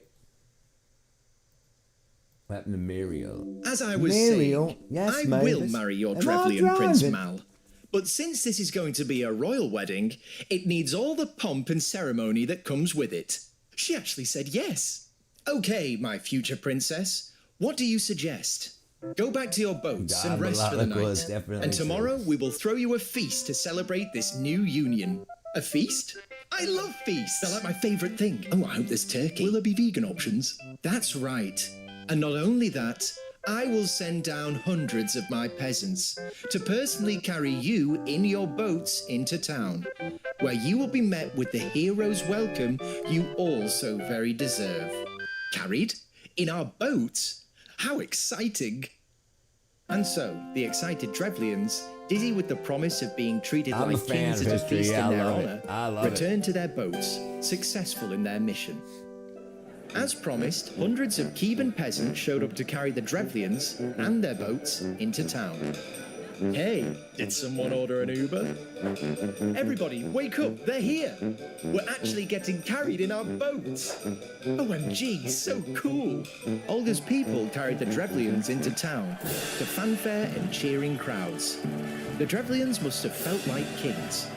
However, the night before, while the Drevlians slept in their boats, Olga had instructed her men to dig a huge hole inside the castle walls. Just how big do you want the hole to be, Your Majesty? Oh, I don't know. Roughly big enough to fit 20 men, 2 boats, and a healthy serving of poetic justice. So when the Drevlians were carried in through the gates, we're watching the biggest girl boss in history. Thrown directly into the pit, boats and all. What the heck, Olga? I thought we were friends. You also thought you were getting a wedding, but instead you got a funeral. What? Say hi to the worms for me. No. The Drevlians were then buried alive. You'd think that this insanely well-orchestrated act of revenge would have been enough for Olga. That taking the lives of 20 men made her feel better about losing her husband, right? Wrong. Olga's brutal campaign of revenge had just begun. Okay, Your Highness, that's the last of the dirt back in the hole. Now what? Now we send a message. Taking full advantage of the 10th century's dire lack of Wi-Fi, Olga sent a message to Mal as fast as she could. And with no survivors to warn him otherwise, Mal would have no idea his men had just been buried alive. And he also had no idea that he was about to be baited into another one of Olga's traps. You know, this is the middle of Eastern Europe. It's not exactly warm. I bet if you weren't always wearing that fur cloak, I probably wouldn't have to spend all day fanning you to keep you cool. And maybe if I wrap this fur cloak round your neck, you'd no longer have to endure the miserable existence of being my human aircon. And I can find someone else to do it. Ever thought about that? No, sir. Prince Mal, leader of the Drevlians? That would be me. I come bringing you a special message from my Princess Wait, is that guy fanning you? It's like the middle of autumn. It's not even warm. Shut up and give me the message. Olga of Kiev has this to say. Dear Mal, I'm flattered by your proposal and I accept. I've treated your men to some good old Kievan hospitality. Send a group of your dandiest nobles to Kiev so that I might discuss the terms of our wedding and begin planning our special day. Love, Olga. And then she put 4 kisses at the end. 4 kisses? Wow, this one's keen. And who wouldn't be? You're only the handsomest Drevlian boy that ever lived. You've stopped fanning me. Sorry, sir. Okay, tell your princess I'm sending my most trusted nobleman to get this show on the road. Very well. Wait. Put 5 kisses at the end. 5 kisses? 5 kisses means you want to do it with someone. He's got 2 black So, pooties. Mal sent a group of Drevlian nobles to meet with Olga and discuss terms. The journey to Kiev on horseback was long and tiresome. So when they were greeted by one of Olga's messengers, promising them a bit of rest and relaxation, they were probably more than eager to take her up on her offer.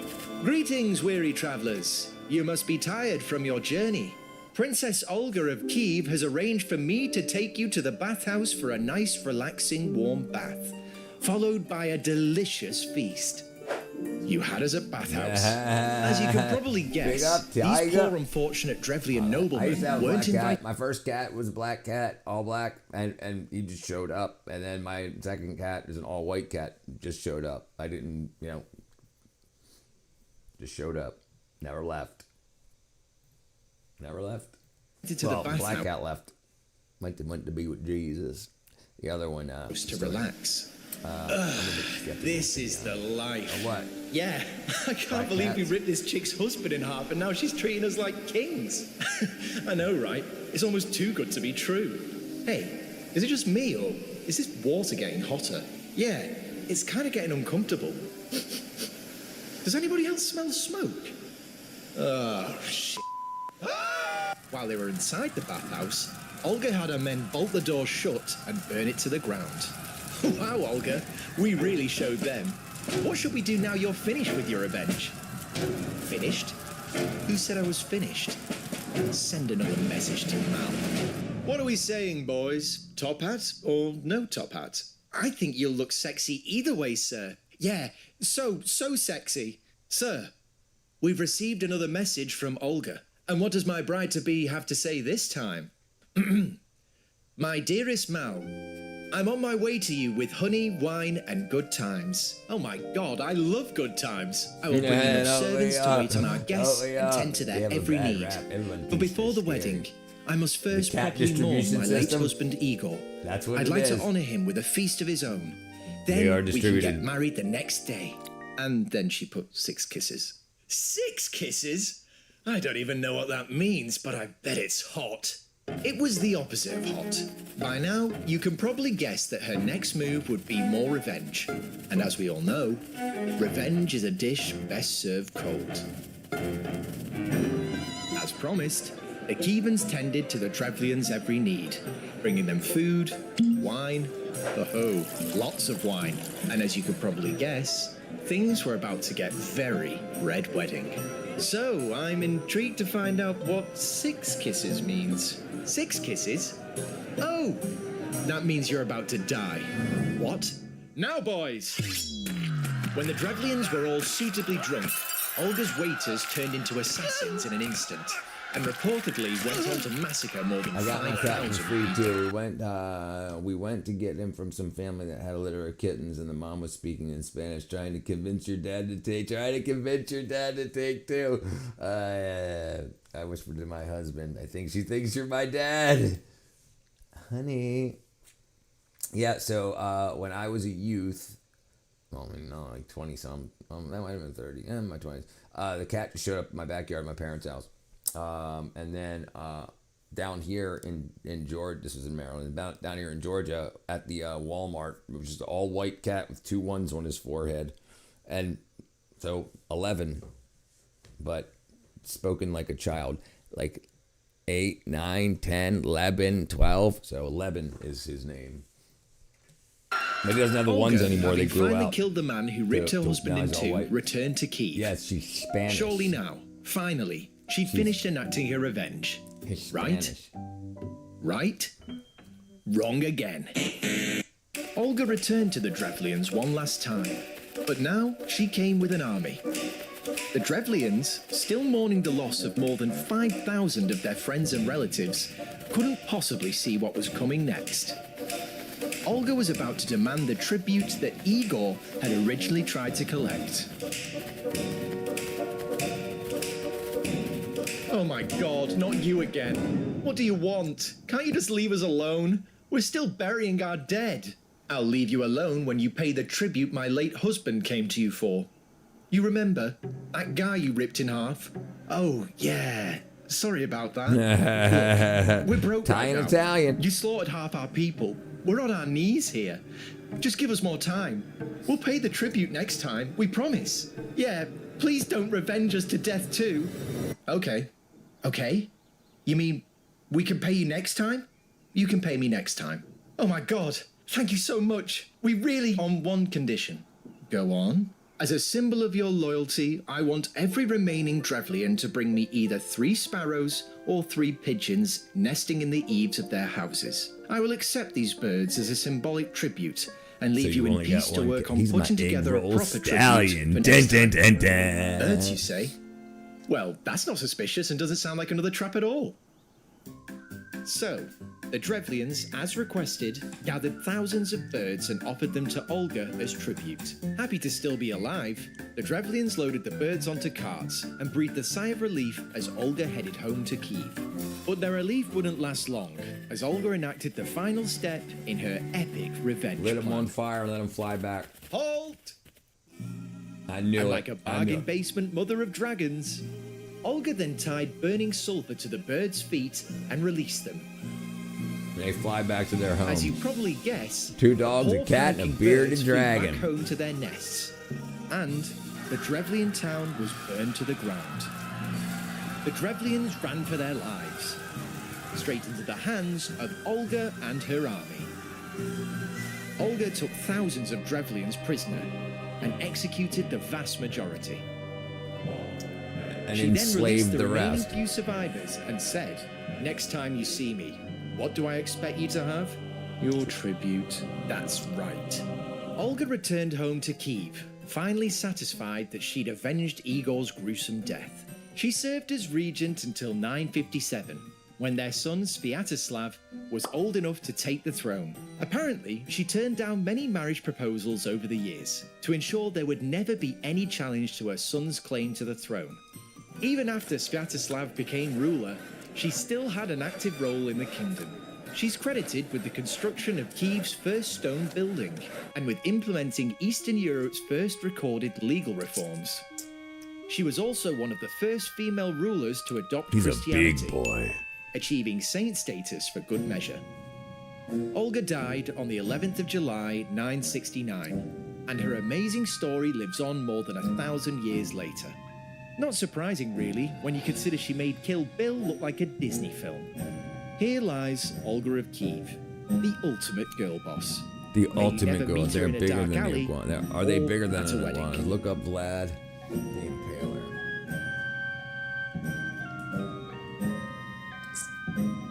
Nah, bearded dragons are smaller than iguanas, I do believe. Bearded dragon versus iguana.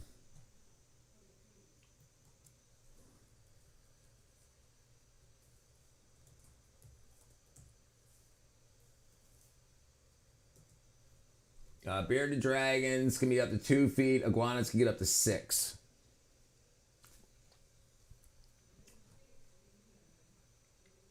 They're omnivores, generally recommended for beginners.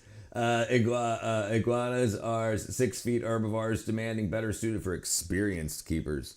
Brianna is not yet an experienced keeper. She would be experienced if she had 2 cats, but she's only got 1. You should have asked your dad. Yeah, boy, that looks good.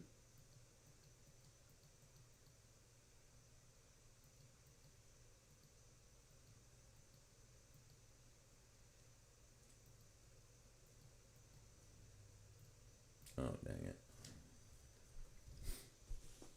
Vlad the Impaler. Vlad the Impaler. Damn, that's freaking 50 minutes long. Maybe we can watch it. All right, you guys want to do a long one? All right, we'll do a long one. It's got intense organ music in it. Vlad the Impaler.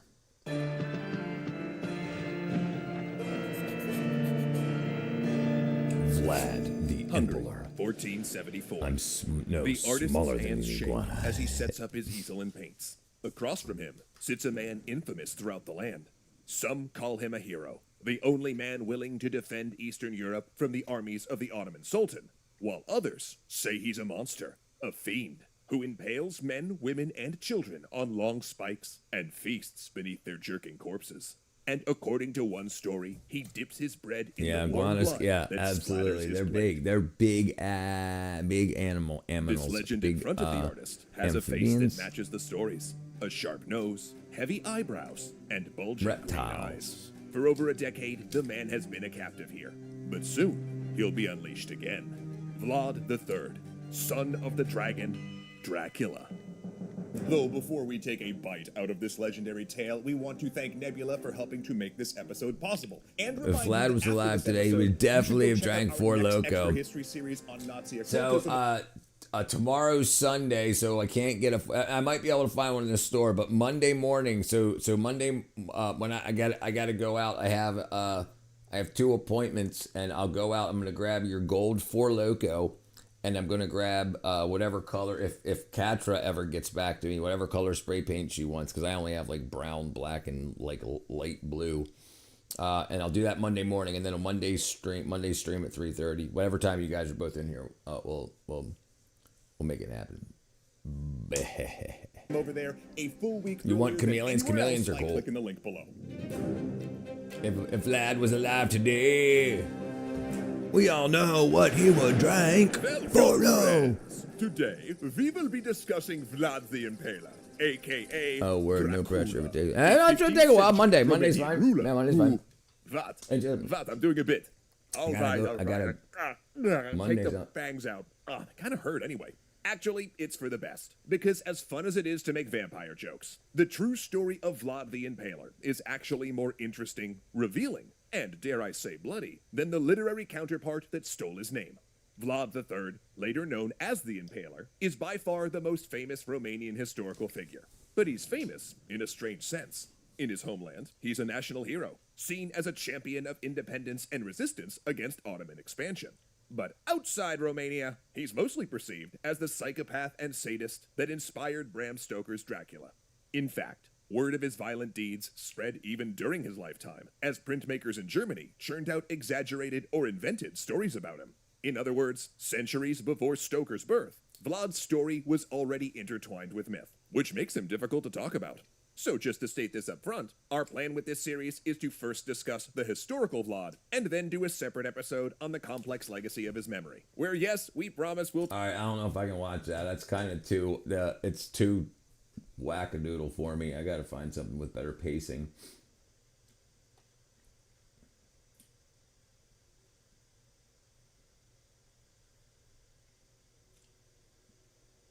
There we go. Infographics. That's some good stuff. To remind you that 60% of sales on Amazon come from independent I'm sellers. an independent just seller. From Planetary.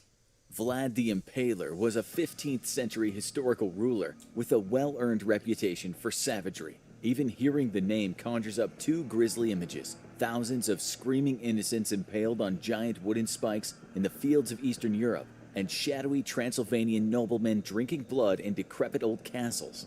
But there is an awful lot more to this brutal Wallachian ruler than fanciful legends about ancient counts and bloodthirsty vampires. So let's strip away the terrifying myths and reveal the even darker truths behind Vlad the Impaler, thought by many to be one of the evilest men of all time.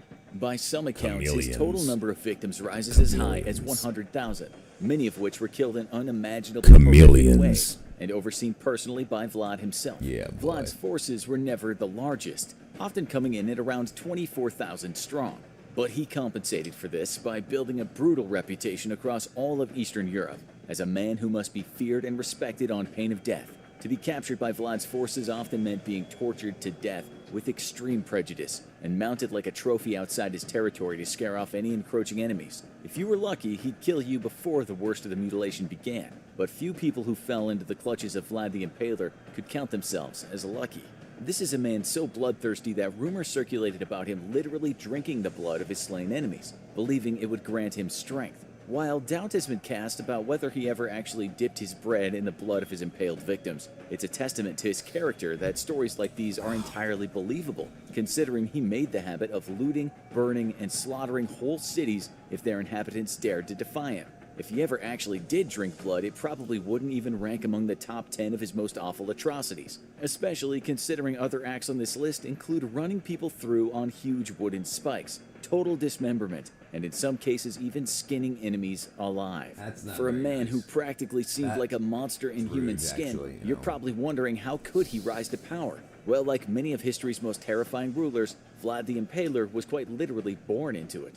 Born in Wallachia, a historical region in modern Romania, between 1428 and 1431, Vlad the Impaler was actually the third Vlad of the House of Draculești, and that's a name that probably rings a bell, thanks to the Irish Gothic horror writer Bram Stoker. But we'll get back to that. Back during Vlad III's era, Wallachia was caught between two Ravens ruling are families, freaking his own, the real Draculești, cool, dude. and a rival house of nobles, the House of Danești. These families both descended from the House of Basarab, who founded Wallachia, talk like leaving their humans. descendants with a claim to the throne over which many bloody Game of Thrones They sound style more wars human-like were fought. than When parrots. you're a ruler, especially a ruler of an embattled territory like Wallachia, it's important to build yourself a strong reputation. If you wanted to be taken seriously, the fastest way to do that is to make a grisly example of someone.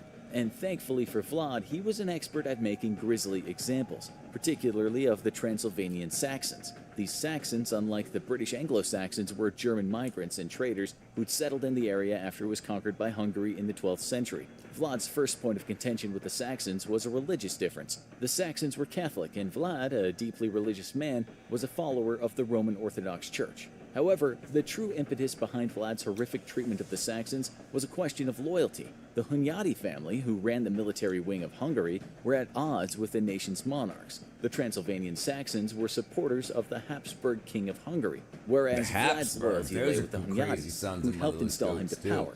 In 1457, John Hunyadi's widow, Erzsébet Szilágyi, was the target of Saxon protests. Vlad happily helped Szilágyi's forces rampage through some Saxon villages, where they looted and burned the homes of the people suspected of organizing the protests. This ended up being a bigger headache for Vlad than he had initially imagined. The Saxons responded to his violence by supporting two challengers to his throne, Dan III and his own half-brother known as Vlad the Monk. This caused an escalation in Vlad's violence when his efforts at diplomacy fell flat. Vlad declared all-out war on his Saxon challengers and burned several villages of key Vlad the Monk supporters to the ground. He also struck against Dan III by wiping out his village I cannot remember their names. Damn it. Dachshunds. Dachshund. Dachshund. Look at that little cute bastard. I like the hairy ones. The hairy wieners. Yeah, they're so freaking cute. There you go. Lamb comes in with them.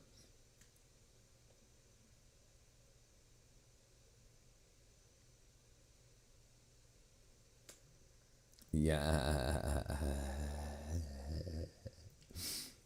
Of Bod near Brasov. This particular offensive was where Vlad coined his greatest trademark. My apologies. I The few apologize. prisoners he took during the battle, he had brutally impaled at the city of Targoviste. And if you picture this implement as a sharpened stake forced through the chest, as many sanitized depictions tend to show, you're both kinder and less imaginative than Vlad the Impaler.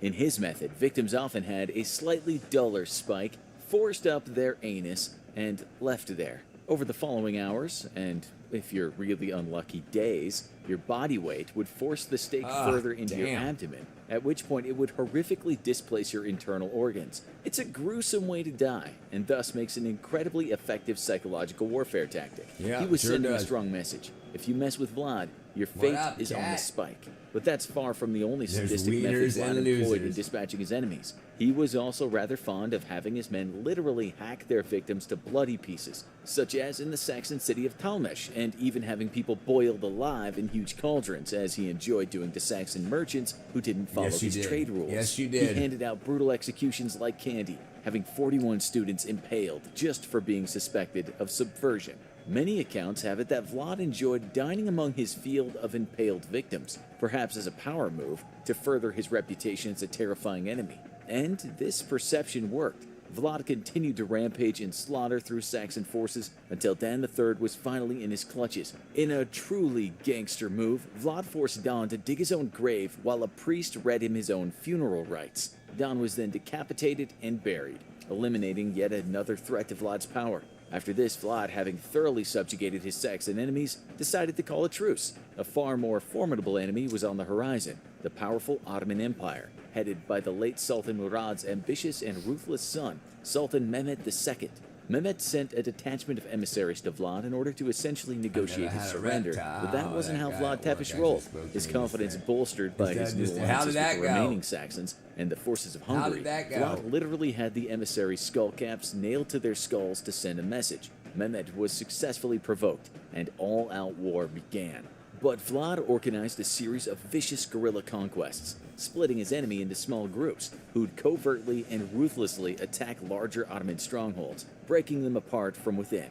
Vlad's most infamous act followed shortly after, when Sultan Mehmed, enraged by Vlad's victories, sent a powerful force of 60,000 men, with the top-of-the-line armor and weaponry, straight into Wallachia. Vlad was outnumbered and outgunned, but there was one factor that Sultan Mehmed didn't take into account. He may have been stronger than Vlad, but nobody was more brutal. He staged a terrifying night attack on an Ottoman encampment outside Targoviste in 1462, where he took 5,000 men. When the full might of the Ottoman forces arrived shortly after, they discovered that Vlad had mounted all 5,000. in addition to 15,000 other Ottoman prisoners on his trademark spikes. This grisly display would later be dubbed the Forest of the Impaled. To the invading Ottomans, Vlad seemed less like an average ruler and more like an inhuman monster, the kind of terrifying legendary figure who makes... He said, I saw you talking about me on 110th grade. I figured I might as well say something because I look like a creep. A perfectly logical inspiration for the world's most famous vampire.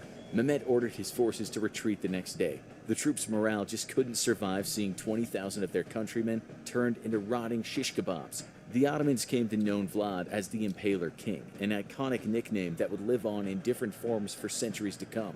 Vlad continued his bloody reign on and off for the rest of his life. Even when he was deposed and imprisoned for a time, he was later released by his captors to once again wage bloody war against the Ottomans. He'd slaughter, impale,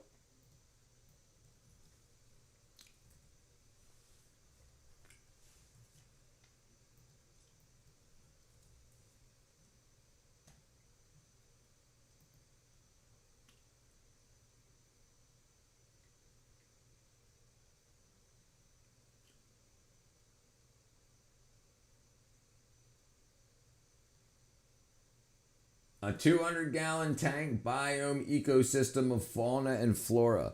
It's a reptile's home. Ivan the Terrible after Ivan the... after... and dismember his enemies with glee all the way up until his death, when he was killed defending his beloved principality from Ottoman invasion in January of 1477. For many modern Romanians... Hey, that was 500 years before I was born. Invasion in January of 1477. For many modern Romanians, Vlad is still revered as a powerful ruler and a good man to his citizens. Though to his unfortunate enemies, like the Saxons and the Ottomans, you'd be forgiven for thinking he was the most evil man who ever lived. Check out most... The painful historian, Ivan the Terrible.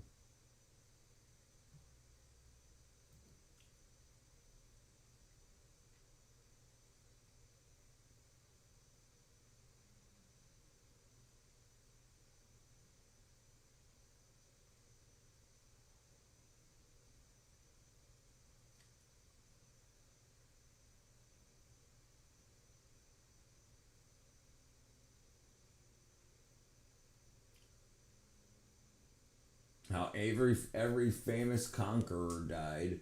I'm trying to see if they have Ivan the Terrible in here. All right, well, what he asked this first, Harshad, and then we'll watch Ivan next. Let's see what we can find.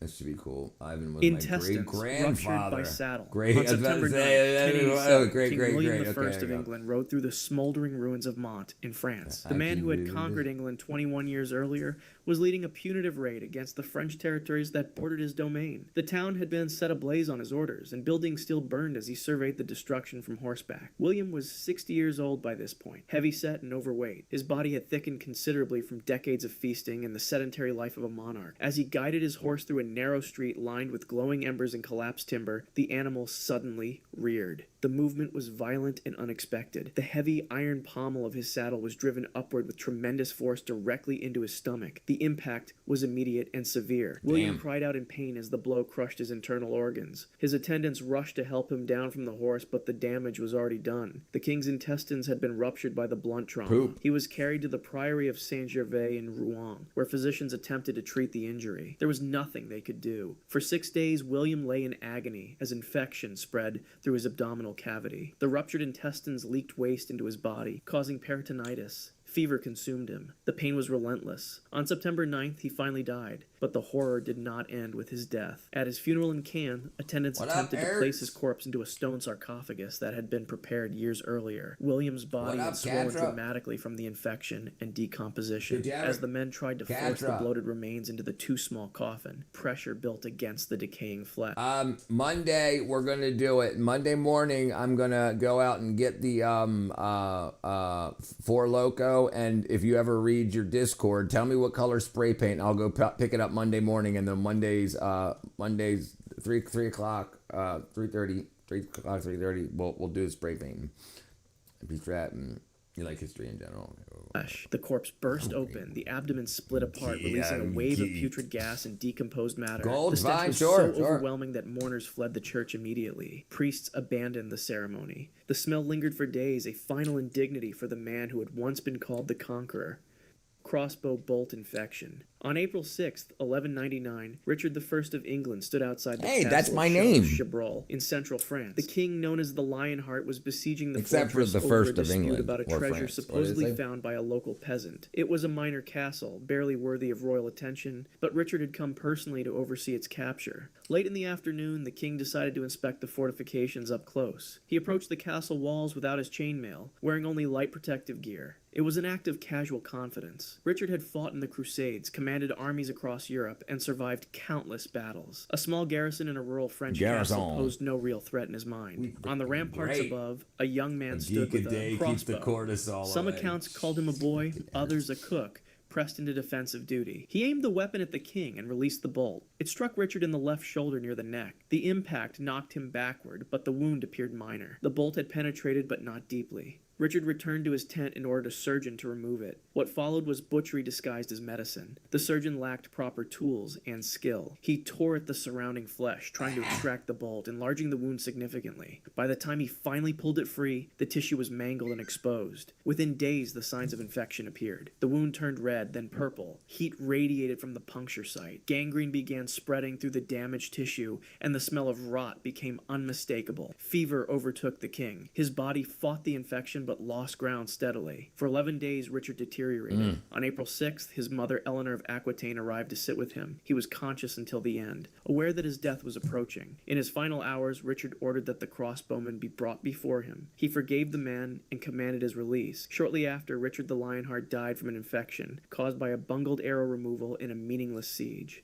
Throat slit by rivals. On June 26, 1541, Francisco Yeah, he had a hard time, dude. Chad, if the I was back in conquistador the who day, had I would've toppled been the more than Inca Empire Alexander. now governed the territory he had claimed for Spain. He was 63 years old, Obama, brother? wealthy beyond measure, but surrounded by enemies he had made during years of brutal conquest and political maneuvering. That Sunday afternoon, a group of armed men gathered outside his residence. They were supporters of Diego de Almagro II, son of Pizarro's former partner, whom Pizarro had ordered killed 3 years earlier. The group numbered around 20, armed with swords and daggers. They forced their way through the entrance, shouting threats and accusations. Pizarro heard the commotion from inside. He grabbed his sword and attempted to fasten his armor, but there was no time. The attackers were already rushing through the corridors. A handful of Pizarro's servants tried to hold them back, but were quickly overwhelmed. The old conquistador found himself facing armed assassins with only a partially buckled breastplate in his weapon. The fight was brief but fierce. Pizarro managed to kill 2 of the attackers, despite his age and disadvantage. He fought with the skill that had carried him through decades of warfare, but he was outnumbered, and the years had slowed him. As he struggled to maintain his defense, one of the men lunged forward and drove a blade deep into his throat. The wound was immediately fatal. Blood poured from the severed vessels in his neck as Pizarro collapsed to the floor. He tried to speak, but could only manage gasps and choking sounds. His hands went to his throat, feeling the warm blood flowing between his fingers. In his final moments, Pizarro dipped his finger into his own blood and drew a crude cross on the stone floor beside him. He leaned down and kissed the symbol, calling out to Jesus Christ. Then he died on the floor of his palace, surrounded by the men who had come to avenge his betrayals.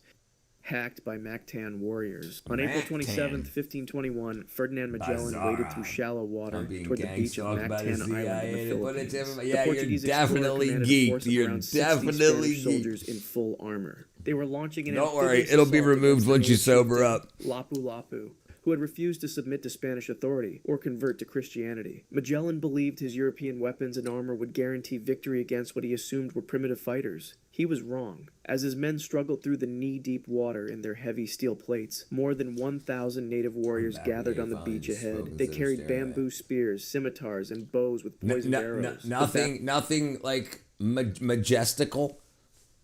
He didn't say, "I am here to let you know from the gods."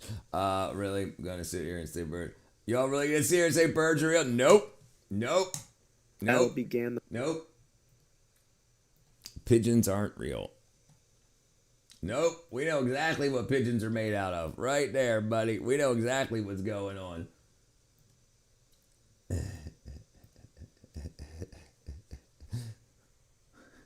We're well informed.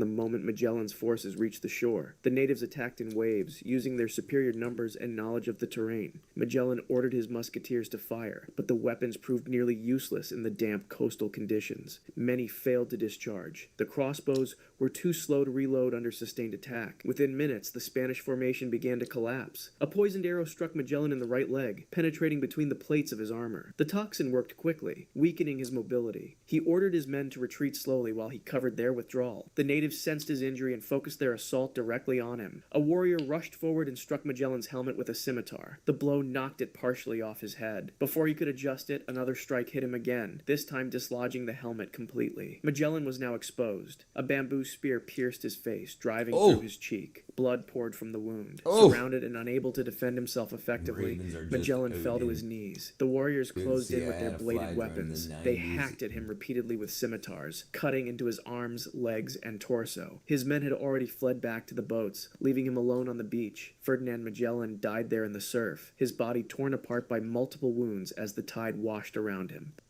Forced seppuku amidst fire. On June 21st, 1582, Oda Nobunaga was resting at the Honnoji Temple in Kyoto, Japan. The warlord had unified most of Japan through decades of military campaigns. Me too. Big fan. He was 47 years old and traveled with only a small bodyguard of servants and attendants. The temple was supposed to be a safe place to stop during his journey. Just before dawn, 13,000 soldiers surrounded the compound. They were commanded by Akachi Mitsuhide, one of Nobunaga's most trusted generals. The betrayal was sudden and complete. Mitsuhide's forces moved quickly to seal every exit. I don't have any. I only had grippy socks once in my life. That was in a guards hospital. attempted to hold the gates. He emerged from his chambers to assess the situation. The temple grounds were already overrun with enemy soldiers. His small force was hopelessly outnumbered. Nobunaga grabbed a bow and fought alongside his men, shooting arrows at the attackers flooding through the corridors. But the assault was overwhelming. Within minutes, most of his guards lay dead or dying. As the enemy pressed deeper into the temple complex, Mitsuhide's soldiers set the wooden buildings ablaze. Smoke began filling the interior spaces. Flames spread rapidly across the dry timber and paper walls. Nobunaga retreated further inside as the fire consumed the outer structures. He could hear enemy soldiers everywhere, shouting and searching for him. Nobunaga understood that escape was impossible. The temple was surrounded, burning, and his enemies would show no mercy if they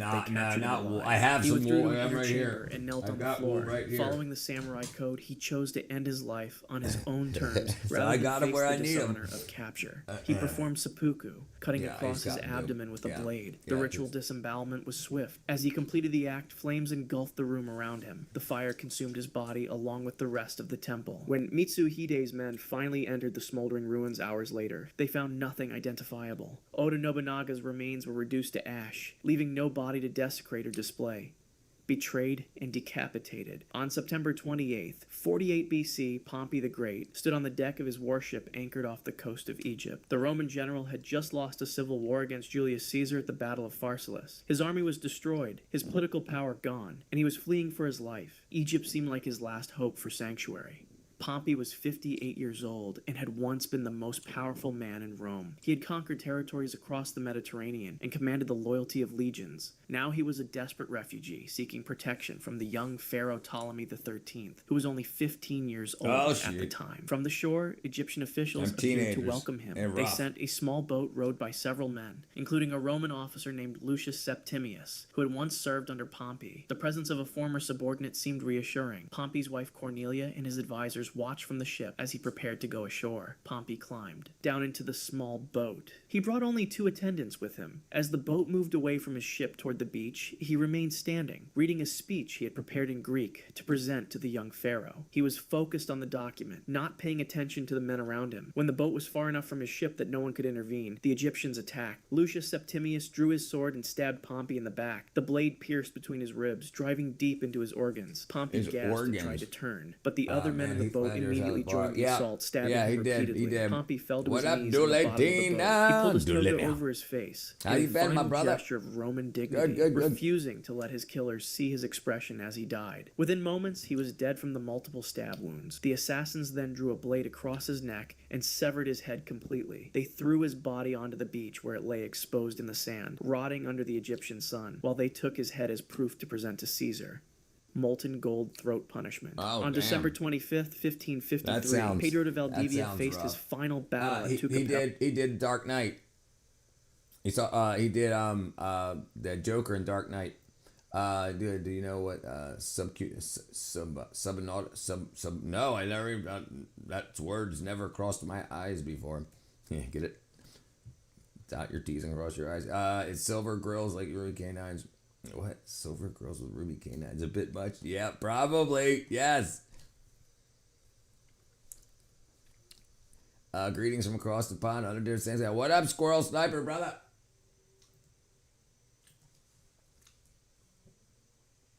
No, I've never played it. Oh, Subnautica. Subnautica. Is that what you're trying to say?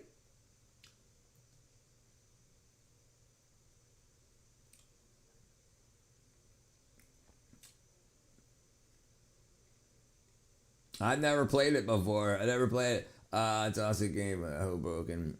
It's also Brokebacks and Brokeback Mountains in Nighttown. Death in Battle. I actually read reviews from July 2008 when it was released immediately after Fishman. Yeah. Best game you've ever played. Okay, well, let's take a look at it.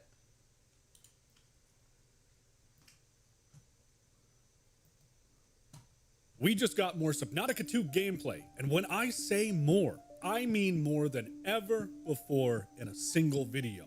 We've got base building, we've got future updates that are coming to the game after we've got it that they've been working on. We've got story leaks, believe it or not, actual voice acting, PDA lines, unknown worlds. You might have gotten a little too careless with this one. Check out my newest video to see a breakdown of it all. We'll have to look into that. It's coming out in May. Look at the trailer.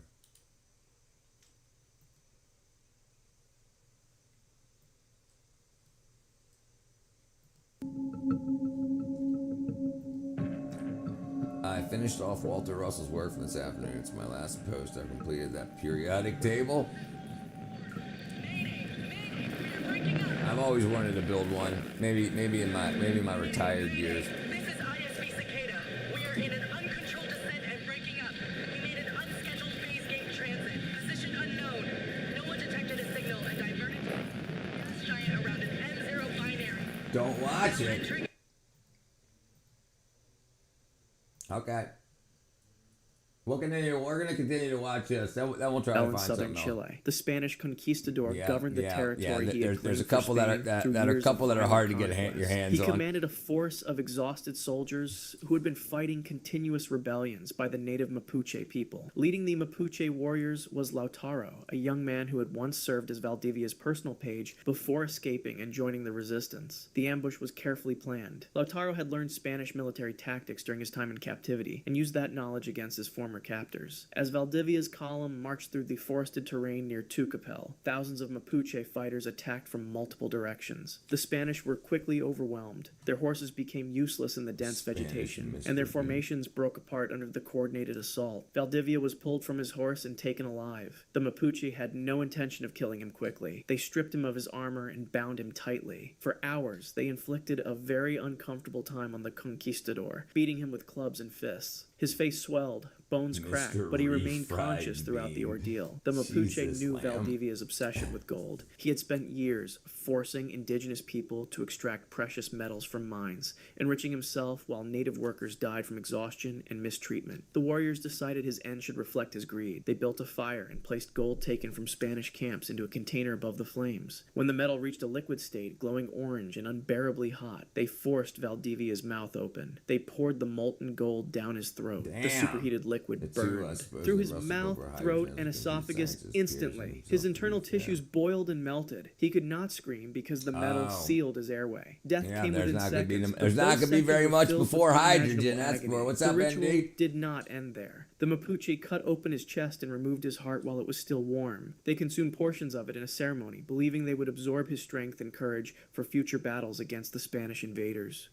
Burned alive in Cottage. On August 9th, 378 AD, Emperor Valens led the Eastern Roman army against the Visigoths near the city of Adrianople in modern-day Turkey. The emperor was 50 years old and had ruled for 14 years. He commanded an estimated 40,000 soldiers, The one of the molten largest gold. Roman forces assembled in decades. Everything's Valens nicked. believed his numerical I'm advantage would Kenlight. guarantee victory against the Gothic tribes that had been raiding imperial territory. The battle began in the afternoon heat. Roman infantry advanced in tight formations toward the Gothic position, but they had marched all day without proper rest or water. The soldiers were exhausted before fighting even started. As the Romans engaged the Gothic foot soldiers, thousands of Gothic cavalry suddenly appeared on the horizon. They had been away foraging and returned at the perfect moment to strike the Roman flanks. The cavalry charge shattered the Roman lines completely. Soldiers trapped in the center of the formation were crushed together so tightly they could not raise their weapons. Panic spread rapidly. Units broke and ran in every direction. The organized Roman army dissolved into chaos within minutes. Tens of thousands of soldiers died on that field, cut down as they tried to flee. During the collapse, an arrow struck Emperor Valens. The wound was not immediately fatal, but it rendered him unable to fight or move quickly. His personal guards formed a protective circle and carried him from the battlefield. They brought him to a small peasant cottage nearby, hoping to hide him until the fighting ended and they could arrange safe transport. Inside the cottage, the guards barricaded the door and tended to the emperor's wound. But Gothic cavalry units were sweeping across the area, searching buildings and killing any survivors they found. A group of riders surrounded the structure without knowing who was inside. They assumed it held Roman soldiers trying to hide. The Goths set fire to the cottage. Flames spread quickly across the thatched roof and wooden walls. Inside, Valens and his guards found themselves trapped. The door was blocked I've by heard of debris and enemy proto-hydrogen. forces Yeah. outside. Smoke filled the small space within seconds. The emperor died from smoke inhalation and burns as the building collapsed around him. His body was never recovered from the ashes. It's hydrogen without an electron, I believe.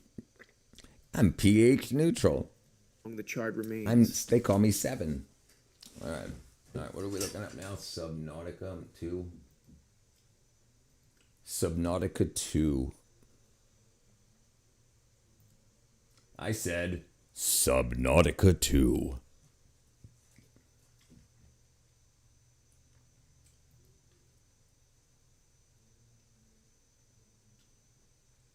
Lawsuit 2 weeks ago. Uh-oh.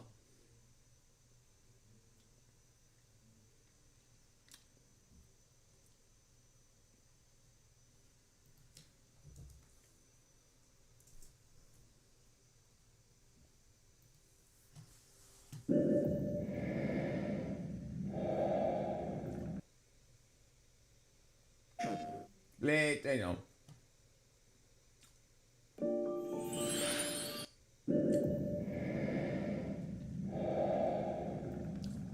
Meganon, no, No, Meganon, Doesn't sound familiar. It's like why it gets flooded. It's just like screw us, for real. How they dangling? Point of the total inertial stillness.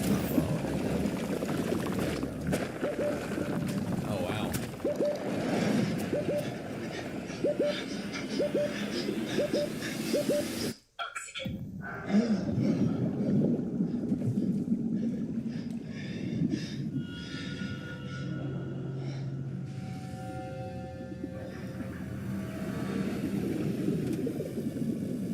Girl boss, actually Rich, they couldn't call the chocolate Dove over here because there's a white soap called Dove. We have a white soap over here called Dove too.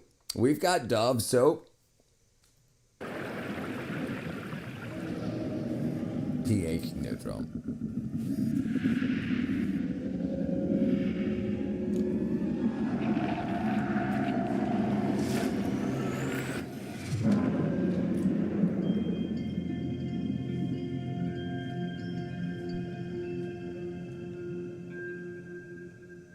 Looks like it's gonna be pretty freaking kick. It says coming soon.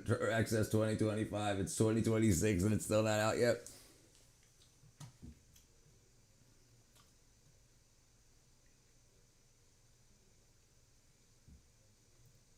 Have you ever looked at a machine and thought, there is no way someone actually built that? Well, buckle up, because the Soviet Union spent decades doing exactly that. For almost 70 years, Soviet engineers operated under one simple rule: bigger is better. And if it looks like it came from a science fiction movie, even better. From flying boats armed with nuclear missiles to tanks designed to survive. I was talking to my editor the other day, and we were talking about starting something next week. Yeah, Red Dead was on the list. Blasts. These machines were bold. I gotta buy it bizarre, though. I and need my sometimes software. completely I need your insane. software to finish it. Today we are counting down 20 What of are you the gonna do? craziest What are you gonna Soviet do? machines you will not What you gonna believe do? actually exist. If you enjoy this kind of content, go ahead and smash that like button Smash and it. subscribe so you do not miss what is coming next. Number 20, the Sever 2 Aerosled. So picture this. It is 1959, somewhere deep in Siberia. And Cut. engineers are staring at a perfectly normal-looking sedan, a Gaz M20 Pobeda, and thinking, you know what this car needs? A plane engine bolted to the back. And that is exactly what they did. They took the engine from a Yak-12 airplane, strapped it onto the rear of the car, swapped the wheels for Teflon-coated skis, and called it the Sever 2. The result looked like something a mad scientist would build in his garage on a dare. But here is the thing. It actually had a real job. This glorified snow car was tasked with delivering mail to isolated villages across the frozen rivers and tundra of northern Russia. Sounds like a Places so job for a remote that cowboy. regular I ain't vehicles seen him simply yet could not today. reach them during the brutal I'm winter dead. months. Ertz is A freaking car geek that to the could glide gills. across ice and snow at decent speeds using aircraft propulsion. I've not had a stroke for In months. practice, well, the Sever 2 was plagued with problems. The aircraft engine was loud enough to wake every village within a 10-kilometer radius. Fuel consumption was absolutely ridiculous. And controlling the thing on uneven terrain was a nightmare. Still, for a time, it was the only link some communities had to the outside world. Several dozen were produced and put into service, and despite everything, they kept Siberian mail routes running through some of the harshest winters on the planet. Number 19, the Progvev T mine clearing tank. Now, most countries approach the problem of clearing landmines with careful, methodical precision. The Soviets? They decided to point a fighter jet engine at the ground and just blast everything. The Progvev T was essentially a T-55 tank with its cannon ripped off and replaced with the turbojet engine from a MiG-15 fighter jet. You can't Yes, you read that admit right. it. A jet engine. When and are a you tank ready, Lamb? Aimed at the dirt. The concept was beautifully insane. You would drive this contraption toward a minefield, fire No, up the coughs jet are engine, out. Dove and the chocolate sheer is so much force better and than heat of the Dove exhaust soap. would either detonate or I destroy went to any the funeral of a mines buried NAS underground. investigator The jet blast called could Marcus Allen. He reportedly clear passed a January strip about 6 8 meters years wide and as the England, tank India, slowly first crawled car without forward. GPS. It looked absolutely terrifying in Frickin' action, Scott. like a dragon had been welded onto military hardware. And while the idea sounds complete,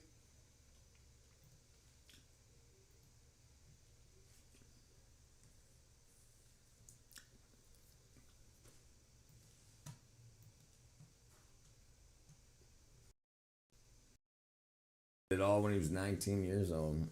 Yeah, talent doesn't need age. Add others. Martin. Martin. Martin. Martin. Martin. Yeah, it sure is. It sure is.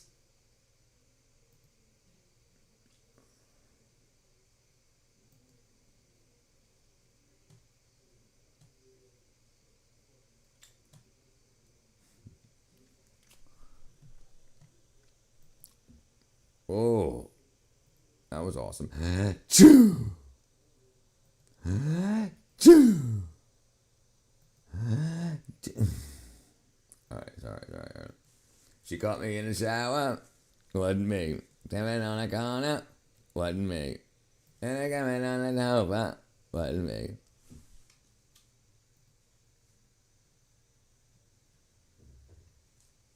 Coming on the corner. Wasn't me.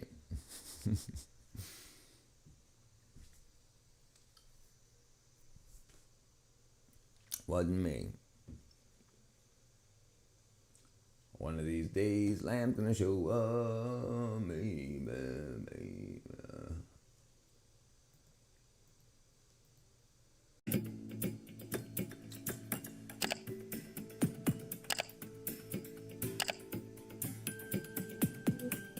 A massive convoy, 75 meters long and weighing over All right. 435 tons, moved centimeter by centimeter across Europe.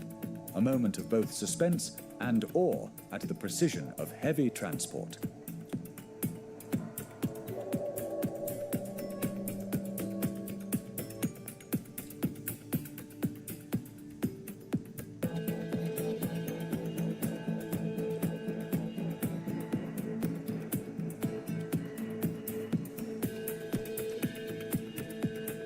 Would you rather live in a submarine or a hot air balloon? Submarine.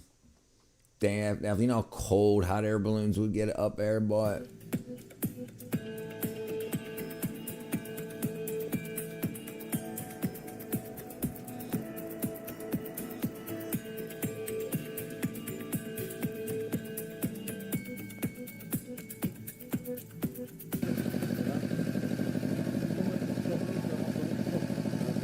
Four-wheel drive. Yeah, definitely submarine. Yeah, Titanic's a little too deep.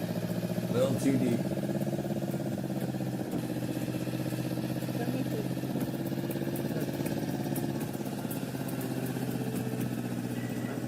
Yeah, I prefer to be on land myself. The Highland Sea Pass level. is beautiful, but not easy to navigate. A small mishap can turn into a disaster. A major lesson learned: check your tires before every trip over the pass.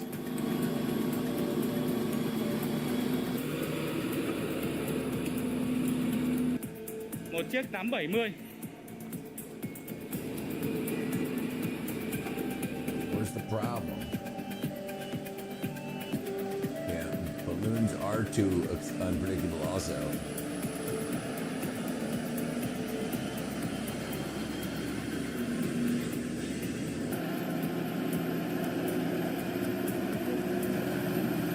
They're called, what are they called? They're called, not kickbacks, what are they called? Oopsie. That's gonna be an expensive trip. What are they called? Switchbacks. Switchbacks.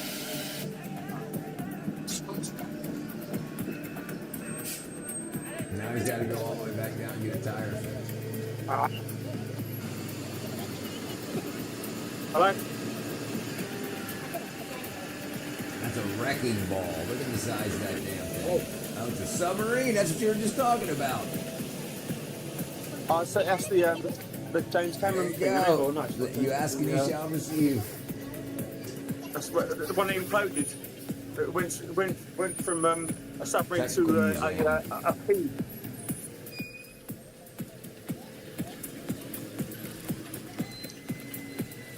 Yeah, brother. Yeah, you spoke a little too much today. Richard, I'm here. Watch the next one's gonna be a hot air balloon. Hear me now.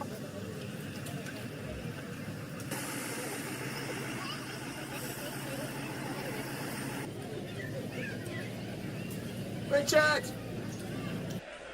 The cargo trucks sped along like Formula One races, the smoke, dust, and One. engine noise blending into a metallic symphony.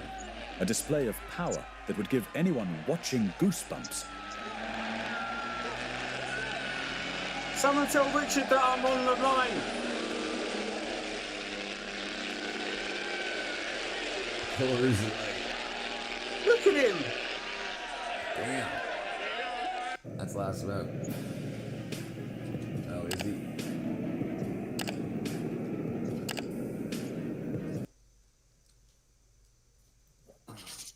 Hey. Alright, hold on.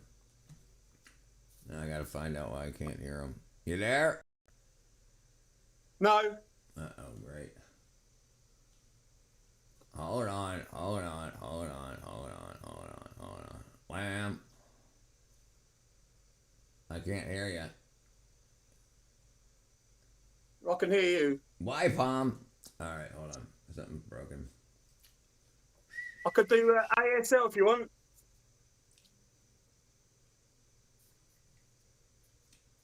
Tic tac. And where am I at here? Bam. Here we go. I got it. I broke it. There we go. There. But I still can't hear you.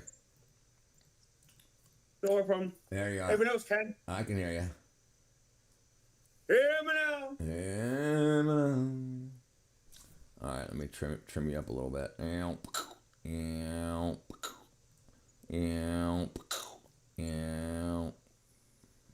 You sound like a geezer from Police Academy. Yeah, that was great. That guy was great. Okay, let me see. What am I doing? All right. While you're there. Yeah, yes, around it.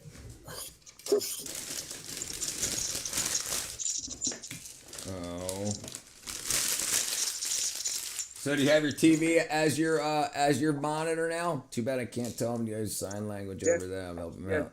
Huh? You got your TV? I'm going to use ASL on you, but I've heard it's BSL, by the way. BSL. Which is technical language. BSL. British Sign Language. Did you have a HDMI cable on your Jamulator? Probably. Huh? Probably.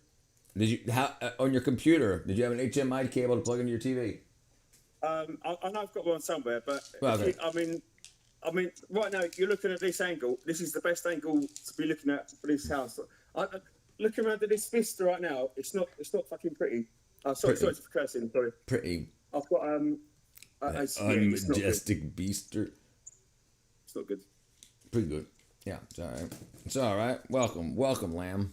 Welcome, Lamb. Thank you. Easter lamb. Easter lamb. Easter. Like my lashes. Easter lamb Lent. Oh, you got your lashes done. Nice. Nice. Beautiful. I like making effort, man. I like making effort. Yeah, we need. Oh, one over my. Ow. So. Why did James Brown impression? Chat. What was that? That's your James Brown impression. Oh, all right. In 1 second. Ow! Take the helm. Good stuff. Cheers.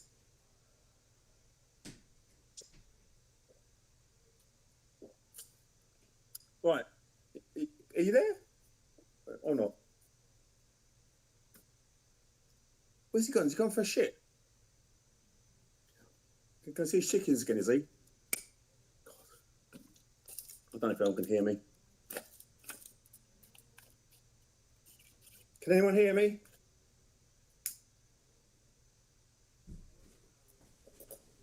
Didn't do that. All right. My bad. The accent kills me, respectfully. Somehow, my last shift working with a guy came and worked with a British accent, talking about not recognizing any of the customers. You're British. It's called English, not British, by the way. You speak English, like you do, actually. You know, it's one thing we gave to you lot, English language, which you still speak right now. Sorry, the English. Well, we speak real English. You speak broken English. No. If I like your impression of me, if that's to be judged like I speak like bloody Keith Richards or something like that, or like oh man no garden man. Keith Richards. Oh, smack my knee. Keith Richards. All right, let me see. All right, what we got going on here today? You know what? Okay, let's try to figure this out while you're here. Guys, chill. I gave you 3 hours notice, so I'm glad you're working out now. All right, I need to be able to put in a. Let's add another browser. Pick up the Wi-Fi. Pick up the Wi-Fi. Wi-Fi. Your place or mine? Yeah. Your pace or mine? Oh, that was the right one. Okay, well, let me see. So I need to add this. Your pace or mine. Add. All right, so we should probably be able to do this. Let me see if I can do this. We're sponsored by a pub as well. Sponsored by a pub. Supported by a pub. We can't see you. You're not aiming into the camera properly. At least we understand how vowels work. Yeah, she is racist. Catra's definitely racist. She's terrible racist. Yeah, she's racist. That's the problem with those liberals. They act like they love everybody. Unless you're not like them, then they're completely. Look, I'm wearing your shirt. Look, I'm wearing Lamb's shirt. And look at this. He saluted me. Oh, my head itches. Oh, there we go. All right, sorry. All right, there we go. All right, bam. Gonna be a bit freaky. Yeah.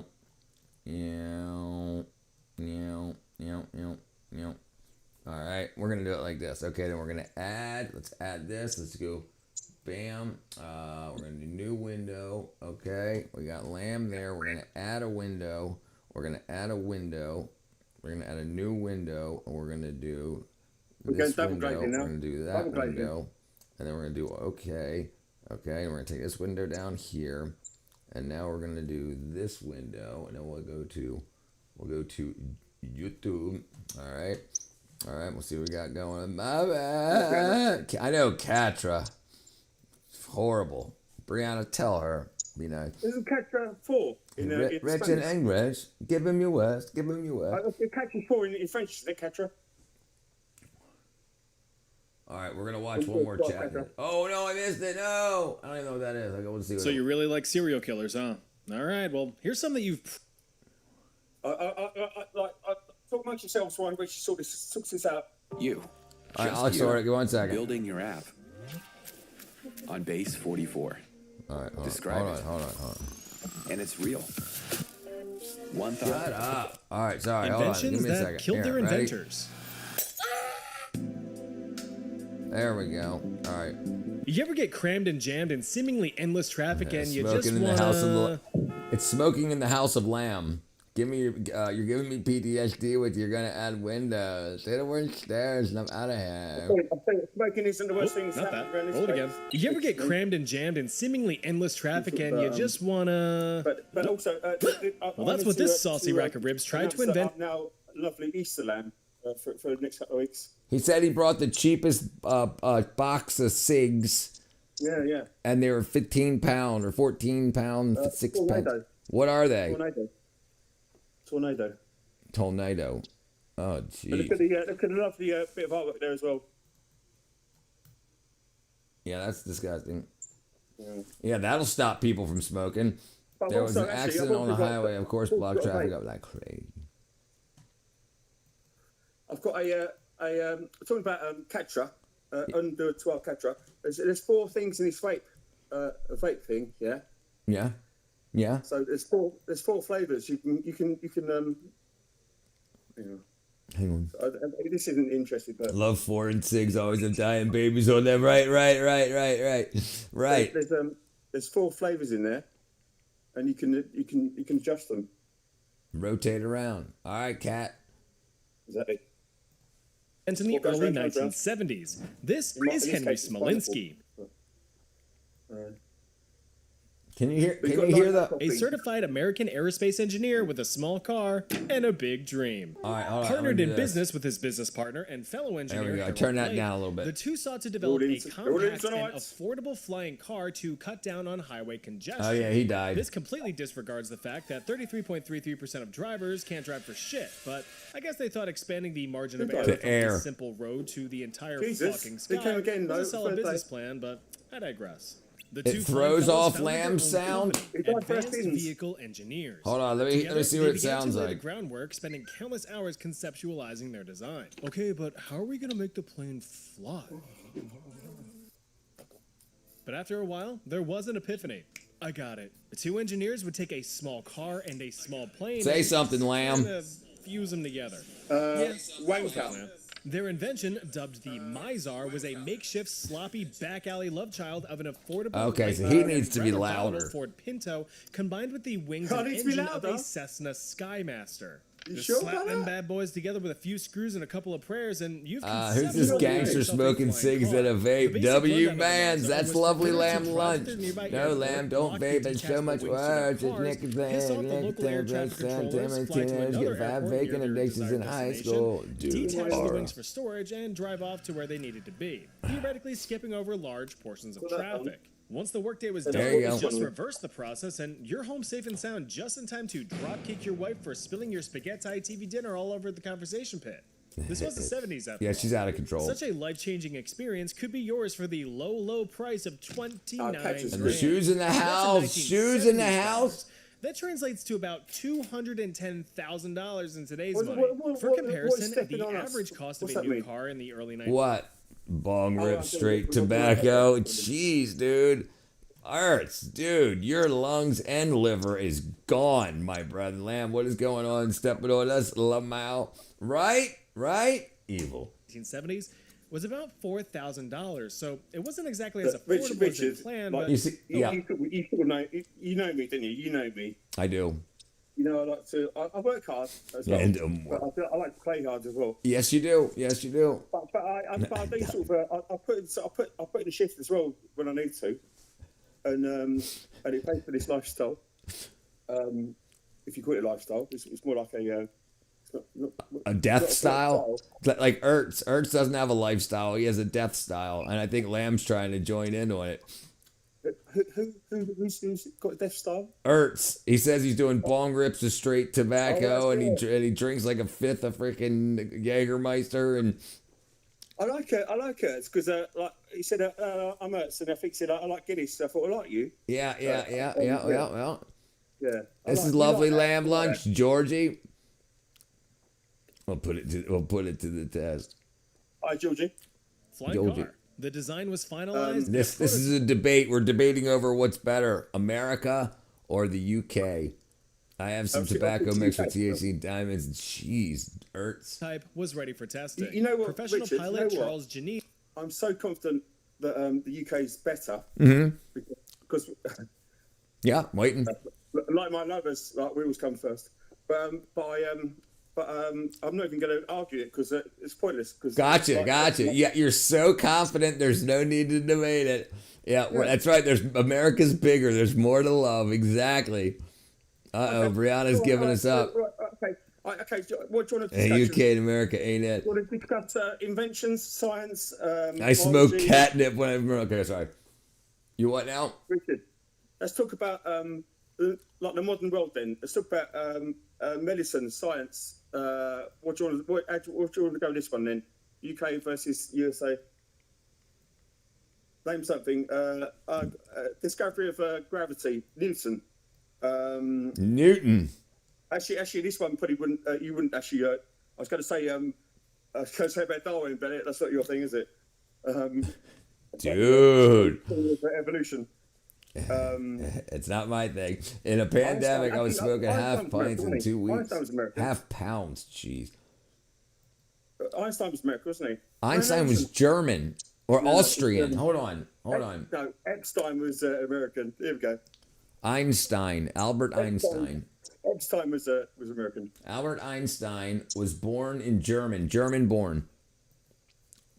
Like everything in America, all the good stuff like NASA all comes from Germans, isn't it? Like you had the you know, the U-2 rocket, and they well, after the war. V2. V2. The V2. Yeah, U2 is a spy band. Sorry, and an Irish band. But so yeah, but you grabbed all the clever Nazis, didn't you, after the war? That's Before Stalin got Operation over. Paperclip. That's what it was called, Operation Paperclip. When we got all the data and stuff from the Nazis. I know. All right, Brianna.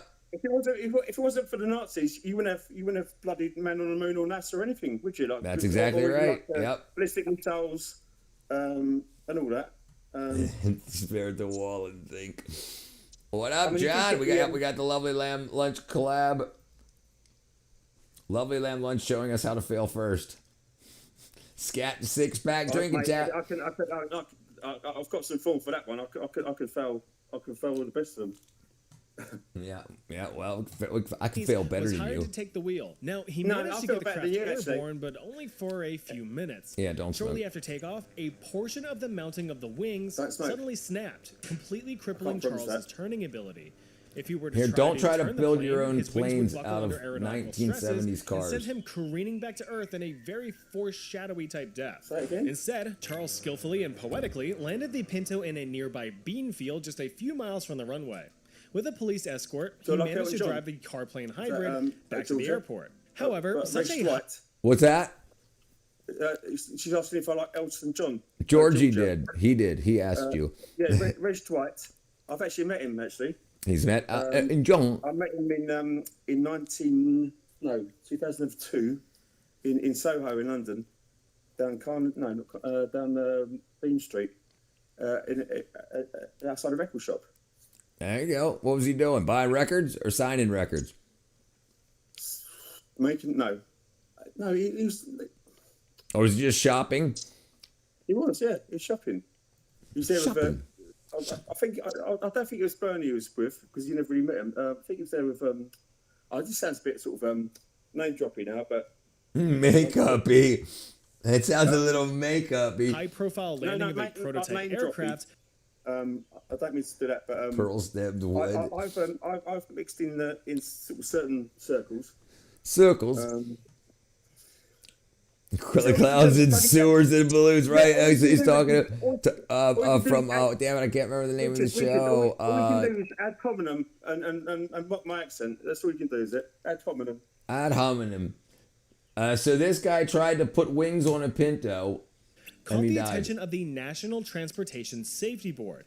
They investigated the root cause of It, the emergency yes, landing it, right. Georgie was Georgie the kid that sprayed the asthma medicine in its eyes, in Pennywise's, as he was a spider. To just be plain terrible. The car was shoddily welded to the aircraft frame, which was already severely overburdened by the car's 2,000-pound weight. Any other components connected to the car to the wings were cheap, structurally questionable, and the engineering equivalent of duct tape. It got the job done, sure, but just barely. And if you're risking your life to fly or just be in a plane, you don't want it to be just barely functional. A lot of people right, Boeing? are very, very afraid of clowns, aren't they? Yeah. I think that's why I feel like yakking says Earth. A lot of people, a lot of people are scared, and I think that's why that movie did so well. And spiders, because it did both. It did huge ass clowns, scary clowns, and huge ass spiders. I was disappointed in that film. I thought it was about computers and stuff. And what? IT. Despite several warnings from the NTSB, Smolinski and Blake just kind of shrugged the whole fiasco. He tried. Since they were able to capture real footage of their revolutionary product physically flying through the sky, publicity surrounding the Mizar... And 2 in 10 lands, but I'm going to keep fucking going for it. It's just a lot of... it's maths, isn't it? Maths. I'm going to keep going. All right, let's see what happens. Soon took off. Multiple pre-orders poured in from consumers looking to have that unforgettable experience of clenching their buttholes to each and every metal creak as they haphazardly glide through the skies in an amalgamation There's a new Stargate series being produced as we speak. Is Richard Dean Anderson in it? Probably not. I think he's retired. That'd be cool. He's definitely gonna do. AC makes you overstimulated. Look at that beautiful piece of art Lamb showing us. You theoretically could pop on Freebird to maximize the experience. The promotional footage was alright, but the two engineers needed themselves a fully sustained, successful flight to really seal the deal, completely ignoring all an English Mecca? Magnum PI. Oh, Magnum PI. Yeah. Ertz don't like air conditioning. It gets too cold too fast. Yeah, dude, you definitely got some sensory issues. Recommendations to make their aircraft safer and even neglecting to address the issues from the previous failed attempt. The only change that they made was slamming on a bigger, heavier engine to help sustain flight. They even phoned up their pilot pal Charles to lead the second charge. He said no. Richard Dean Anderson was my inspiration. MacGyver, yeah, I agree. I love it. Yeah, Love Boat was great too. The Love Boat. Soon we'll be making a final run. The Love Boat. Love will be happening for everyone. We used to get Love Boat a bit like Mum used to love Love Boat. Yeah, I was a big fan. I prefer natural air too, but if I'm hot, I'll take AC. Ertz buckled themselves up for the ride. But when problems aren't addressed, hold on, September 11th. Just a few minutes into their flight, the compromised wings began to fail under the weight of the new engine, and with one small turn, everything began to fall apart. Literally, the wings effectively disintegrated and tore themselves away from the car, leaving Henry and Harold to nosedive back. Mum used to love that as well. Is anyone listening to me? Yeah, I got it. few minutes into their flight, I get cold from fans. Scott's right there with you. He feels that he doesn't like the breeze. Do you know in some countries they think that using a fan if you sleep with a fan on, it'll kill you? He's a gopher dog. All right, let's find it. Hold on. Last week, they're so badly wired that it would have killed you. Like anyway, probably. Captain Stubbing. All right, let me see. Hold on. Let me see if I can find it. This is my phone. That's your heater or your air conditioner? That's the phone. A fan. Yes, a fan. I'm such a fan. My only fan. All right, let me see if I can find it. Hold on. I've got it People on- who I've got it on- believe you can die from sleeping with a fan. So I bought this on I'm gonna find OnlyFans. it. South Koreans, fan death is a widespread. Or let's see if we can find something on it. Hold on. Right over there, didn't it? The number one reason that electrical companies miss out on their revenue goals isn't because of... Shut up. The summer heat has officially hit us here in South Korea, and all I want to do is relax with the fan on 24/7. Or I mean, just till I go to bed. How's everyone's because in weekend? Korea, Hold on, we're gonna watch fans this. Can kill you Okay. overnight. Fans. OnlyFans. Growing up in a Korean household, I Only- was told OnlyFans, to is turn that off this the fan before going to sleep. And I never had to ask why because the reason always followed. If you fall asleep with a fan running in your room, you might die. Excuse me. Fan death is a common Korean belief that sleeping with a fan on in an enclosed room can cause extreme health issues and even death. It's so ubiquitous that electric fans made in Korea even have timer. sleep timers on them. So I've got to But see that how when you do did that. this myth become so widespread in Korea, and why do many still stick to the idea? I'm a Fears about 4.8 fans out of date back as 10. early as 1927, when a local newspaper warned readers that the new technology came with a risk of nausea, facial paralysis, So, and is this even OnlyFans then? asphyxiation. Yes, Then in the OnlyFans will 70s, kill a you. Korean man was reportedly found dead with 2 electric fans running in his room, doors and What's wrong windows with the credit both card? shut. Ever since, stories of fan deaths have appeared regularly in news outlets, especially in the summer months, which was enough to fuel the fan death superstition. 잠을 자다 숨지는 사고가 아침에 숨진 채 발견됐습니다. 선풍기를 틀어놓고 자다가 변을 당했습니다. Though debate I'll tell you, alone, man, there are it's conspiracy very theories chilly that here. this was It's very part of the chilly. former authoritarian government's efforts to discourage been citizens sunny, but from it's been using very too chilly. much electricity during the 1970s energy crisis. Moving into So the government told people they could die by using their fan when they were sleeping because they used all the energy for other stuff, and they wanted the people, the populace, to use less energy so the government could use more. So they came up with a ruse to convince people that you will die. You will die if you will die, and it's the same type of ruse that's used all the time, like the global warming, climate change. You better buy these other products or you will die and destroy the planet. It's been going on forever. thousands, the state-funded like back Korean in our day, Consumer Richard, Protection the food Board court even our day. listed asphyxiation The from ozone electric layer and the hole in the ozone. And which one? CFC, they banned the like the packaging that you used to get burgers in because there's CFCs in it. Fluorocarbons, is it? Cheeky doesn't mean fat, no. Rodolfo thinks cheeky means fat. No. Explain to me what cheeky means in UK terms, Lamb. A little bit sort of a little bit devious, a little bit naughty, A little bit naughty. a little bit Tongue in mischievous. cheek, so to say. No, tongue in cheeky, if you like. But, Tongue in cheeky. But no, mischievous, a little bit. Mischievous. A sang-froid attitude, or a Yeah, but not or sort fat. of a, How you doing, Rodolfo? like a gay nonchalance, if you like. Nonchalance. A gay nonchalance. If you're gay in your garden, you have some nonchalance. You're cheeky. You cheeky little. You cheeky. Apparently, there isn't a way. There's a way to trigger mucus while you're sleeping, though. I read about it before. It can be. It can, in fact, you're according to what I read anyway. Not common. Saucy. Saucy. You cheeky little devil. If we Like if a girl were to say to you, "I can't wait to get you back home. I'm gonna massage those legs." You'd be like, "You're being so cheeky." I'll say like, have you been to the optician lately, love? You Yeah, we're gonna go home and turn on the OnlyFans. One of the top 5 recurring summer accidents. To prevent health issues, the agency advised people to set timers. But real quick, but look at, yes, you cheeky minx, yes. So think about Yes, this. minx. So the Right, government minx. lied. The government lied so people wouldn't use moral power at night.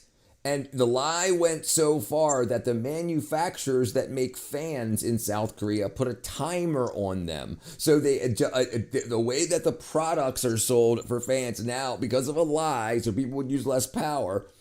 Yeah, I need some sun. There you go, need some sun. He just reminded you that you need some sun? Rotate wind direction, keep fans at least 3 meters away from the bed, And because they don't want to admit, they never want to admit that they lied. Now they say, okay, it seems okay if you leave it 2 or 3 meters away and have it on oscillate. So they don't want to say, no, we lied to you. It was a bunch of crap. You know, so they had, and they keep doing that, like COVID. You'll die, you'll kill your grandparents if you don't buy this product. It's all a bunch of crap. It's a bunch of freaking crap. the older generation of Korea say it was hard not. What happened? Helios. Helios. Helios. It's a great. It's a Greek god of sun. It's the Yes. Helios. Or the solar wind. Or Helios. Or the videos. I've run out of things to say. Helios. Depicted as one thing. Sorry, Richard, can I say one thing? Yeah, go for it. I think I'm looking a bit silly now, so I've got to change. Not 1 second. But keep you sort of. Yeah, that's probably what it was, John. Right, but it wasn't it was the paranoid delusion was caused by the government. South Korean government wasn't paying who they should be paying, and so they didn't have enough coal and whatever for power. And the money that should have went to building other power plants was stolen. So they had to make sure that blackouts didn't happen. And then people would be like, where's our power? And they'll be looked into it. So they started saying, oh, you'll die with your fan on. It's so, yeah. Yeah, no, Scott, it's 2007. He asked me, Scott, it was 2007. He asked me to leave after. He's going to come back cross-dressed. Scott's waiting for you. All right, that's what To believe in the myth, given the amount of exposure to these reports. I assume that's why my mom still leaves the door open whenever we sleep with the fan on. Then how exactly could the freeze kill? As the theory goes, the fan blowing all night could cause your body temperature to lower, resulting in hypothermia. Other The fan could cause hypothermia. versions say it could cause suffocation. Suffocation. They said it could cause suffocation because it would blow the air away from your mouth and there would be no air to breathe in. Not thinking of the science behind it would be blowing more air towards your mouth. That's like, Richard. But of course, back in the day when they're testing the hydrogen bomb. Mm-hmm. We watched that yesterday. There was a school of thought at the time that the hydrogen bomb would react with all the particles and take all of the oxygen out of the air during the whole world. I'm sure that happened. There was also a theory that the chain reaction would keep going and it would destroy it. Right. It would. none of these theories are true. Experts have come forward to debunk this Birthday notion suit with AC scientific fans on evidence full that blast. The fans only have time I had an never issue caused going all hypothermia night, or caught cold. suffocation. Right, it caused a Plus, cold fact symptoms the checks next have day. revealed that most people who died from fan deaths had underlying Asked you to heart leave. or That's lung diabolical. diseases. Oh, the They fan just will breathe up happened all the to air. have Right. the fan on. So now you may ask, why do I still turn the fan off before going to bed, even if I knew this was nonsense? Well, that's not because I necessarily believe in the myth, but because it's my childhood habit and something that's been deeply rooted in our culture for the past 50 or more years. Ask any Korean on the streets and they will tell you exactly the same. Is there a similar old wives' tale? And the Korean. So this is how this stuff comes up with. They come up with this stuff. Yeah. The government lies to us and because they screw stuff up. Oops. What up, Kiki? No, I never turn it off. Then, Georgie, you may not exist. The fan blows your soul away. I knew a girl like that. Up. There you go. There you go. There you go. Dun. Still not opened. And you know, I found. You won't believe it. I was tidying up earlier. And, Tidying up. He was tidying up. I found this a couple of weeks ago. Right in front of your face. Right in front of your face. Right in front of your face. There you go. Look at that. He's got all. That's his little black book. He's got all the bitches' numbers in there. He's like, he got them ordered up. I'm going to get a charger for this from Amazon, and that's a bloody time bomb. That is like the amount of videos and stuff that's on there, and the bloody time bomb. Do you have different show the plug? Show your European plug, an outlet. It's up a plug. There you go. There you go. Perfect. Also, that's the most perfectly designed plug ever. It is. None of your bloody Talk about it. two-prong stuff that you've got with bloody holes in it. For so many reasons, and you know this, Richard, as well. You know I that's do. a perfectly designed plug. So if you drop something in, it won't short it out. It hits the plastic and it hits the ground first, upside down. The ground first. Also, on the it's all about dropping things. If you drop that on the floor, it lands spoke side up, and if you tread on that, you know about it. Yeah, I'll know about it. It'll let you know. It'll let you know. It'll let you know. What up, Matt is alive. Has arrived. What up, my brethren? Compromised wings began to fail under the weight of the new engine. Good to know. With one small turn, everything began to fall apart. I think Matt's going to be the wings effectively disintegrated and tore themselves away from the car. But Matt's already there. Yeah. He's there with the. Leaving Henry and Harold to nosedive back to Earth. With a single fatal slam, the two engineers met their demise, taking with them the future of their company as well as the Mizar. Traffic doesn't seem so bad now, does it? Combat Time to submarine. go from acrophobia to thalassophobia. Way before we had Xbox controllers attempting to navigate. People, back in the day when Richard was in the movie industry, Max used to be an actual painting that used in Vision. That's before right. This CGI stuff. That's right. Mass Effects. Yeah, and they still use that on computers. You can use a black and white matte. What's white, the image will show up, and what's black will be turns transparent, so you can slide things like that. That's what green screening is, a matting effect. That what's green is removed. And there's also this is quite apt to the time of year. Europe, like that. Biblical epics. Ben-Hur. Ben-Hur. Love the great use of Matt stuff on the scenes of the Colosseum and stuff like that. Ben-Hur. And they used moving Matt. They had to the crowd in Ben-Hur, I think it was. Was that Charlton Heston? Yeah. And they had they moved the crowds up and down like as I'm not making sense of my Matting in Ben-Hur. Yeah, the Colosseum scene, the chariot scene. They used to move the crowd up and down on sticks because they weren't the crowd. They were like models.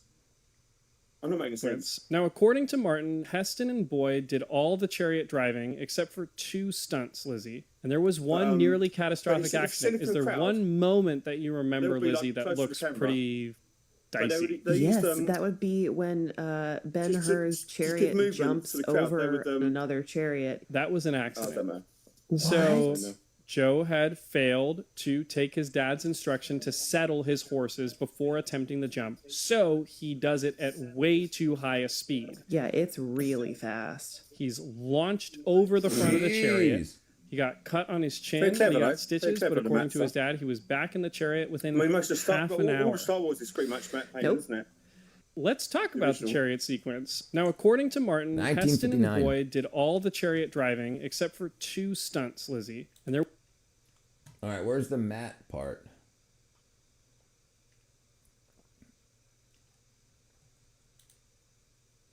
The matte painting, Ben-Hur was essential for creating massive Roman Judean landscapes, much as created by Matthew York. It's a Matt model, I think, in Ben-Hur. It's a model, like a 3D model, but the perspective was close to the camera. I think it's more of a model than a painting, the Ben-Hur thing. It says matting, right? It says mat shots were used to expand the scale of Circus Maximus for the Chariot Race, the city of Jerusalem, and various locations. Yeah. Mat shots were needed to blend the 45-degree angle with the 9-meter statues built for set. I think we've lost the crowd for this one. everyone's matted off. Matadors. While most of the continental Europe uses Type C, 2 round pins, Type E and F grounded, the UK, Ireland, Malta, Cyprus use distinct G Type plus 3 rectangular prongs. Yeah, well, a lot of them use round. Richard, can you play the Tom Scott plug video, please? What's one more time? It's Tom Scott. You know Tom Scott? Yeah. He came back. I saw he came back to that yesterday or something. UK plug, and you'll see all the good things about our plugs. UK plug, something like that. It's so clever. Protect your dreams so under obviously, our roof. like Americans wouldn't get it, but he tried to cut my hair once, and that didn't go well. My mum cried. My dad tried to cut my hair once too. No, actually, no. So I can show that because this extends. I can't control my hair. My hair answers Call of the Wild. I can't. Call of the Wild. Here is really I'm thankful, like yourself, Richard. I'm glad that we've got hair. Like we're one of the few these days. A lot of my sort of like schoolmates are bald as a coot. Right, as a coot. Yeah. Bald as a coot, he said. If you got it, flaunt it, I say. Shutters. When I put the earth pin in, that's how my head. Don't talk now about it. Contact the other 2 pins. So you need to have a really inventive baby to be able to put one in there and another in there and then get a shot. So that's safer. Yeah. Actually, I'm going to get what my about if you leave the plug halfway next week? Because American, European sockets, you leave the plug. Perhaps it's before Christmas. Before Christmas. Yeah. I'm getting a haircut. Before Christmas this year. I think that's the last time I got a haircut was before Christmas last year. All right, when the world tries to cripple me, I crawl, screw him right in the left nostril. I was wee lad when I recall sticking paper clips in the preschool outlets. Teacher had me kick off. Had to kick me off. Probably what's wrong with me, John. Yeah, that could definitely be some. I remember the taste of copper and iron. Yeah, that's no bueno. In 1992. The British government did not require the electrical appliances. The what? I like to listen to spearphones and stuff and put some old stuff on music on. Steve Earle, Copperhead Road. What a track! What a track! Copperhead Road. Copperhead Road. Good song. If you bought a toaster or a washing machine, you would get Copperhead Road. Oh, you know what? Oh, I think I can. Let me see if this is working. No, I'm gonna watch it. A bare wire at the end, and you'd expect it to wire the plug yourself. So I got taught how to wire a plug in school. Real toe tapper. A toe tapper, knee slapper, toe tapper. Yeah, we say toe tapper here. That was still a required skill back then. Steve Earle had a bit of a. Here we go. If I open this up, as well, didn't he? He did. First, there's a fuse, and that's an artifact of when the standard was made. Yo, if you had to choose, if you had to choose to get eaten by a lion or a crocodile, which one? Lion. Crocodiles don't usually kill you by biting you. They kill you by drowning you. I mean, they'll bite you, but they drown you is how they usually kill you. A lion at least goes for your throat and gets rid of you quick. Y'all stay blessed for death. You too, native mama. I like the way Scott is segued from the like the Colosseum thing as well, and the like the Roman thing, Ben-Hur thing with you send people like me actually to the Lions, didn't they? The Catholics. Yeah, they would. Oh no! He's got a baggie. It's an 8-ball. He's got an 8-ball. I'm going to be a bit contrarian. Hold on. It'd be funnier. Hold on. The summer heat has officially hit us here in South Korea, and all I want to do is relax with the fan on 24/7. What am I breaking here? Just till I go to bed, because in Korea, fans can kill you overnight. Where is it? Growing up in a Korean household, I was told to turn off the fan before going to sleep. And I never had to ask why, because the reason always follows. If you fall asleep with a fan running in your room, you might die. There we go. All right, sorry, hold on. There we go. Hold on. Where are we at? Bam, Helios. And there you are. Okay, there you are. Sorry about that. There we go. All right. There we go. Let's see. What am I looking for? All right. All right. There we are. All right. All right. What's up next, Lamb? Well, I was answering the lion and crocodile question. The lion and crocodile impression? You know, if I could choose to be by one of the two. Yeah. If you could choose. Not the best of choices, to be fair. Huh? It's not the best of choices, to be fair. No, it's not very good. If I'm going to go, I'm going to go anyway. So I reckon, just purely for comic value, a crocodile would be funnier. I reckon.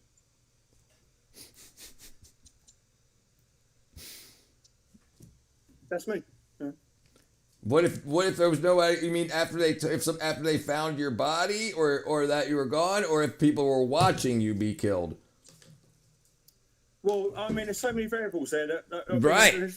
There's more questions than answers, really. My ideal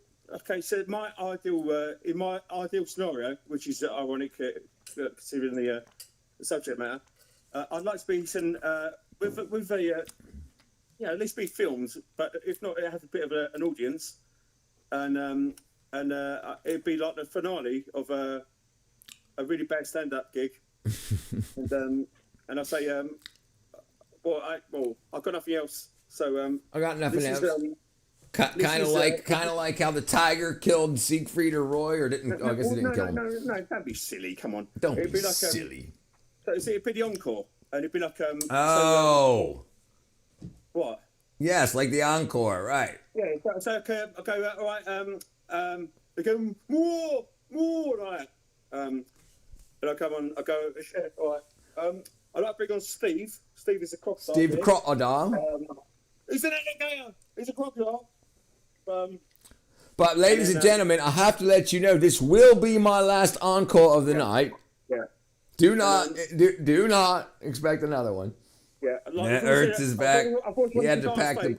Here we go. And then and Steve for the crocodile, bless him, would beat me, and hopefully it wouldn't be in vain. It could be killed as well. Right. He'll probably be killed as well. Nice dude, he'll overdose is what he'll do. Yeah. So he'll be killed as well through toxins and stuff. And what I've ingested. Right. Could you imagine? I wonder how many times people have ate mushrooms or something and went out to experience the wilderness, and then they get eaten by a freaking pack of whatever, and they're all tripping out dude. I feel like I could take a croc. The more original opening like that. Remember Steve Irwin? He was like the real life Crocodile Dundee. Yep. And he died out because he's going, look at this bastard here. It's like pythons and stuff like that. Look at the scorpion, man. He got killed by a manta ray, slid right between his ribs to his heart. That's what I get you. Yeah. Hey, anything for Hollywood, right? Make sure you get the shot. Okay, you feel like you can take a crop. The more rigid and open the side tags, lion to stalk prey, extremely nimble. Yeah. Well, he said if you had to be eaten by one, not if you had to fight one. But I get what you're saying, John. Yeah. Yeah, I mean, it's semantics, isn't it? Just stay up. Have you ever stayed up for? Also, Richard Houdini. He died from something really silly, didn't he? Who? Houdini. He got punched in the stomach. Yeah, he caught company. I think he might have been a kid or something that did it. It was like a 19-year-old college kid. He was supposed to tighten up his ab muscles before the dude punched him. And the dude was like, "I can take his punch as hard as you can." The dude was just like, "Boom!" Yeah. And it ripped his intestines or something. The footage of Steve should be available. He could have gone over reports with many barrels and tight ropes and gone into but he got sounds like Michael Schumacher. He's not dead, but he frickin' Scott, you frickin' forget the family for educational purposes. We should see the footage of how Steve Irwin died. Oh, he died like a bitch. He punched him when he wasn't prepared. Right. Road Scott. I feel. I feel like I've had very bad sleep all year. I feel I've had like very bad sleep all last year, and I was waking up waking up to any nose, and I got 30 little minutes of rest and stay up after a while. So me and my friends tried to stay up for 3 days to see if we'd hallucinate. We all ended up walking to the store at like 6 o'clock and 5 o'clock in the morning to get Vivarin. That was like caffeine pills back in like the late 90s. And we ended up all like tripping out off of them for like a half hour. Then we woke up 4 hours later. The neighbors were like, excuse me, all you kids are sleeping on the lawn next to this electrical box by the side of a school. We were like, well, my apologies. Yeah, no cops at least. Wagon. Richard. Wagwan. Yeah. Richard. All I can say is last week with Paul when he came round, I can't say any more than that. If you're talking about endurance. Yeah, endurance. Husafel said, I heard there was a little person that fell in Thailand who fell into the mouth of a hippopotamus. Let's look it up. This was you ever heard of Carl Pilkington? He was Ricky Gervais's muse for a bit. Who? Carl Pilkington. That sounds familiar for some reason. He's a very cult figure. Yes, they do. Yes, they should a lot. He told a story about that once on one of the XFM shows about hip hop thing. It was I think it's a midget jumping on a trampoline, and he went into a hippopotamus's mouth. No. I mean, do you want to know more on that? I mean, that's enough for me. Here, so I'm looking it up here, Husafel. It says but he didn't die. He got sued by the owners of the hippopotamus, and actually, there's a video of it. Oh, it's going to be a snuff movie, man. It can't be. My friend John is a smart fella. He wanted to tell me his thinking severely that I love friggin' lose soul. That's freaking funny. I love you guys. I freaking love you. See this guy? What's this guy's name, Lamb? Who? On the screen. I might be on a delay. I'll lose our soul. And it looks like it's doing number 2s as well. It looks like soul number 2. That's why he's always having number 2. All right, hold on. Okay. So here we go. Let me see if I can find this real quick. Hold on. I used to play a girl called Helen Beck. Richard, I told you this before. I worked with twins. They're both the surname is Blige, as in like Mary J. But one of them was called Sheila, and the other one's called Isla. Isla Blige. Sheila Blige. Sheila Blige. And that's true. That's Really a ton, so even hard foods like coconuts can be easily bitten through. We all know that wild hippos can't eat fruits like watermelons. Their main food is grass on the shore, and they need to eat more than 100 caddies per meal. But hippos have 12 incisors that grow very sparsely. How can they get grass into their mouths? In fact, hippos don't use incisors to eat food. The reason why they can get grass into their mouths is mainly due to their developed lips. In other words, they use their lips to pull out the grass. Not only hippos, but rhinos also rely on thick lips to eat because they don't have big mouths. Hippopotamus, haddock is a funny word. Haddock is, yeah. Scott wants to know what you're saying about endurance was. Endurance? Yeah.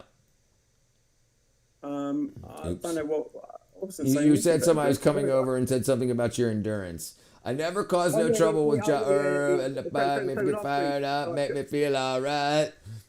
Richard. Yeah. So you know, I think last Tuesday, like last week. Yeah. I think I said Paul's coming around. Yeah. It's about 1 in the morning, and I might send you a video or something like that. And then that's probably the reason I've been quiet for last week. Oh. Because he left on Monday. Dun, dun, dun, dun. And, you haven't been drinking. You dried up for a little bit. Question. Which would you rather be eaten by? Trick question. Neither. I'd rather be eaten by the animal I stand the greatest chance of escaping. Right, sure. Lions, hunting packs, crocs, usually. Yeah, I agree. Yeah, no, it's definitely a trick question, but it's a good question. Hang on a minute. The question has no nuance in it. There's no sort of escape plan. Sure, right. There's no escape, right. Yeah, so it's a very sort of a binary question. It's not a... There's not sort of like there's no natural thinking involved. It is what it is. Really a ton. So you're getting a bit too creative there, Mr. Anthony. Okay, an intruder entered the enclosure during a time when the animals were unattended, leading to reports of them being startled. He was not harmed. The zoo is pursuing legal action for trespassing and safety violations.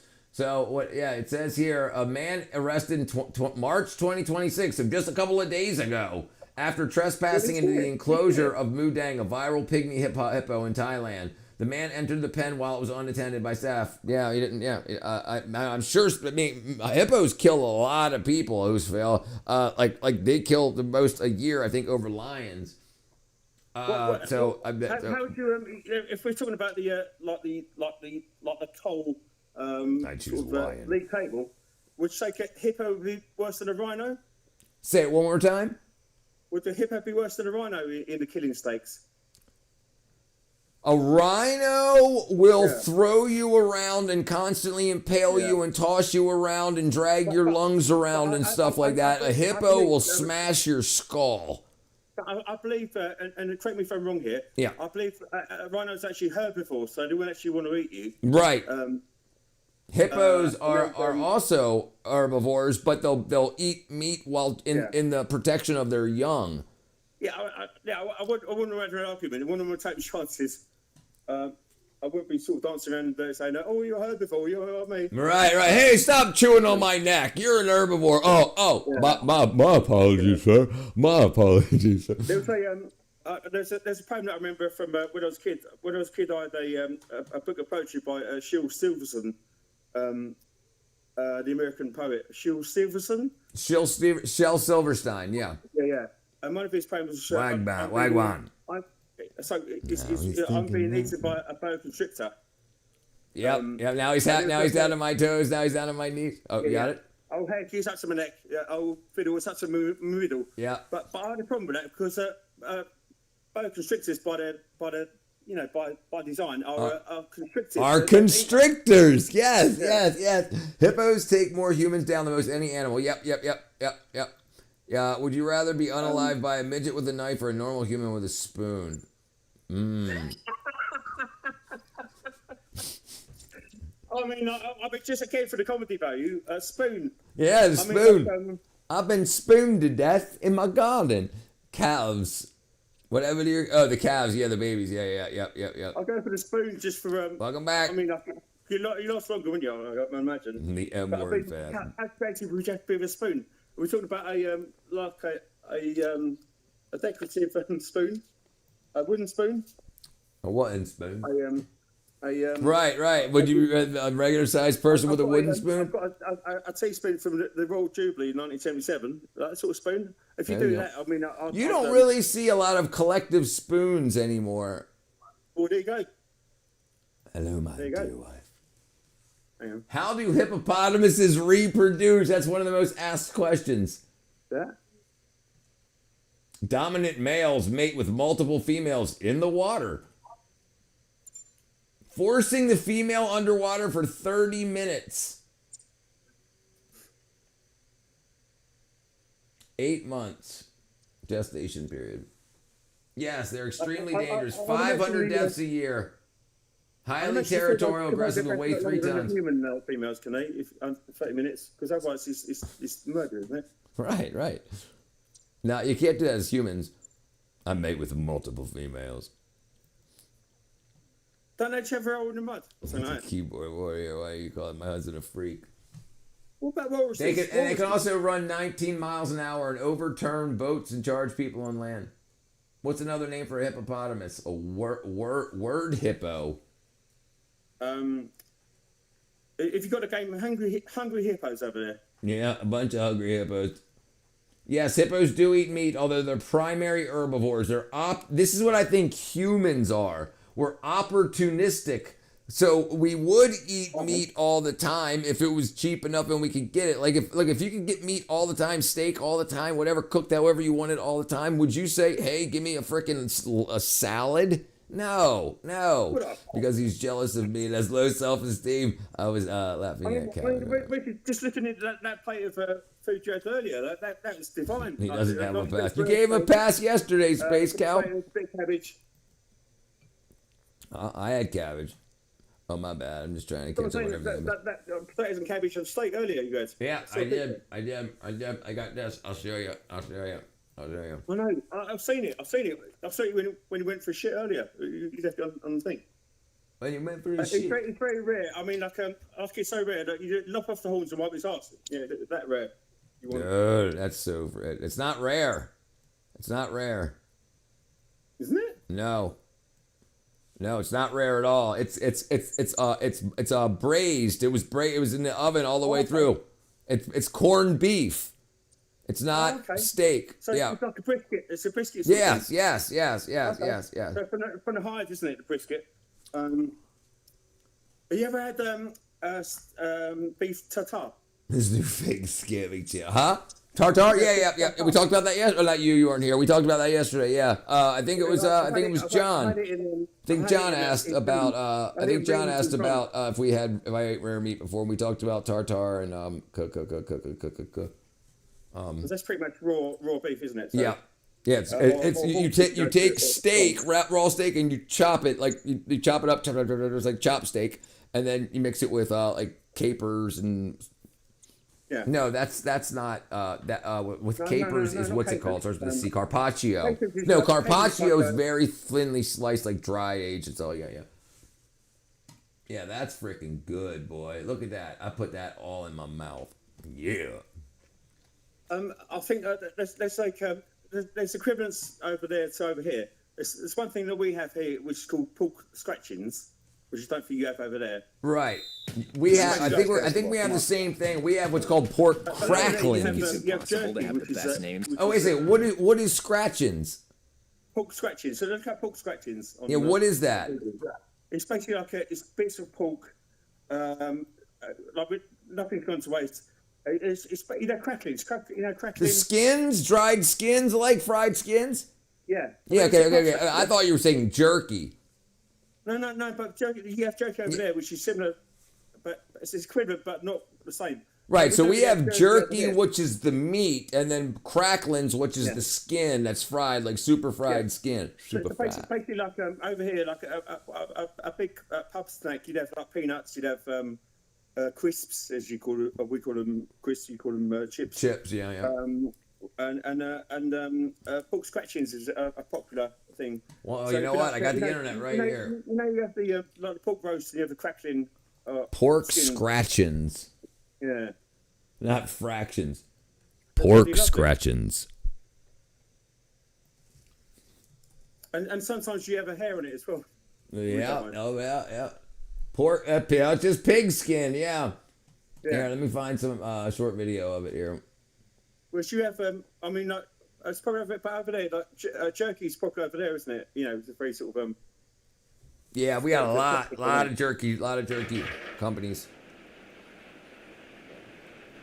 Just look at that. Perfect golden crispy pork scratchings like at home. Oh, and these, nice and light, they've got that crunch. Listen to this. I love what it that's crunchy. Space Cat. So that's our pork scratchings made at home. Love you, ND. That is unbelievable. Absolutely fantastic. It causes confusion when viewers see his content. Why? Why is it confusing? He's talking about things that happened around the world. That's why he's time traveling. He's going back in time. Mukau's mad because he looks a cross between Harry Potter and Hezbollah. Be nice, ladies. All right, crispy. All right, where'd I go? Hello, everyone. From silly mistakes and flashy drifts to epic mishaps. You never know what'll happen on a construction site or factory floor. Get ready for the funniest moments. Let's get it on. You don't you want a new bloke?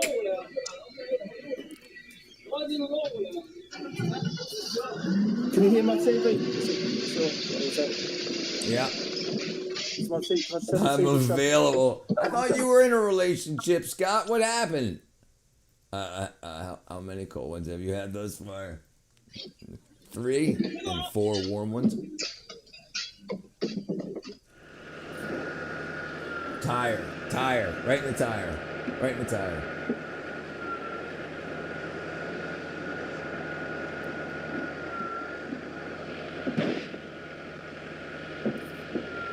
I see you, Space Cowboy. Space Cowboy. Scott, step outside with me real quick. Shoot the couple. Space Cowboy. Do you recall when Andy did a good joke last? What's that? The Space Cowboy recall when Andy did a good joke.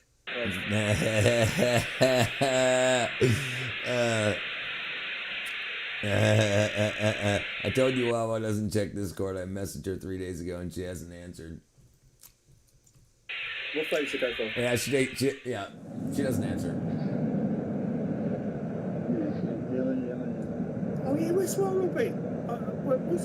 Where's Cheapy? She came in there a couple, like 2 or 3 days ago. She was here for a little bit, just catching up. What's the other grandpa saying? Where's Cheapman?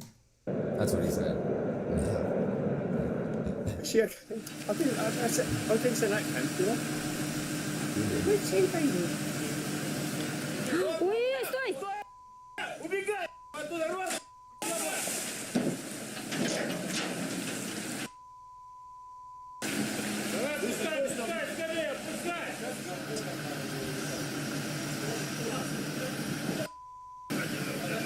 I mean, that's something like our balance problems, but that's a proper balance problem, isn't it? That one. Man, this dude can't operate a crane, dude. He's making me nervous. No, but the crane's fine, but it's the counterbalances thing. Did you see what happened to the crane? Hold on. Let me do this. Let me show you a little more.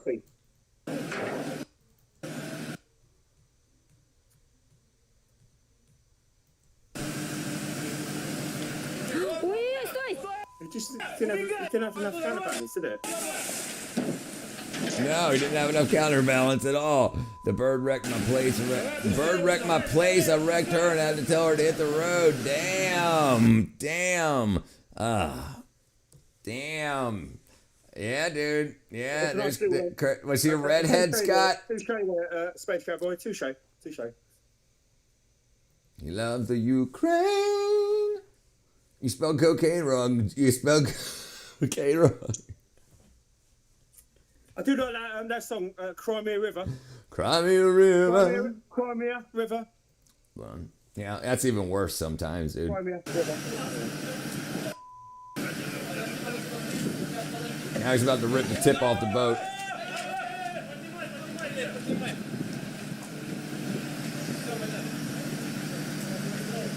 Lamb, can you handle all the smoke? Lamb can handle all the smoke. Not like Mukau, you have baby lungs. Lamb should play Minecraft in the server, it'll be fun. Richard. He doesn't have it. Scott, I just saw you said you're lucky to be there. Yeah. Do you remember that massive explosion? It's about 5-10 years ago. It's a massive explosion somewhere in the Middle East. Yeah. Don't tell me. 2 words. Union something. Union something plant, and it was. That's 3 words. No, it was Union something. If the company was 2 words. Union Pacific Union Carbide. Union Carbide? It's like massive explosion in the Middle East company, corporate, and it's like industrial. I mean, but it's a massive, you saw that from different angles. Yes. And the massive and then the sound came later. Massive industrial explosion, Middle East.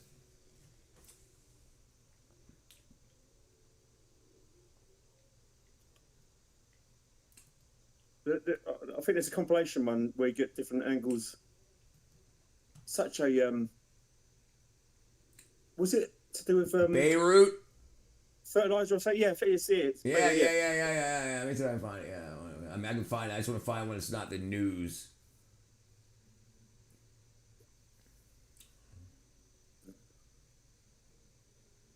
Hi, Kat. Beirut blast disaster. Beirut blast disaster. Says that rapper. Last time a man touched a dangly, well, I learned a dangly thing just freaking. Yeah. You have to squabble now about it. I was about to say, Space Cow's getting out of hand. All right, let's see. Global news. All right, we'll Space Cow's getting a bit too fly for my life. University of Phoenix is. Yeah. You want to go to Italy? Hold on, Space There Cow. are troubling new allegations tonight about that deadly port explosion in Beirut. Sources have told the Guardian news. You can see white flashes, what appear to be fireworks, going off before the massive explosion. A good explosion. Around me.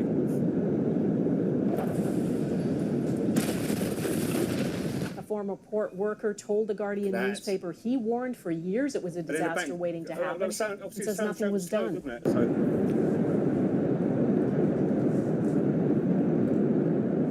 Last wave there, man.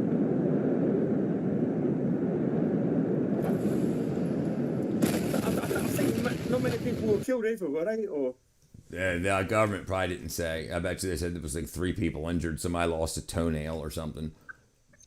I mean, they don't mind taking losses due to a toy train. All right, hold on. Okay, all right. Well, I forgot. Now I've completely forgot. Space Cow. I'm perhaps in Florence at the moment for a city break. He said, "Hey, that's a nice train tunnel you got there." That's a nice train tunnel. Okay, hold on. All right, what else am I looking up? Hold on. We just said it. What was it? Space Cow. Space Cow. Videos. Live. That's your dinner again. Yeah, I'm going to the video so I can show Space Cow this thing. Hey, there's you. I saw what you look like on my video.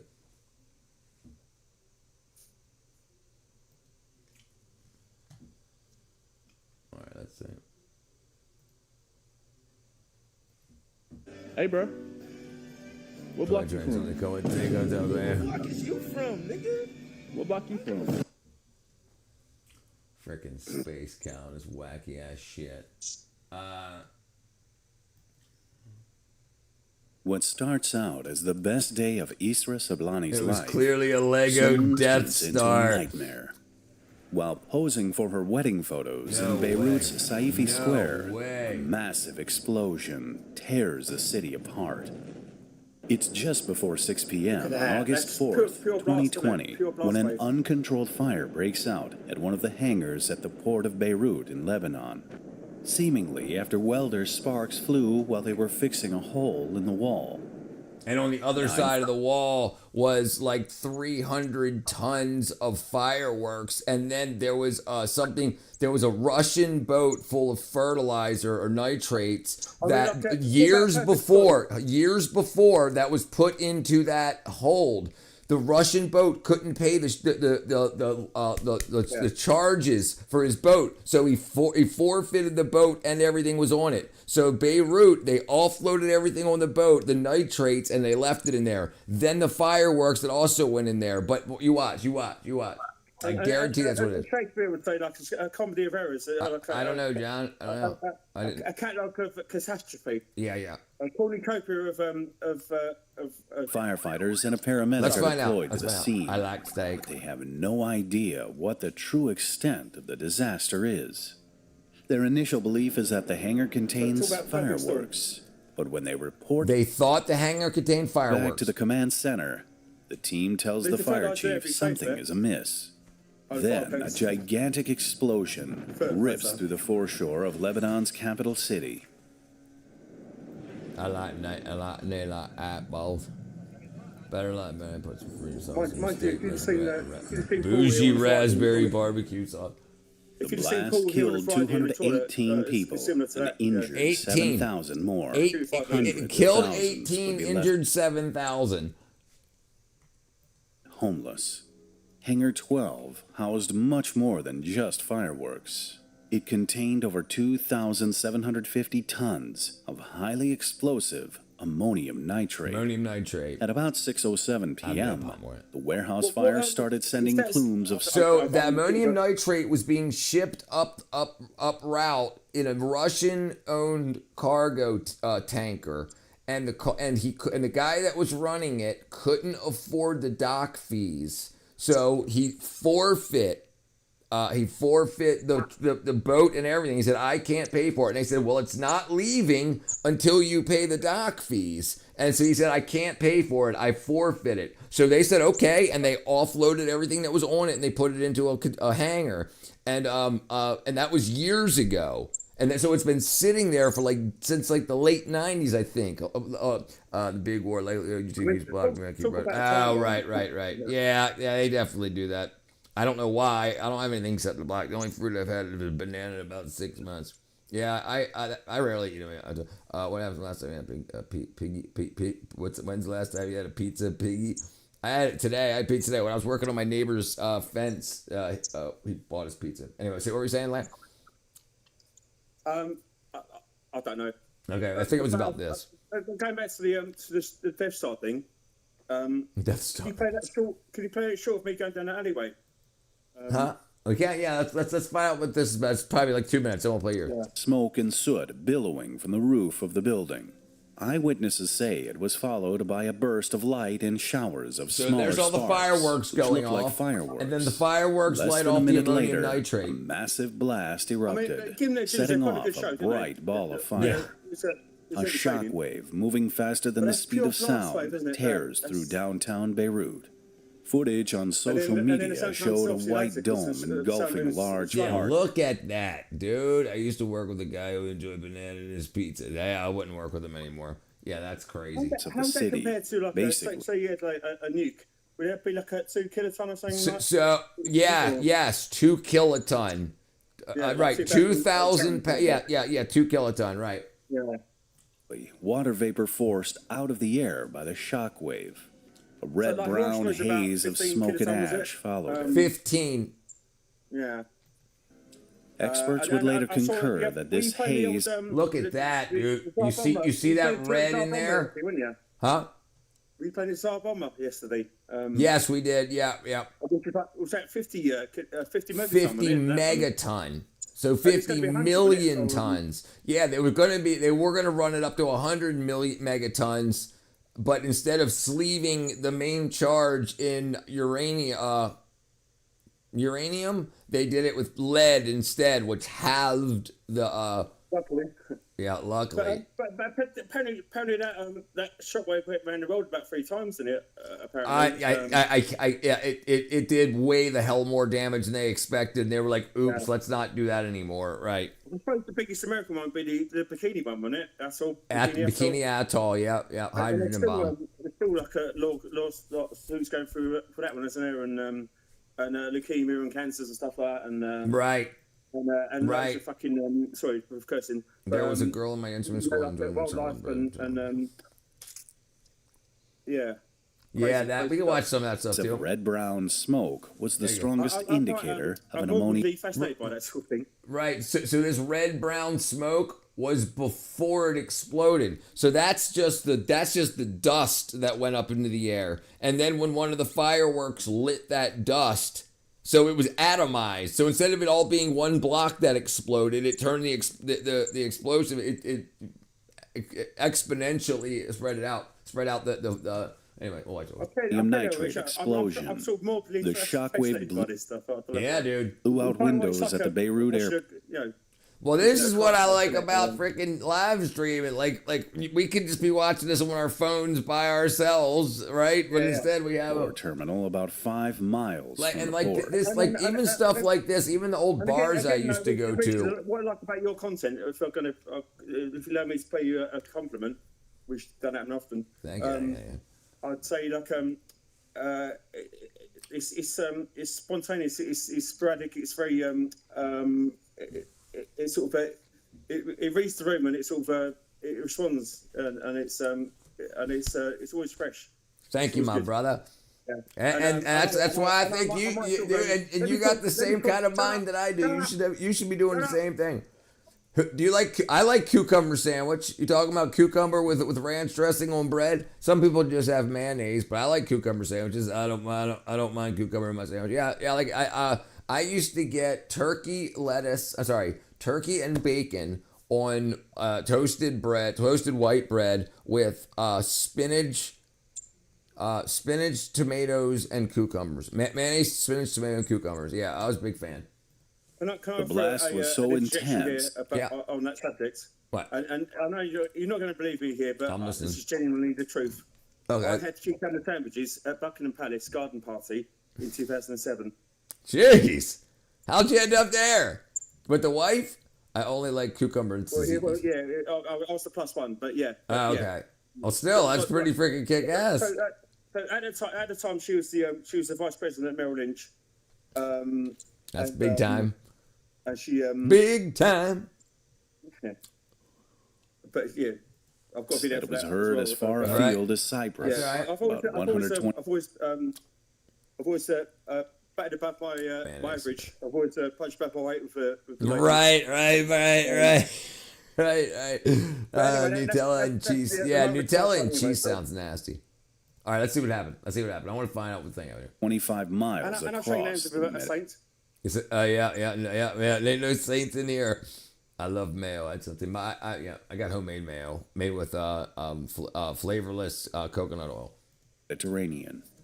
Seismologists at the U.S. Geological Survey equated the force to that of a 3.3 magnitude earthquake. In fact, it was so powerful that a team from Sheffield University estimated that the blast was equal to 1,000 to 1,500 Okay, so 1 to 1.5 TNT. kiloton. Right. 2,000 tons of ammonium nitrate isn't quite 2,000 tons of TNT. What is that? Mayonnaise, smooth and creamy. Salsa. Sauceum. So it was 1,000 to 1,500 kilotons. 1.5, not 2,000. Close enough. Roughly a tenth of the intensity of the nuclear bomb which ripped through Hiroshima. Structures at the epicenter, surrounding warehouses, and grain silos housing about 15,000 tons of grain were flattened. Several dock ships were blown out of the water, damaged by the explosion. Sorry, Rich. It's cracking again. Sorry. It's all right. No problem. You know when they dropped the little boy on Hiroshima, and the bomber plane apparently lost lots of altitude because there was no air for a while. Right. The bomb pushed the air out of the way, or it sucked so much air in that was required for the explosion that there was no air for the wings to create lift in. Yes. And that happened on what's it called too? Moab. Example that we see the blast wave. I mean that blast wave is because obviously faster than the speed of sound. Nuclear war is pretty bad. I've heard. Mm-hmm. But you've got the blast, you've got the heat, and you've got the radiation as well. It's like a triple whammy. Right. Anyway, none of it is good. No. I've respect. Like growing up in the 80s, like I was that was like a bit massive thing. When I scared myself silly when I was a kid, and I remember I think it's 1986 or something.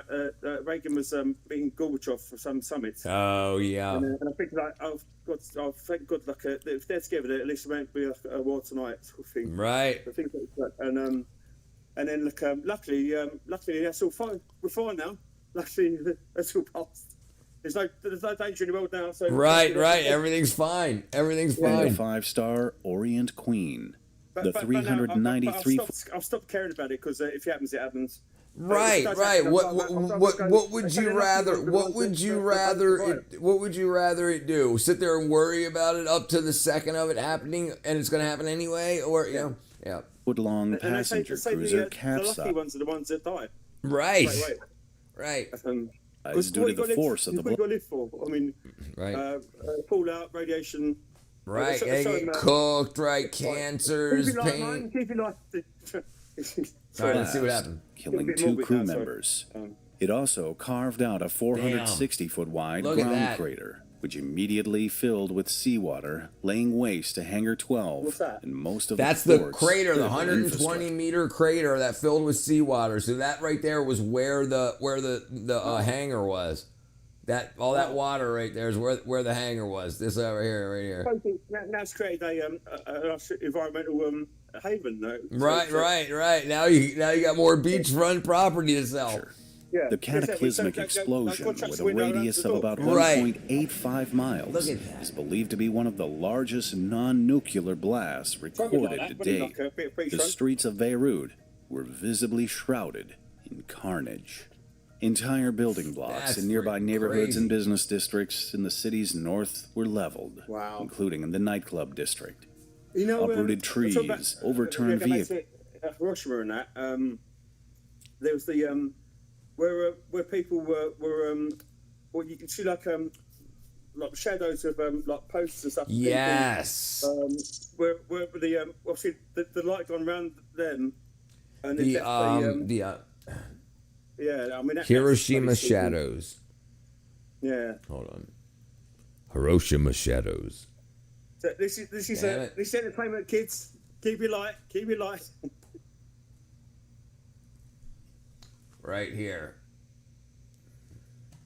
Yeah, it's hard to see, I know, but yeah, you have people that were standing there. Let me make it bigger here real quick. Like that. Oops, dang it. That. Would you on that one? Sorry. Yeah, like that. Like all. Look at this. This is art, I think. This is a piece of art. I don't think this is actual. I think this is actually a piece of art that was done to do that. But like these things here, these are actually ones. You had a kid jump roping. You ever heard of the Bristol artist Banksy, street artist over here? Banksy. Yes, Banksy. Yeah, I'm very familiar. Yeah. Looked like something he would do, right? Yeah, I agree. Yeah. All right, okay, let's finish it. I'm gonna find out this thing about the Russian thing. Collapsed roofs, and metal structures lay buckled and twisted in the wake of the explosion. The powerful blast resulted in the electricity. Would you go for that one, Kat? Kat, do you want some garlic mayonnaise? Would you go that one, or would you go that one? Yeah, it's supposed to be creepy to remind people the dangers of nuclear weapons. Yeah, she said she would like that. She wants your garlic goo. Supply being knocked out, I mean, which I've dealt heard another. Those nuclear weapons are quite a little bit dangerous. Yeah. Space Moo got canned. A picture could tell 1,000 words. That's right. Their devastating blow to rescue efforts. According to reports, the Japanese. The way those kamikazes were going, like, someone's going to get hurt, weren't they? Like the way that they were going on. Yeah. Yeah. The station was so severe that military bulldozers were used to clear roads for firefighters and ambulances. But hospitals were desperately overwhelmed by the blast and had to turn away injured people due to the sheer number of wounded.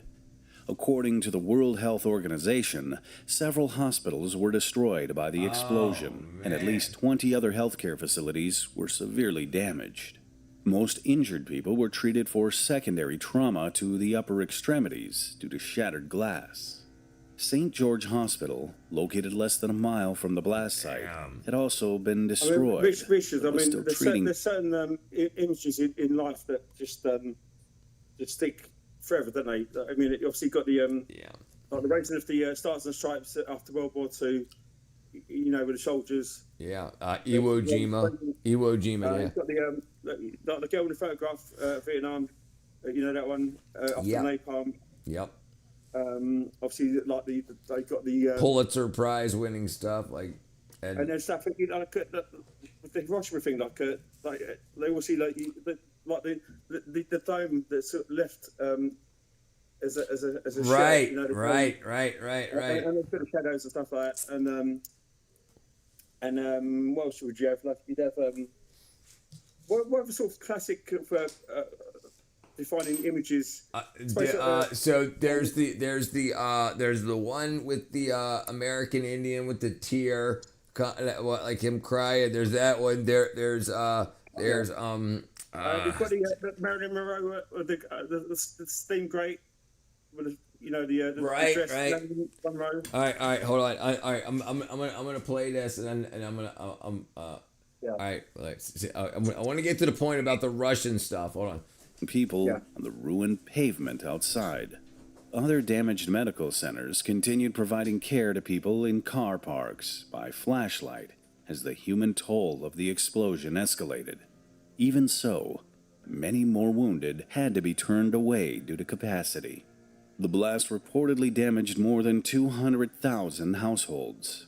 It's believed many of the displaced found shelter through aid agencies like the Lebanese Red Cross, the hospitality of fellow Lebanese, as well as friends and family. The state, however, has been widely criticized for being absent regarding relief initiatives for disaster victims. Protests broke out in the city days after the explosion, condemning the government's lack of response. The inferno blazed for more than 7 hours, enveloping the city with a thick black smoke. It filled the air with the smell of sulfur and burnt rubber, caused by massive amounts of nitrogen oxide released from the ammonium nitrate explosion. According to reports, the hangar was used to store jugs of oil, kerosene, that's a whole bunch of hydrochloric bad acid, stuff. 5 More oil. miles of fuse on wooden spools, and an estimated 15 tons of fireworks. And 15 tons of A fireworks. perfect storm That's not a just holy, waiting to that's not a great happen. menu, is it? Yet despite the No. highly flammable Wrong recipe. inventory, the warehouse had shoddy electrical works, no smoke alarm, No and it was smoke not alarm. even fitted. Did they with a say about the sprinkler Russian system. guy? But Hangar 12 also housed a dangerous secret. Oh, here it goes. 2,750 Here it is. tons Hold on. of ammonium nitrate, Alright, say why. which had been haphazardly You stored put in it- bags and drop since off that. 2013. Since Ammonium 2013. nitrate Since 2013. is relatively cheap to purchase. It is commonly used in the agricultural sector as fertilizer and in the mining sector as explosives It's for just a quarrying. catalogue of, Several terror attacks have used the yeah. chemical, company including of errors, Timothy it's actually McVeigh, the same. Yes. his 1995 Oklahoma City federal building bombing, and the Irish Republican Army's 1990 London bombings. A whole, if there's an opposite of serendipity, it'd be that, wouldn't it?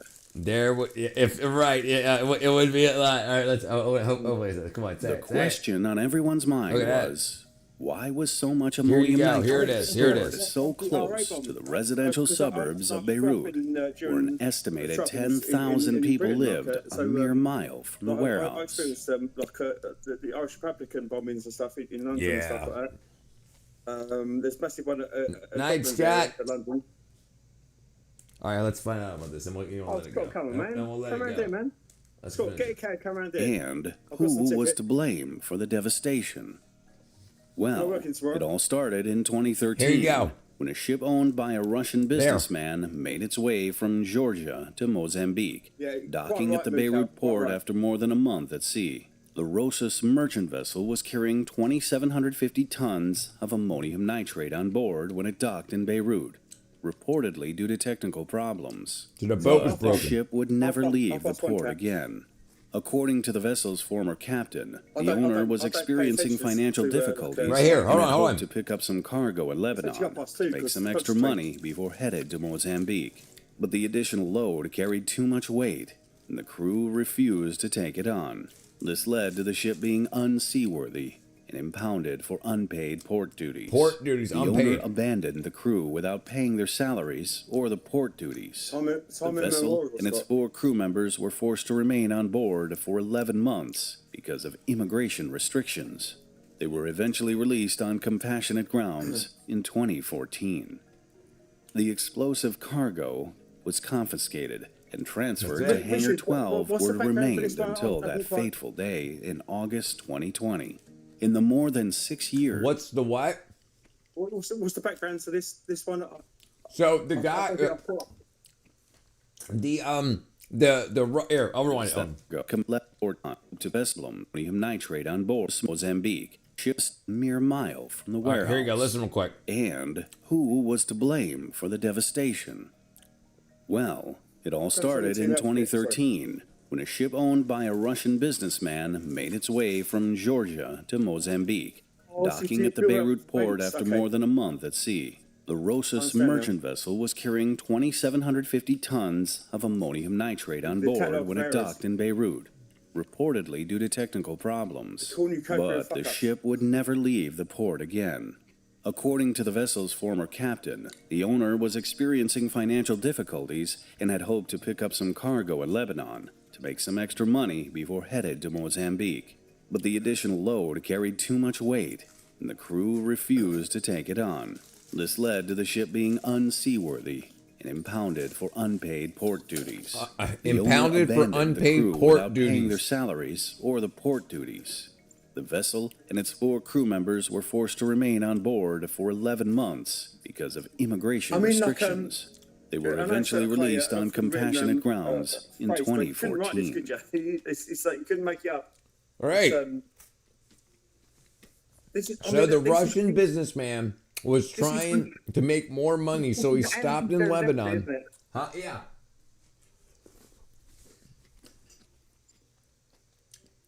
He stopped in Lebanon to try to pick up more stuff to make more money, but he couldn't afford the port duties. YUF. Hi. Yeah. So then, I say it's hi to user RD6TUYUF. Hi. Right. Hey, there you go. What up, user brother? Ain't seen you in a while. How you been? Been a couple days. How you been? It's the time. But yeah, so that's what happened. He tried to pick up more material to make more money. Well, it's mate. That's the it comes back to money, doesn't it? Really. Right. Money. And then he couldn't pay the port fees, so they impounded his vehicle. They impounded the boat, and they took they offloaded the. Can you imagine that conversation? Oh yeah, we're going to impound that one. Yeah. I could buy the fireworks. Right. Right. Well, yeah. Well, that was ammonium nitrate. The fireworks came from somewhere else. But yeah. No, I'm sure it'd be all right. Yeah, it'll be all right. Now it was 2011 or 2009. So all the ingredients incrementally building up, and it's almost like a. You know the film Final Destination. Yes. Yes.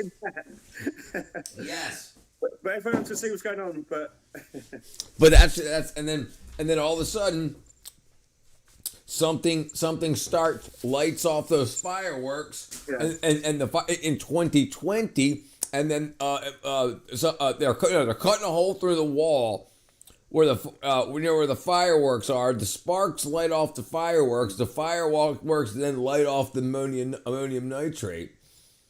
You can always call that 2020 vision. The explosive cargo was confiscated and transferred to Hangar 12, where it remained until that fateful day. So they're just like, okay, this boat didn't pay its fees. The boat's ours now because you would sell the boat for the fees. So let's take everything off of it so we can use the boat for what we want to use the boat for. And they just put it into a warehouse and they just left it there for 11 years or whatever. August 2020. You know what, in the more than 6 years. Yeah, I know. It's probably in every. I mean, there's probably that's. I mean, a similar thing is probably going on right now. Yeah. What up, Loretta? Yeah, so it's absolutely. It's probably in every hangar, in every storage warehouse, besides every port. Man, I feel bad for y'all because they don't get frozen custards because they have Culver's. I feel bad for y'all that you don't get frozen. Oh. Highly combustible cargo lay dormant and unsecured in Hangar 12. A flurry of emails was sent by concerned government officials. But nothing was done. A flurry of emails. The first batch of emails was sent sometime in 2014 after the ammonium nitrate was first offloaded.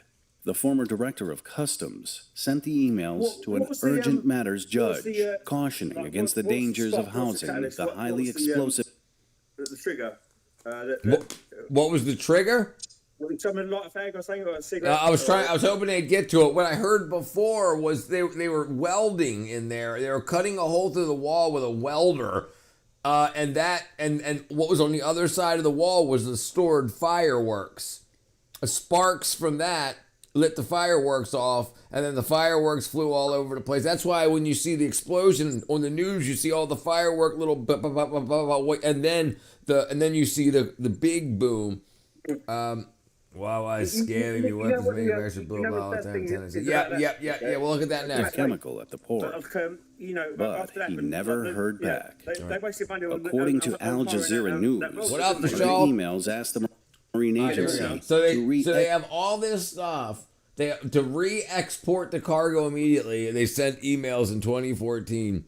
Yeah, America has better gas stations. Export the cargo immediately due to the dangers of it being housed in unsuitable climatic conditions. In the 2000s, there's an oil depot in a place called Bunsfield, and it's about 100 miles away from where I was at the time. But I heard the bang, the boom, dang, and it was and there was a cloud of smoke that went on for hundreds of miles at the time. I remember it. And it was to do with so it's basically like there's loads of oil refineries and the containers or whatever they call them, and it was to do with fumes in the air. Check this out. The one Jim was talking about. The name of the place was Accurate Energetic Systems, and it blew up. 16 fatalities, 4 injuries. I suppose not so much about accurate, but energetic. It probably was. Yeah. Rich, I'm gonna have a comfort break. 1 second. Oh yeah, okay. I want to finish watching that. 7:45. In the hangar.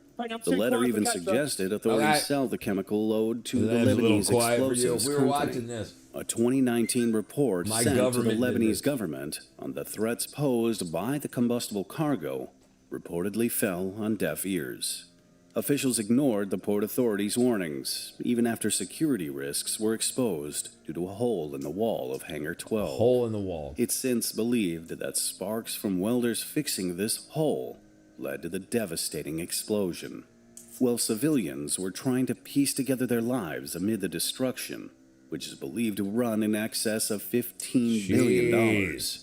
Lebanese authorities arrested more than 20 port and customs officials following the blast.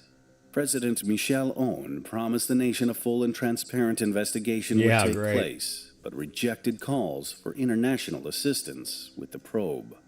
Less than 6 days after the explosion, the government resigned amid violent protests, calling for transparency and accountability for the blast. Judge Fadi Sawan was appointed to lead the investigation. Still, it would prove to be a slow and frustrating task because all members of parliament have immunity from any criminal prosecution by law. Not a single top official has ever been prosecuted successfully for crimes in Lebanon, despite corruption and mismanagement being rife. But in December 2021, Judge Sawan charged the interim Prime Minister, Hassan Diab, and 3 former ministers with negligence over the port explosion. In a nasty turn of events, however, 2 politicians he indicted had him removed from the probe, claiming he was not impartial. Civil society groups have since lobbied for immunity to be lifted so justice can prevail. With no signs that the local investigation will move forward. Yeah, that's a problem. You have governments that can't be charged for crimes, so they just can start robbing. What up, Rihanna? So they can just start robbing the wackadoo. They can start robbing the government coffers, the treasury, and what are they gonna do? You got caught. Sorry about that. You're don't do it again. Okay, cool. Oh, you did it again. Yeah, sorry about that. Hold on 1 second, Lammy. 1 second, brother. Let me pull this up. Let's see. Bam. Account. 110th grade. They call me Loretta. Okay, 942. All right, bam. All right, that's freaking cool. That's freaking cool. You need to start a tattoo book.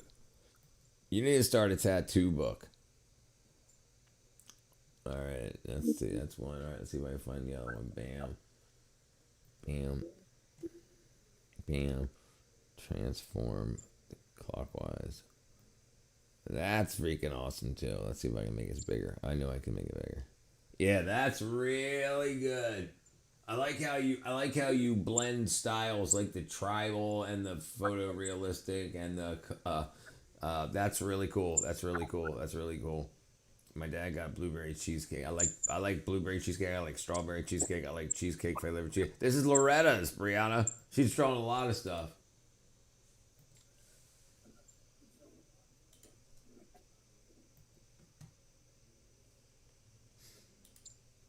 I like ice cream too. Naked girl on a freaking tiger. No, okay. I like cheesecake too. I just put heat on. They call her a fairy. She's a fairy. Ouch. What's gonna say? What's gonna say? The witch. Yeah, that's really good. She does really good. That's BS. They need to go to prison. I agree. Right. Oh. Yeah, what's the reason? What's the reason that they have it? You know, what's the reason that they have immunity? Oops, I broke it that time. All right, so we saw all that. So let's see if we shrink this down. Hold on, Lamb. I got you in a second. Bam. Oh, not okay. Oops. Oh, it's okay. I must say, all right, Kat. I must say, Richard, you know, Kat is my most favourite cousin of yours. Yeah, she is. She's my favorite cousin of mine too. Kat is brains and beauty. All right, let's find something better to watch. I get a little bit patriotic sometimes. No. And sometimes that's for comedy purposes, and sometimes it's genuine. And this is genuine, because I really do believe that the British plug is one of the greatest designs. I need more than B12. Yeah, brother, you need some freaking B12. What you guys need. Lamb needs, yeah, he definitely needs more. He definitely does also. I've been trying to tell him that for months. But he needs to start there. I'll self-medicate. I mean, I work hard, I mean. America's deadliest nuclear reactor. Ouch. Yeah, I work hard for stuff. I've got Steve Kids and stuff. Snickers? All right, let's see what we got here. Horrible medical cures. Also. Heroin syrup. Yep, we're hitting hard and heavy with this one. Back in the day when you had any sorts of... There we go. Versatility and I efficiency agree. make the I Mr. Cool agree. VersaPro series a leader Especially in the because heat he pump smokes. field. With upflow, ever really resolved until at least one side lies in ruin. Spartans? Destroyed. The Romans? Vandalized. The Korean War? Forget about it. While a classic sword to the chest or a freedom seat to the old gray matter is perfectly capable of getting your point across, sometimes nations invest in more creative... We're going to go till about 10 o'clock, which is about 15 more minutes, and now that's going to bed. I'm freaking tired. Solutions. I'm sore. And that's where full-on chemical warfare comes in. You see, a quick and easy demise is a courtesy. It's the slow and agonizing explorations that really send a message. Hang on. Paul's definitely not coming around. Paul's banned. Right, yeah, now he's asleep. So, let's see just how far humanity is strayed from the light, shall we? As a warning, you'll be seeing some gruesome images of the effects of these very real and very deadly chemicals. So if you're one to be watching these videos with a big old plate of food, you're in for a bad time.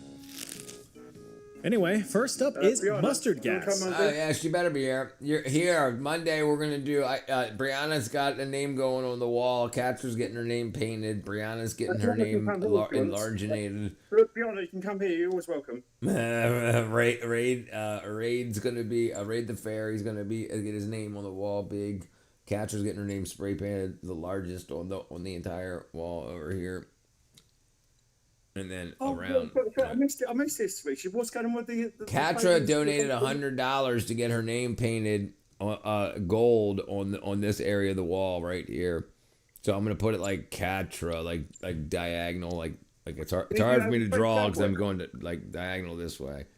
And then I'm gonna put Brianna up here and Raid the Fairy down here, and I'm gonna have I'm gonna hang a can of Gold Four Loco for Brink. I'm petty, and I want an outside cowboy. Thank you, Lamb. Yeah, you'll be here. You'll be here. I'll be here. A bit more tangy than you know the song Paul Nicole. Where have all the cowboys gone? Where have all the cowboys gone? I'll do all the dishes while you go have a beer. Right. I'll do all the dishes while you go have a beer. Your average condiment, mustard gas was a game changer in World War I, which was already a game changer itself in the world of warfare. First used by the Germans during the Third Battle of Ypres in Belgium in the summer of 1917, mustard gas is one of the most well-known chemical weapons used during the Great War. And here's a fact for you. Mustard gas isn't a gas. It's not even a mustard. It's actually a liquid at room temperature, which actually made it more effective in warfare. The thick and oily liquid would stick to most surfaces for days on end. And to take... I didn't know Loretta was equestrian. Oh, I'm sleepy. I had to shoe horses. And the paint was not happening. I'm gonna... All right, good night, Loretta. Thank you for sharing your art. Before we go left, can I show you something? Hang on. He's showing you something. Hang on. I've got some more grasses. Take advantage of this, mustard gas was packed into artillery shells, which bombarded the battlefield. The artillery explosions would turn the liquid into a fine mist.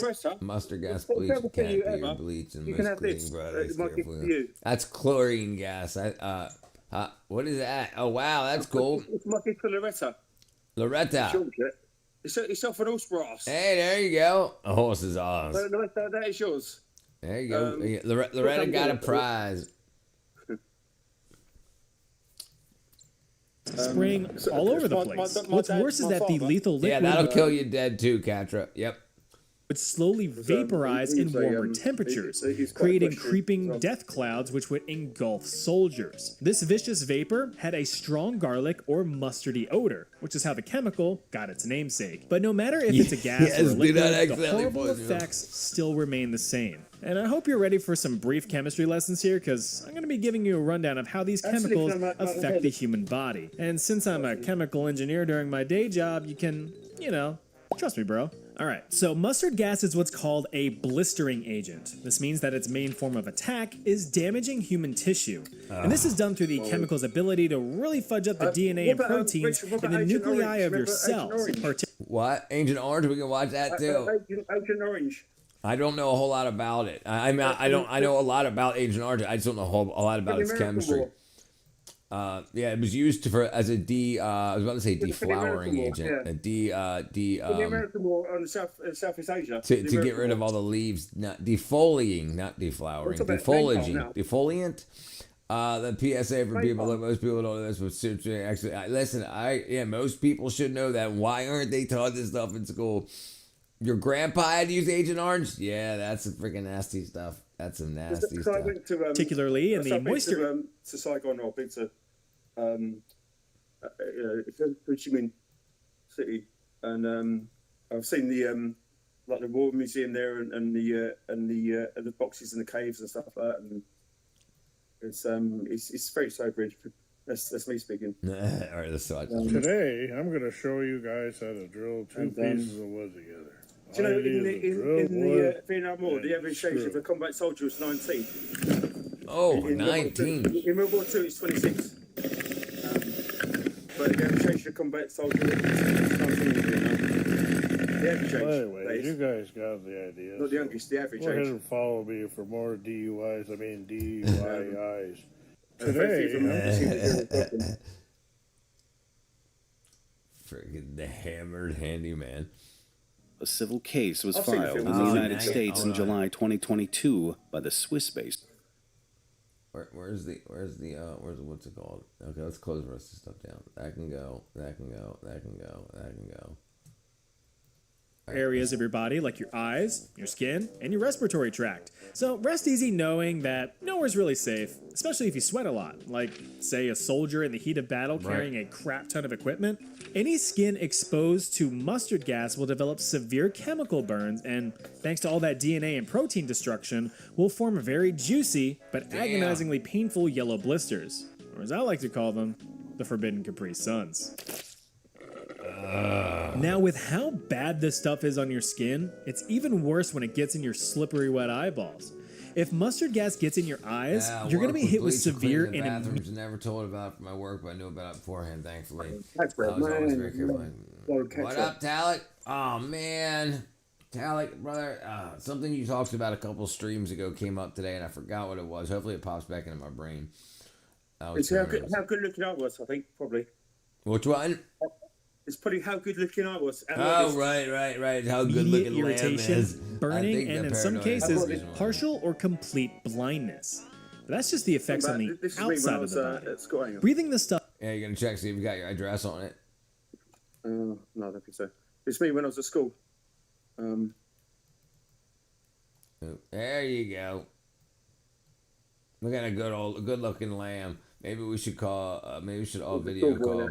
Why? Yeah, we can do that. We can do that on Discord. Absolutely. Stuff in results in immediate do a video burning call. and What pain a in your stud. throat and What a nasal stud, passages. she said. Why is it spicy? Over the course of a few days, this will evolve into inflammation of said airways, causing restricted breathing, congestion, and likely complete respiratory failure. Yes, I probably would, Talik. I probably would. Yeah, I would. Yeah. Knowing what I know about the benefits of beef, yeah, I would. I would. Your man's in. Hey, what up, B2B? Failure. Those who did survive mustard gas exposure often suffered long-term respiratory complications for years after the war. Despite causing these horrific side effects and being the most commonly used chemical in old WW1, the mortality rate of mustard gas What were you going to say? it's pretty low, only making up about 2 to 3% of all chemical warfare deaths during the Great War. There was a chemical that was much more deadly than mustard gas. And that chemical is... Everyone's in. So phosgene gas gets made at home, believe it or not. You can make it at home if your refrigerant from your air conditioner leaks and it gets hot. It burns, it creates phosgene gas. That's lovely lamb lunch, Talik. Lovely lamb I lunch. made that just down the bathroom. I made that. I'll give him 5 minutes. Give me 5 minutes. Give me 5 minutes, man. And the dog. Way back in 1812, Cornish chemist and long neck haver John Davy decided to try to make some new chemical compounds, as chemists tend to do. Today's attempt was exposing a mixture of carbon monoxide and chlorine gas to sunlight. UV radiation from the sunlight actually kicked off a reaction, forming a new... Yeah. T-E-L-E-X, Telex. Yeah, I remember that. He's the tip-top body rock. Gaseous compound. Right, so when refrigerant... watch this for a second. Davy named this creation phosgene, which, when roughly translated from Greek, means born from light. This compound was pretty easy to produce and was deemed valuable in various chemical synthesis reactions. It's even still used today as an intermediate chemical by industries for making stuff like plastics, insulation, and even pharmaceuticals. The problem, though, is that it's extremely deadly if misused. Easy to make, and deadly when misused. Sounds like the perfect candidate for a chemical weapon, said the Germans in a silly and aggressive accent. And that's just what they did. In December of 1915, during the First Battle of Ypres, poor Belgium really can't catch a break, Germans set up about 3,000 cylinders of compressed phosgene gas on the front line. It was then released in a light breeze, causing a deadly... Yeah, well, I'll let you guys know, like, when I get back from the store, Brianna. I'll text you and Katra. I don't know if Raid is on there or not, but yeah, and but we'll hopefully, yeah. We give PR and catch my WhatsApp if they want it. Okay. But yeah, they don't have to. But okay, yeah, I'll make it available on the Discord, so it's not openly. It would have to be a time. Right. Whatever time. Yeah, graphene is available for public purchase. White cloud, which devoured the opposing forces. Now, phosgene is classified as for the painting, Katra, for the painting. Was that Lamb? So like graphite tips rods in Chernobyl, is it? Choking agent, which, although very kinky, is lethal. Graphene, yeah. Metal. No, graphene is a single atom thick carbon molecule. It's a Yeah. It's a matrix of carbon atoms that's only one atom thick. Most of phosgene. But graphite was the Graphite, yeah. The graphite tipped rods was what fucked you up on it. Sorry for cursing, but it's a bit late now. Yeah. Okay, Tuesday's fine with me. I was just trying to make it sooner, but yeah, that's what pencil lead used to be. Or is now. They call it lead, but it's graphite. Yeah. Gas, you immediately experience violent coughing, difficulty breathing because, a choking agent, and nausea and vomiting. Not only will your skin develop painful chemical burns, but your respiratory tract as well. Just like with chlorine gas that I mentioned in a previous video, phosgene has a similar mechanism of action. It reacts with residual moisture inside and outside of your body through a process called hydrolysis, which forms hydrochloric acid and carbon dioxide. The newly formed acid eats away at any tissue it comes in contact with, which hurts. Like a lot. Which hurts. Hey, Ryan Reynolds here from Mint Mobile. I don't know if you've heard, but Mint's Premium Wireless is $15 a month. The gas also directly damages your body's cells, causing your blood vessels to start leaking out fluids to neighboring organs. Yeah. You know the periodic table. Yeah, he's good. He's drunk. It's 2 o'clock in the morning over there. What's that now? You know the periodic. Periodic table. Yeah. Have they found? Is there still unknown elements in that? Is there still spaces? No. We got the periodic tables filled in. They keep adding more man-made elements onto the end, but it's filled. It's filled in now. Yeah. Was it because was the something left after the first after Manhattan Project? Is it titanium or there was a americium? Americium. If it's titanium, I don't know. It's like anyway. We can get the reaction causes another element. Yeah. I thought it was americium. Plutonium. Hold on. Which element on the periodic table was created from the Manhattan Project? Tronium. Hold on. A couple of them: plutonium, americium, and curium. On seaboard. Tritium. Tritium. Tritium, strontium. And they've got strontium-90. Strontium-90 for every element. There has to be for every element there has to be a polar opposite. 237. What did I say nah to? I said we can do it. What did I say nah to? Halogens is another thing in it. Halogens. Halogens. All right, let's get this out. I'm ready. My ass is ready for bed. It's already after 10. Particularly your lungs, which is, as a French all these 10-hour streams, 9-hour. No bueno. I'm in my 11 right now, so excess fluid in your lungs only makes your breathing worse. We got boxes. Try and say to Ryan Reynolds out loud to sing. What's Y/N? I don't know what that is. What's Y/N mean? You're supposed to say YN Ryan Reynolds. Yes or no? Yes or no, Ryan Reynolds? Okay. Y/N. Y/N. Y/N. Why are you slashing Ryan Reynolds? Why are you slashing? I don't get it. All right. All right, man. All right, everybody. Huh? Y/N is yes or no? That's what I thought. Brianna, help me. Ryan Reynolds by a film club run. Yeah. All right, I'm gonna let everybody go. Lamb, I'll leave you on while I sign off, and I'll talk to you in a second. Okay. I got Richard in trouble. I don't know what it is. Can I do the Jerry Springer? Yes, sir. Closing monologue. Yes, do it. Are you doing it? Yeah. All right. Yeah. You want me to do it too? You do it. No, I'll do it. You go. You fuck off. I'll do it. Go. All right. It's all right. Do it. I'm waiting for you. Okay. Now, this is my final thoughts. Remember Jerry Springer? I had his final thought. We've seen a lot of things today. We've seen a lot of things.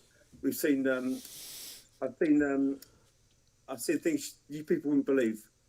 Take ships off the shoulders of Orion. Those would die like tears in the rain. Tears in the rain. Let's figure it out.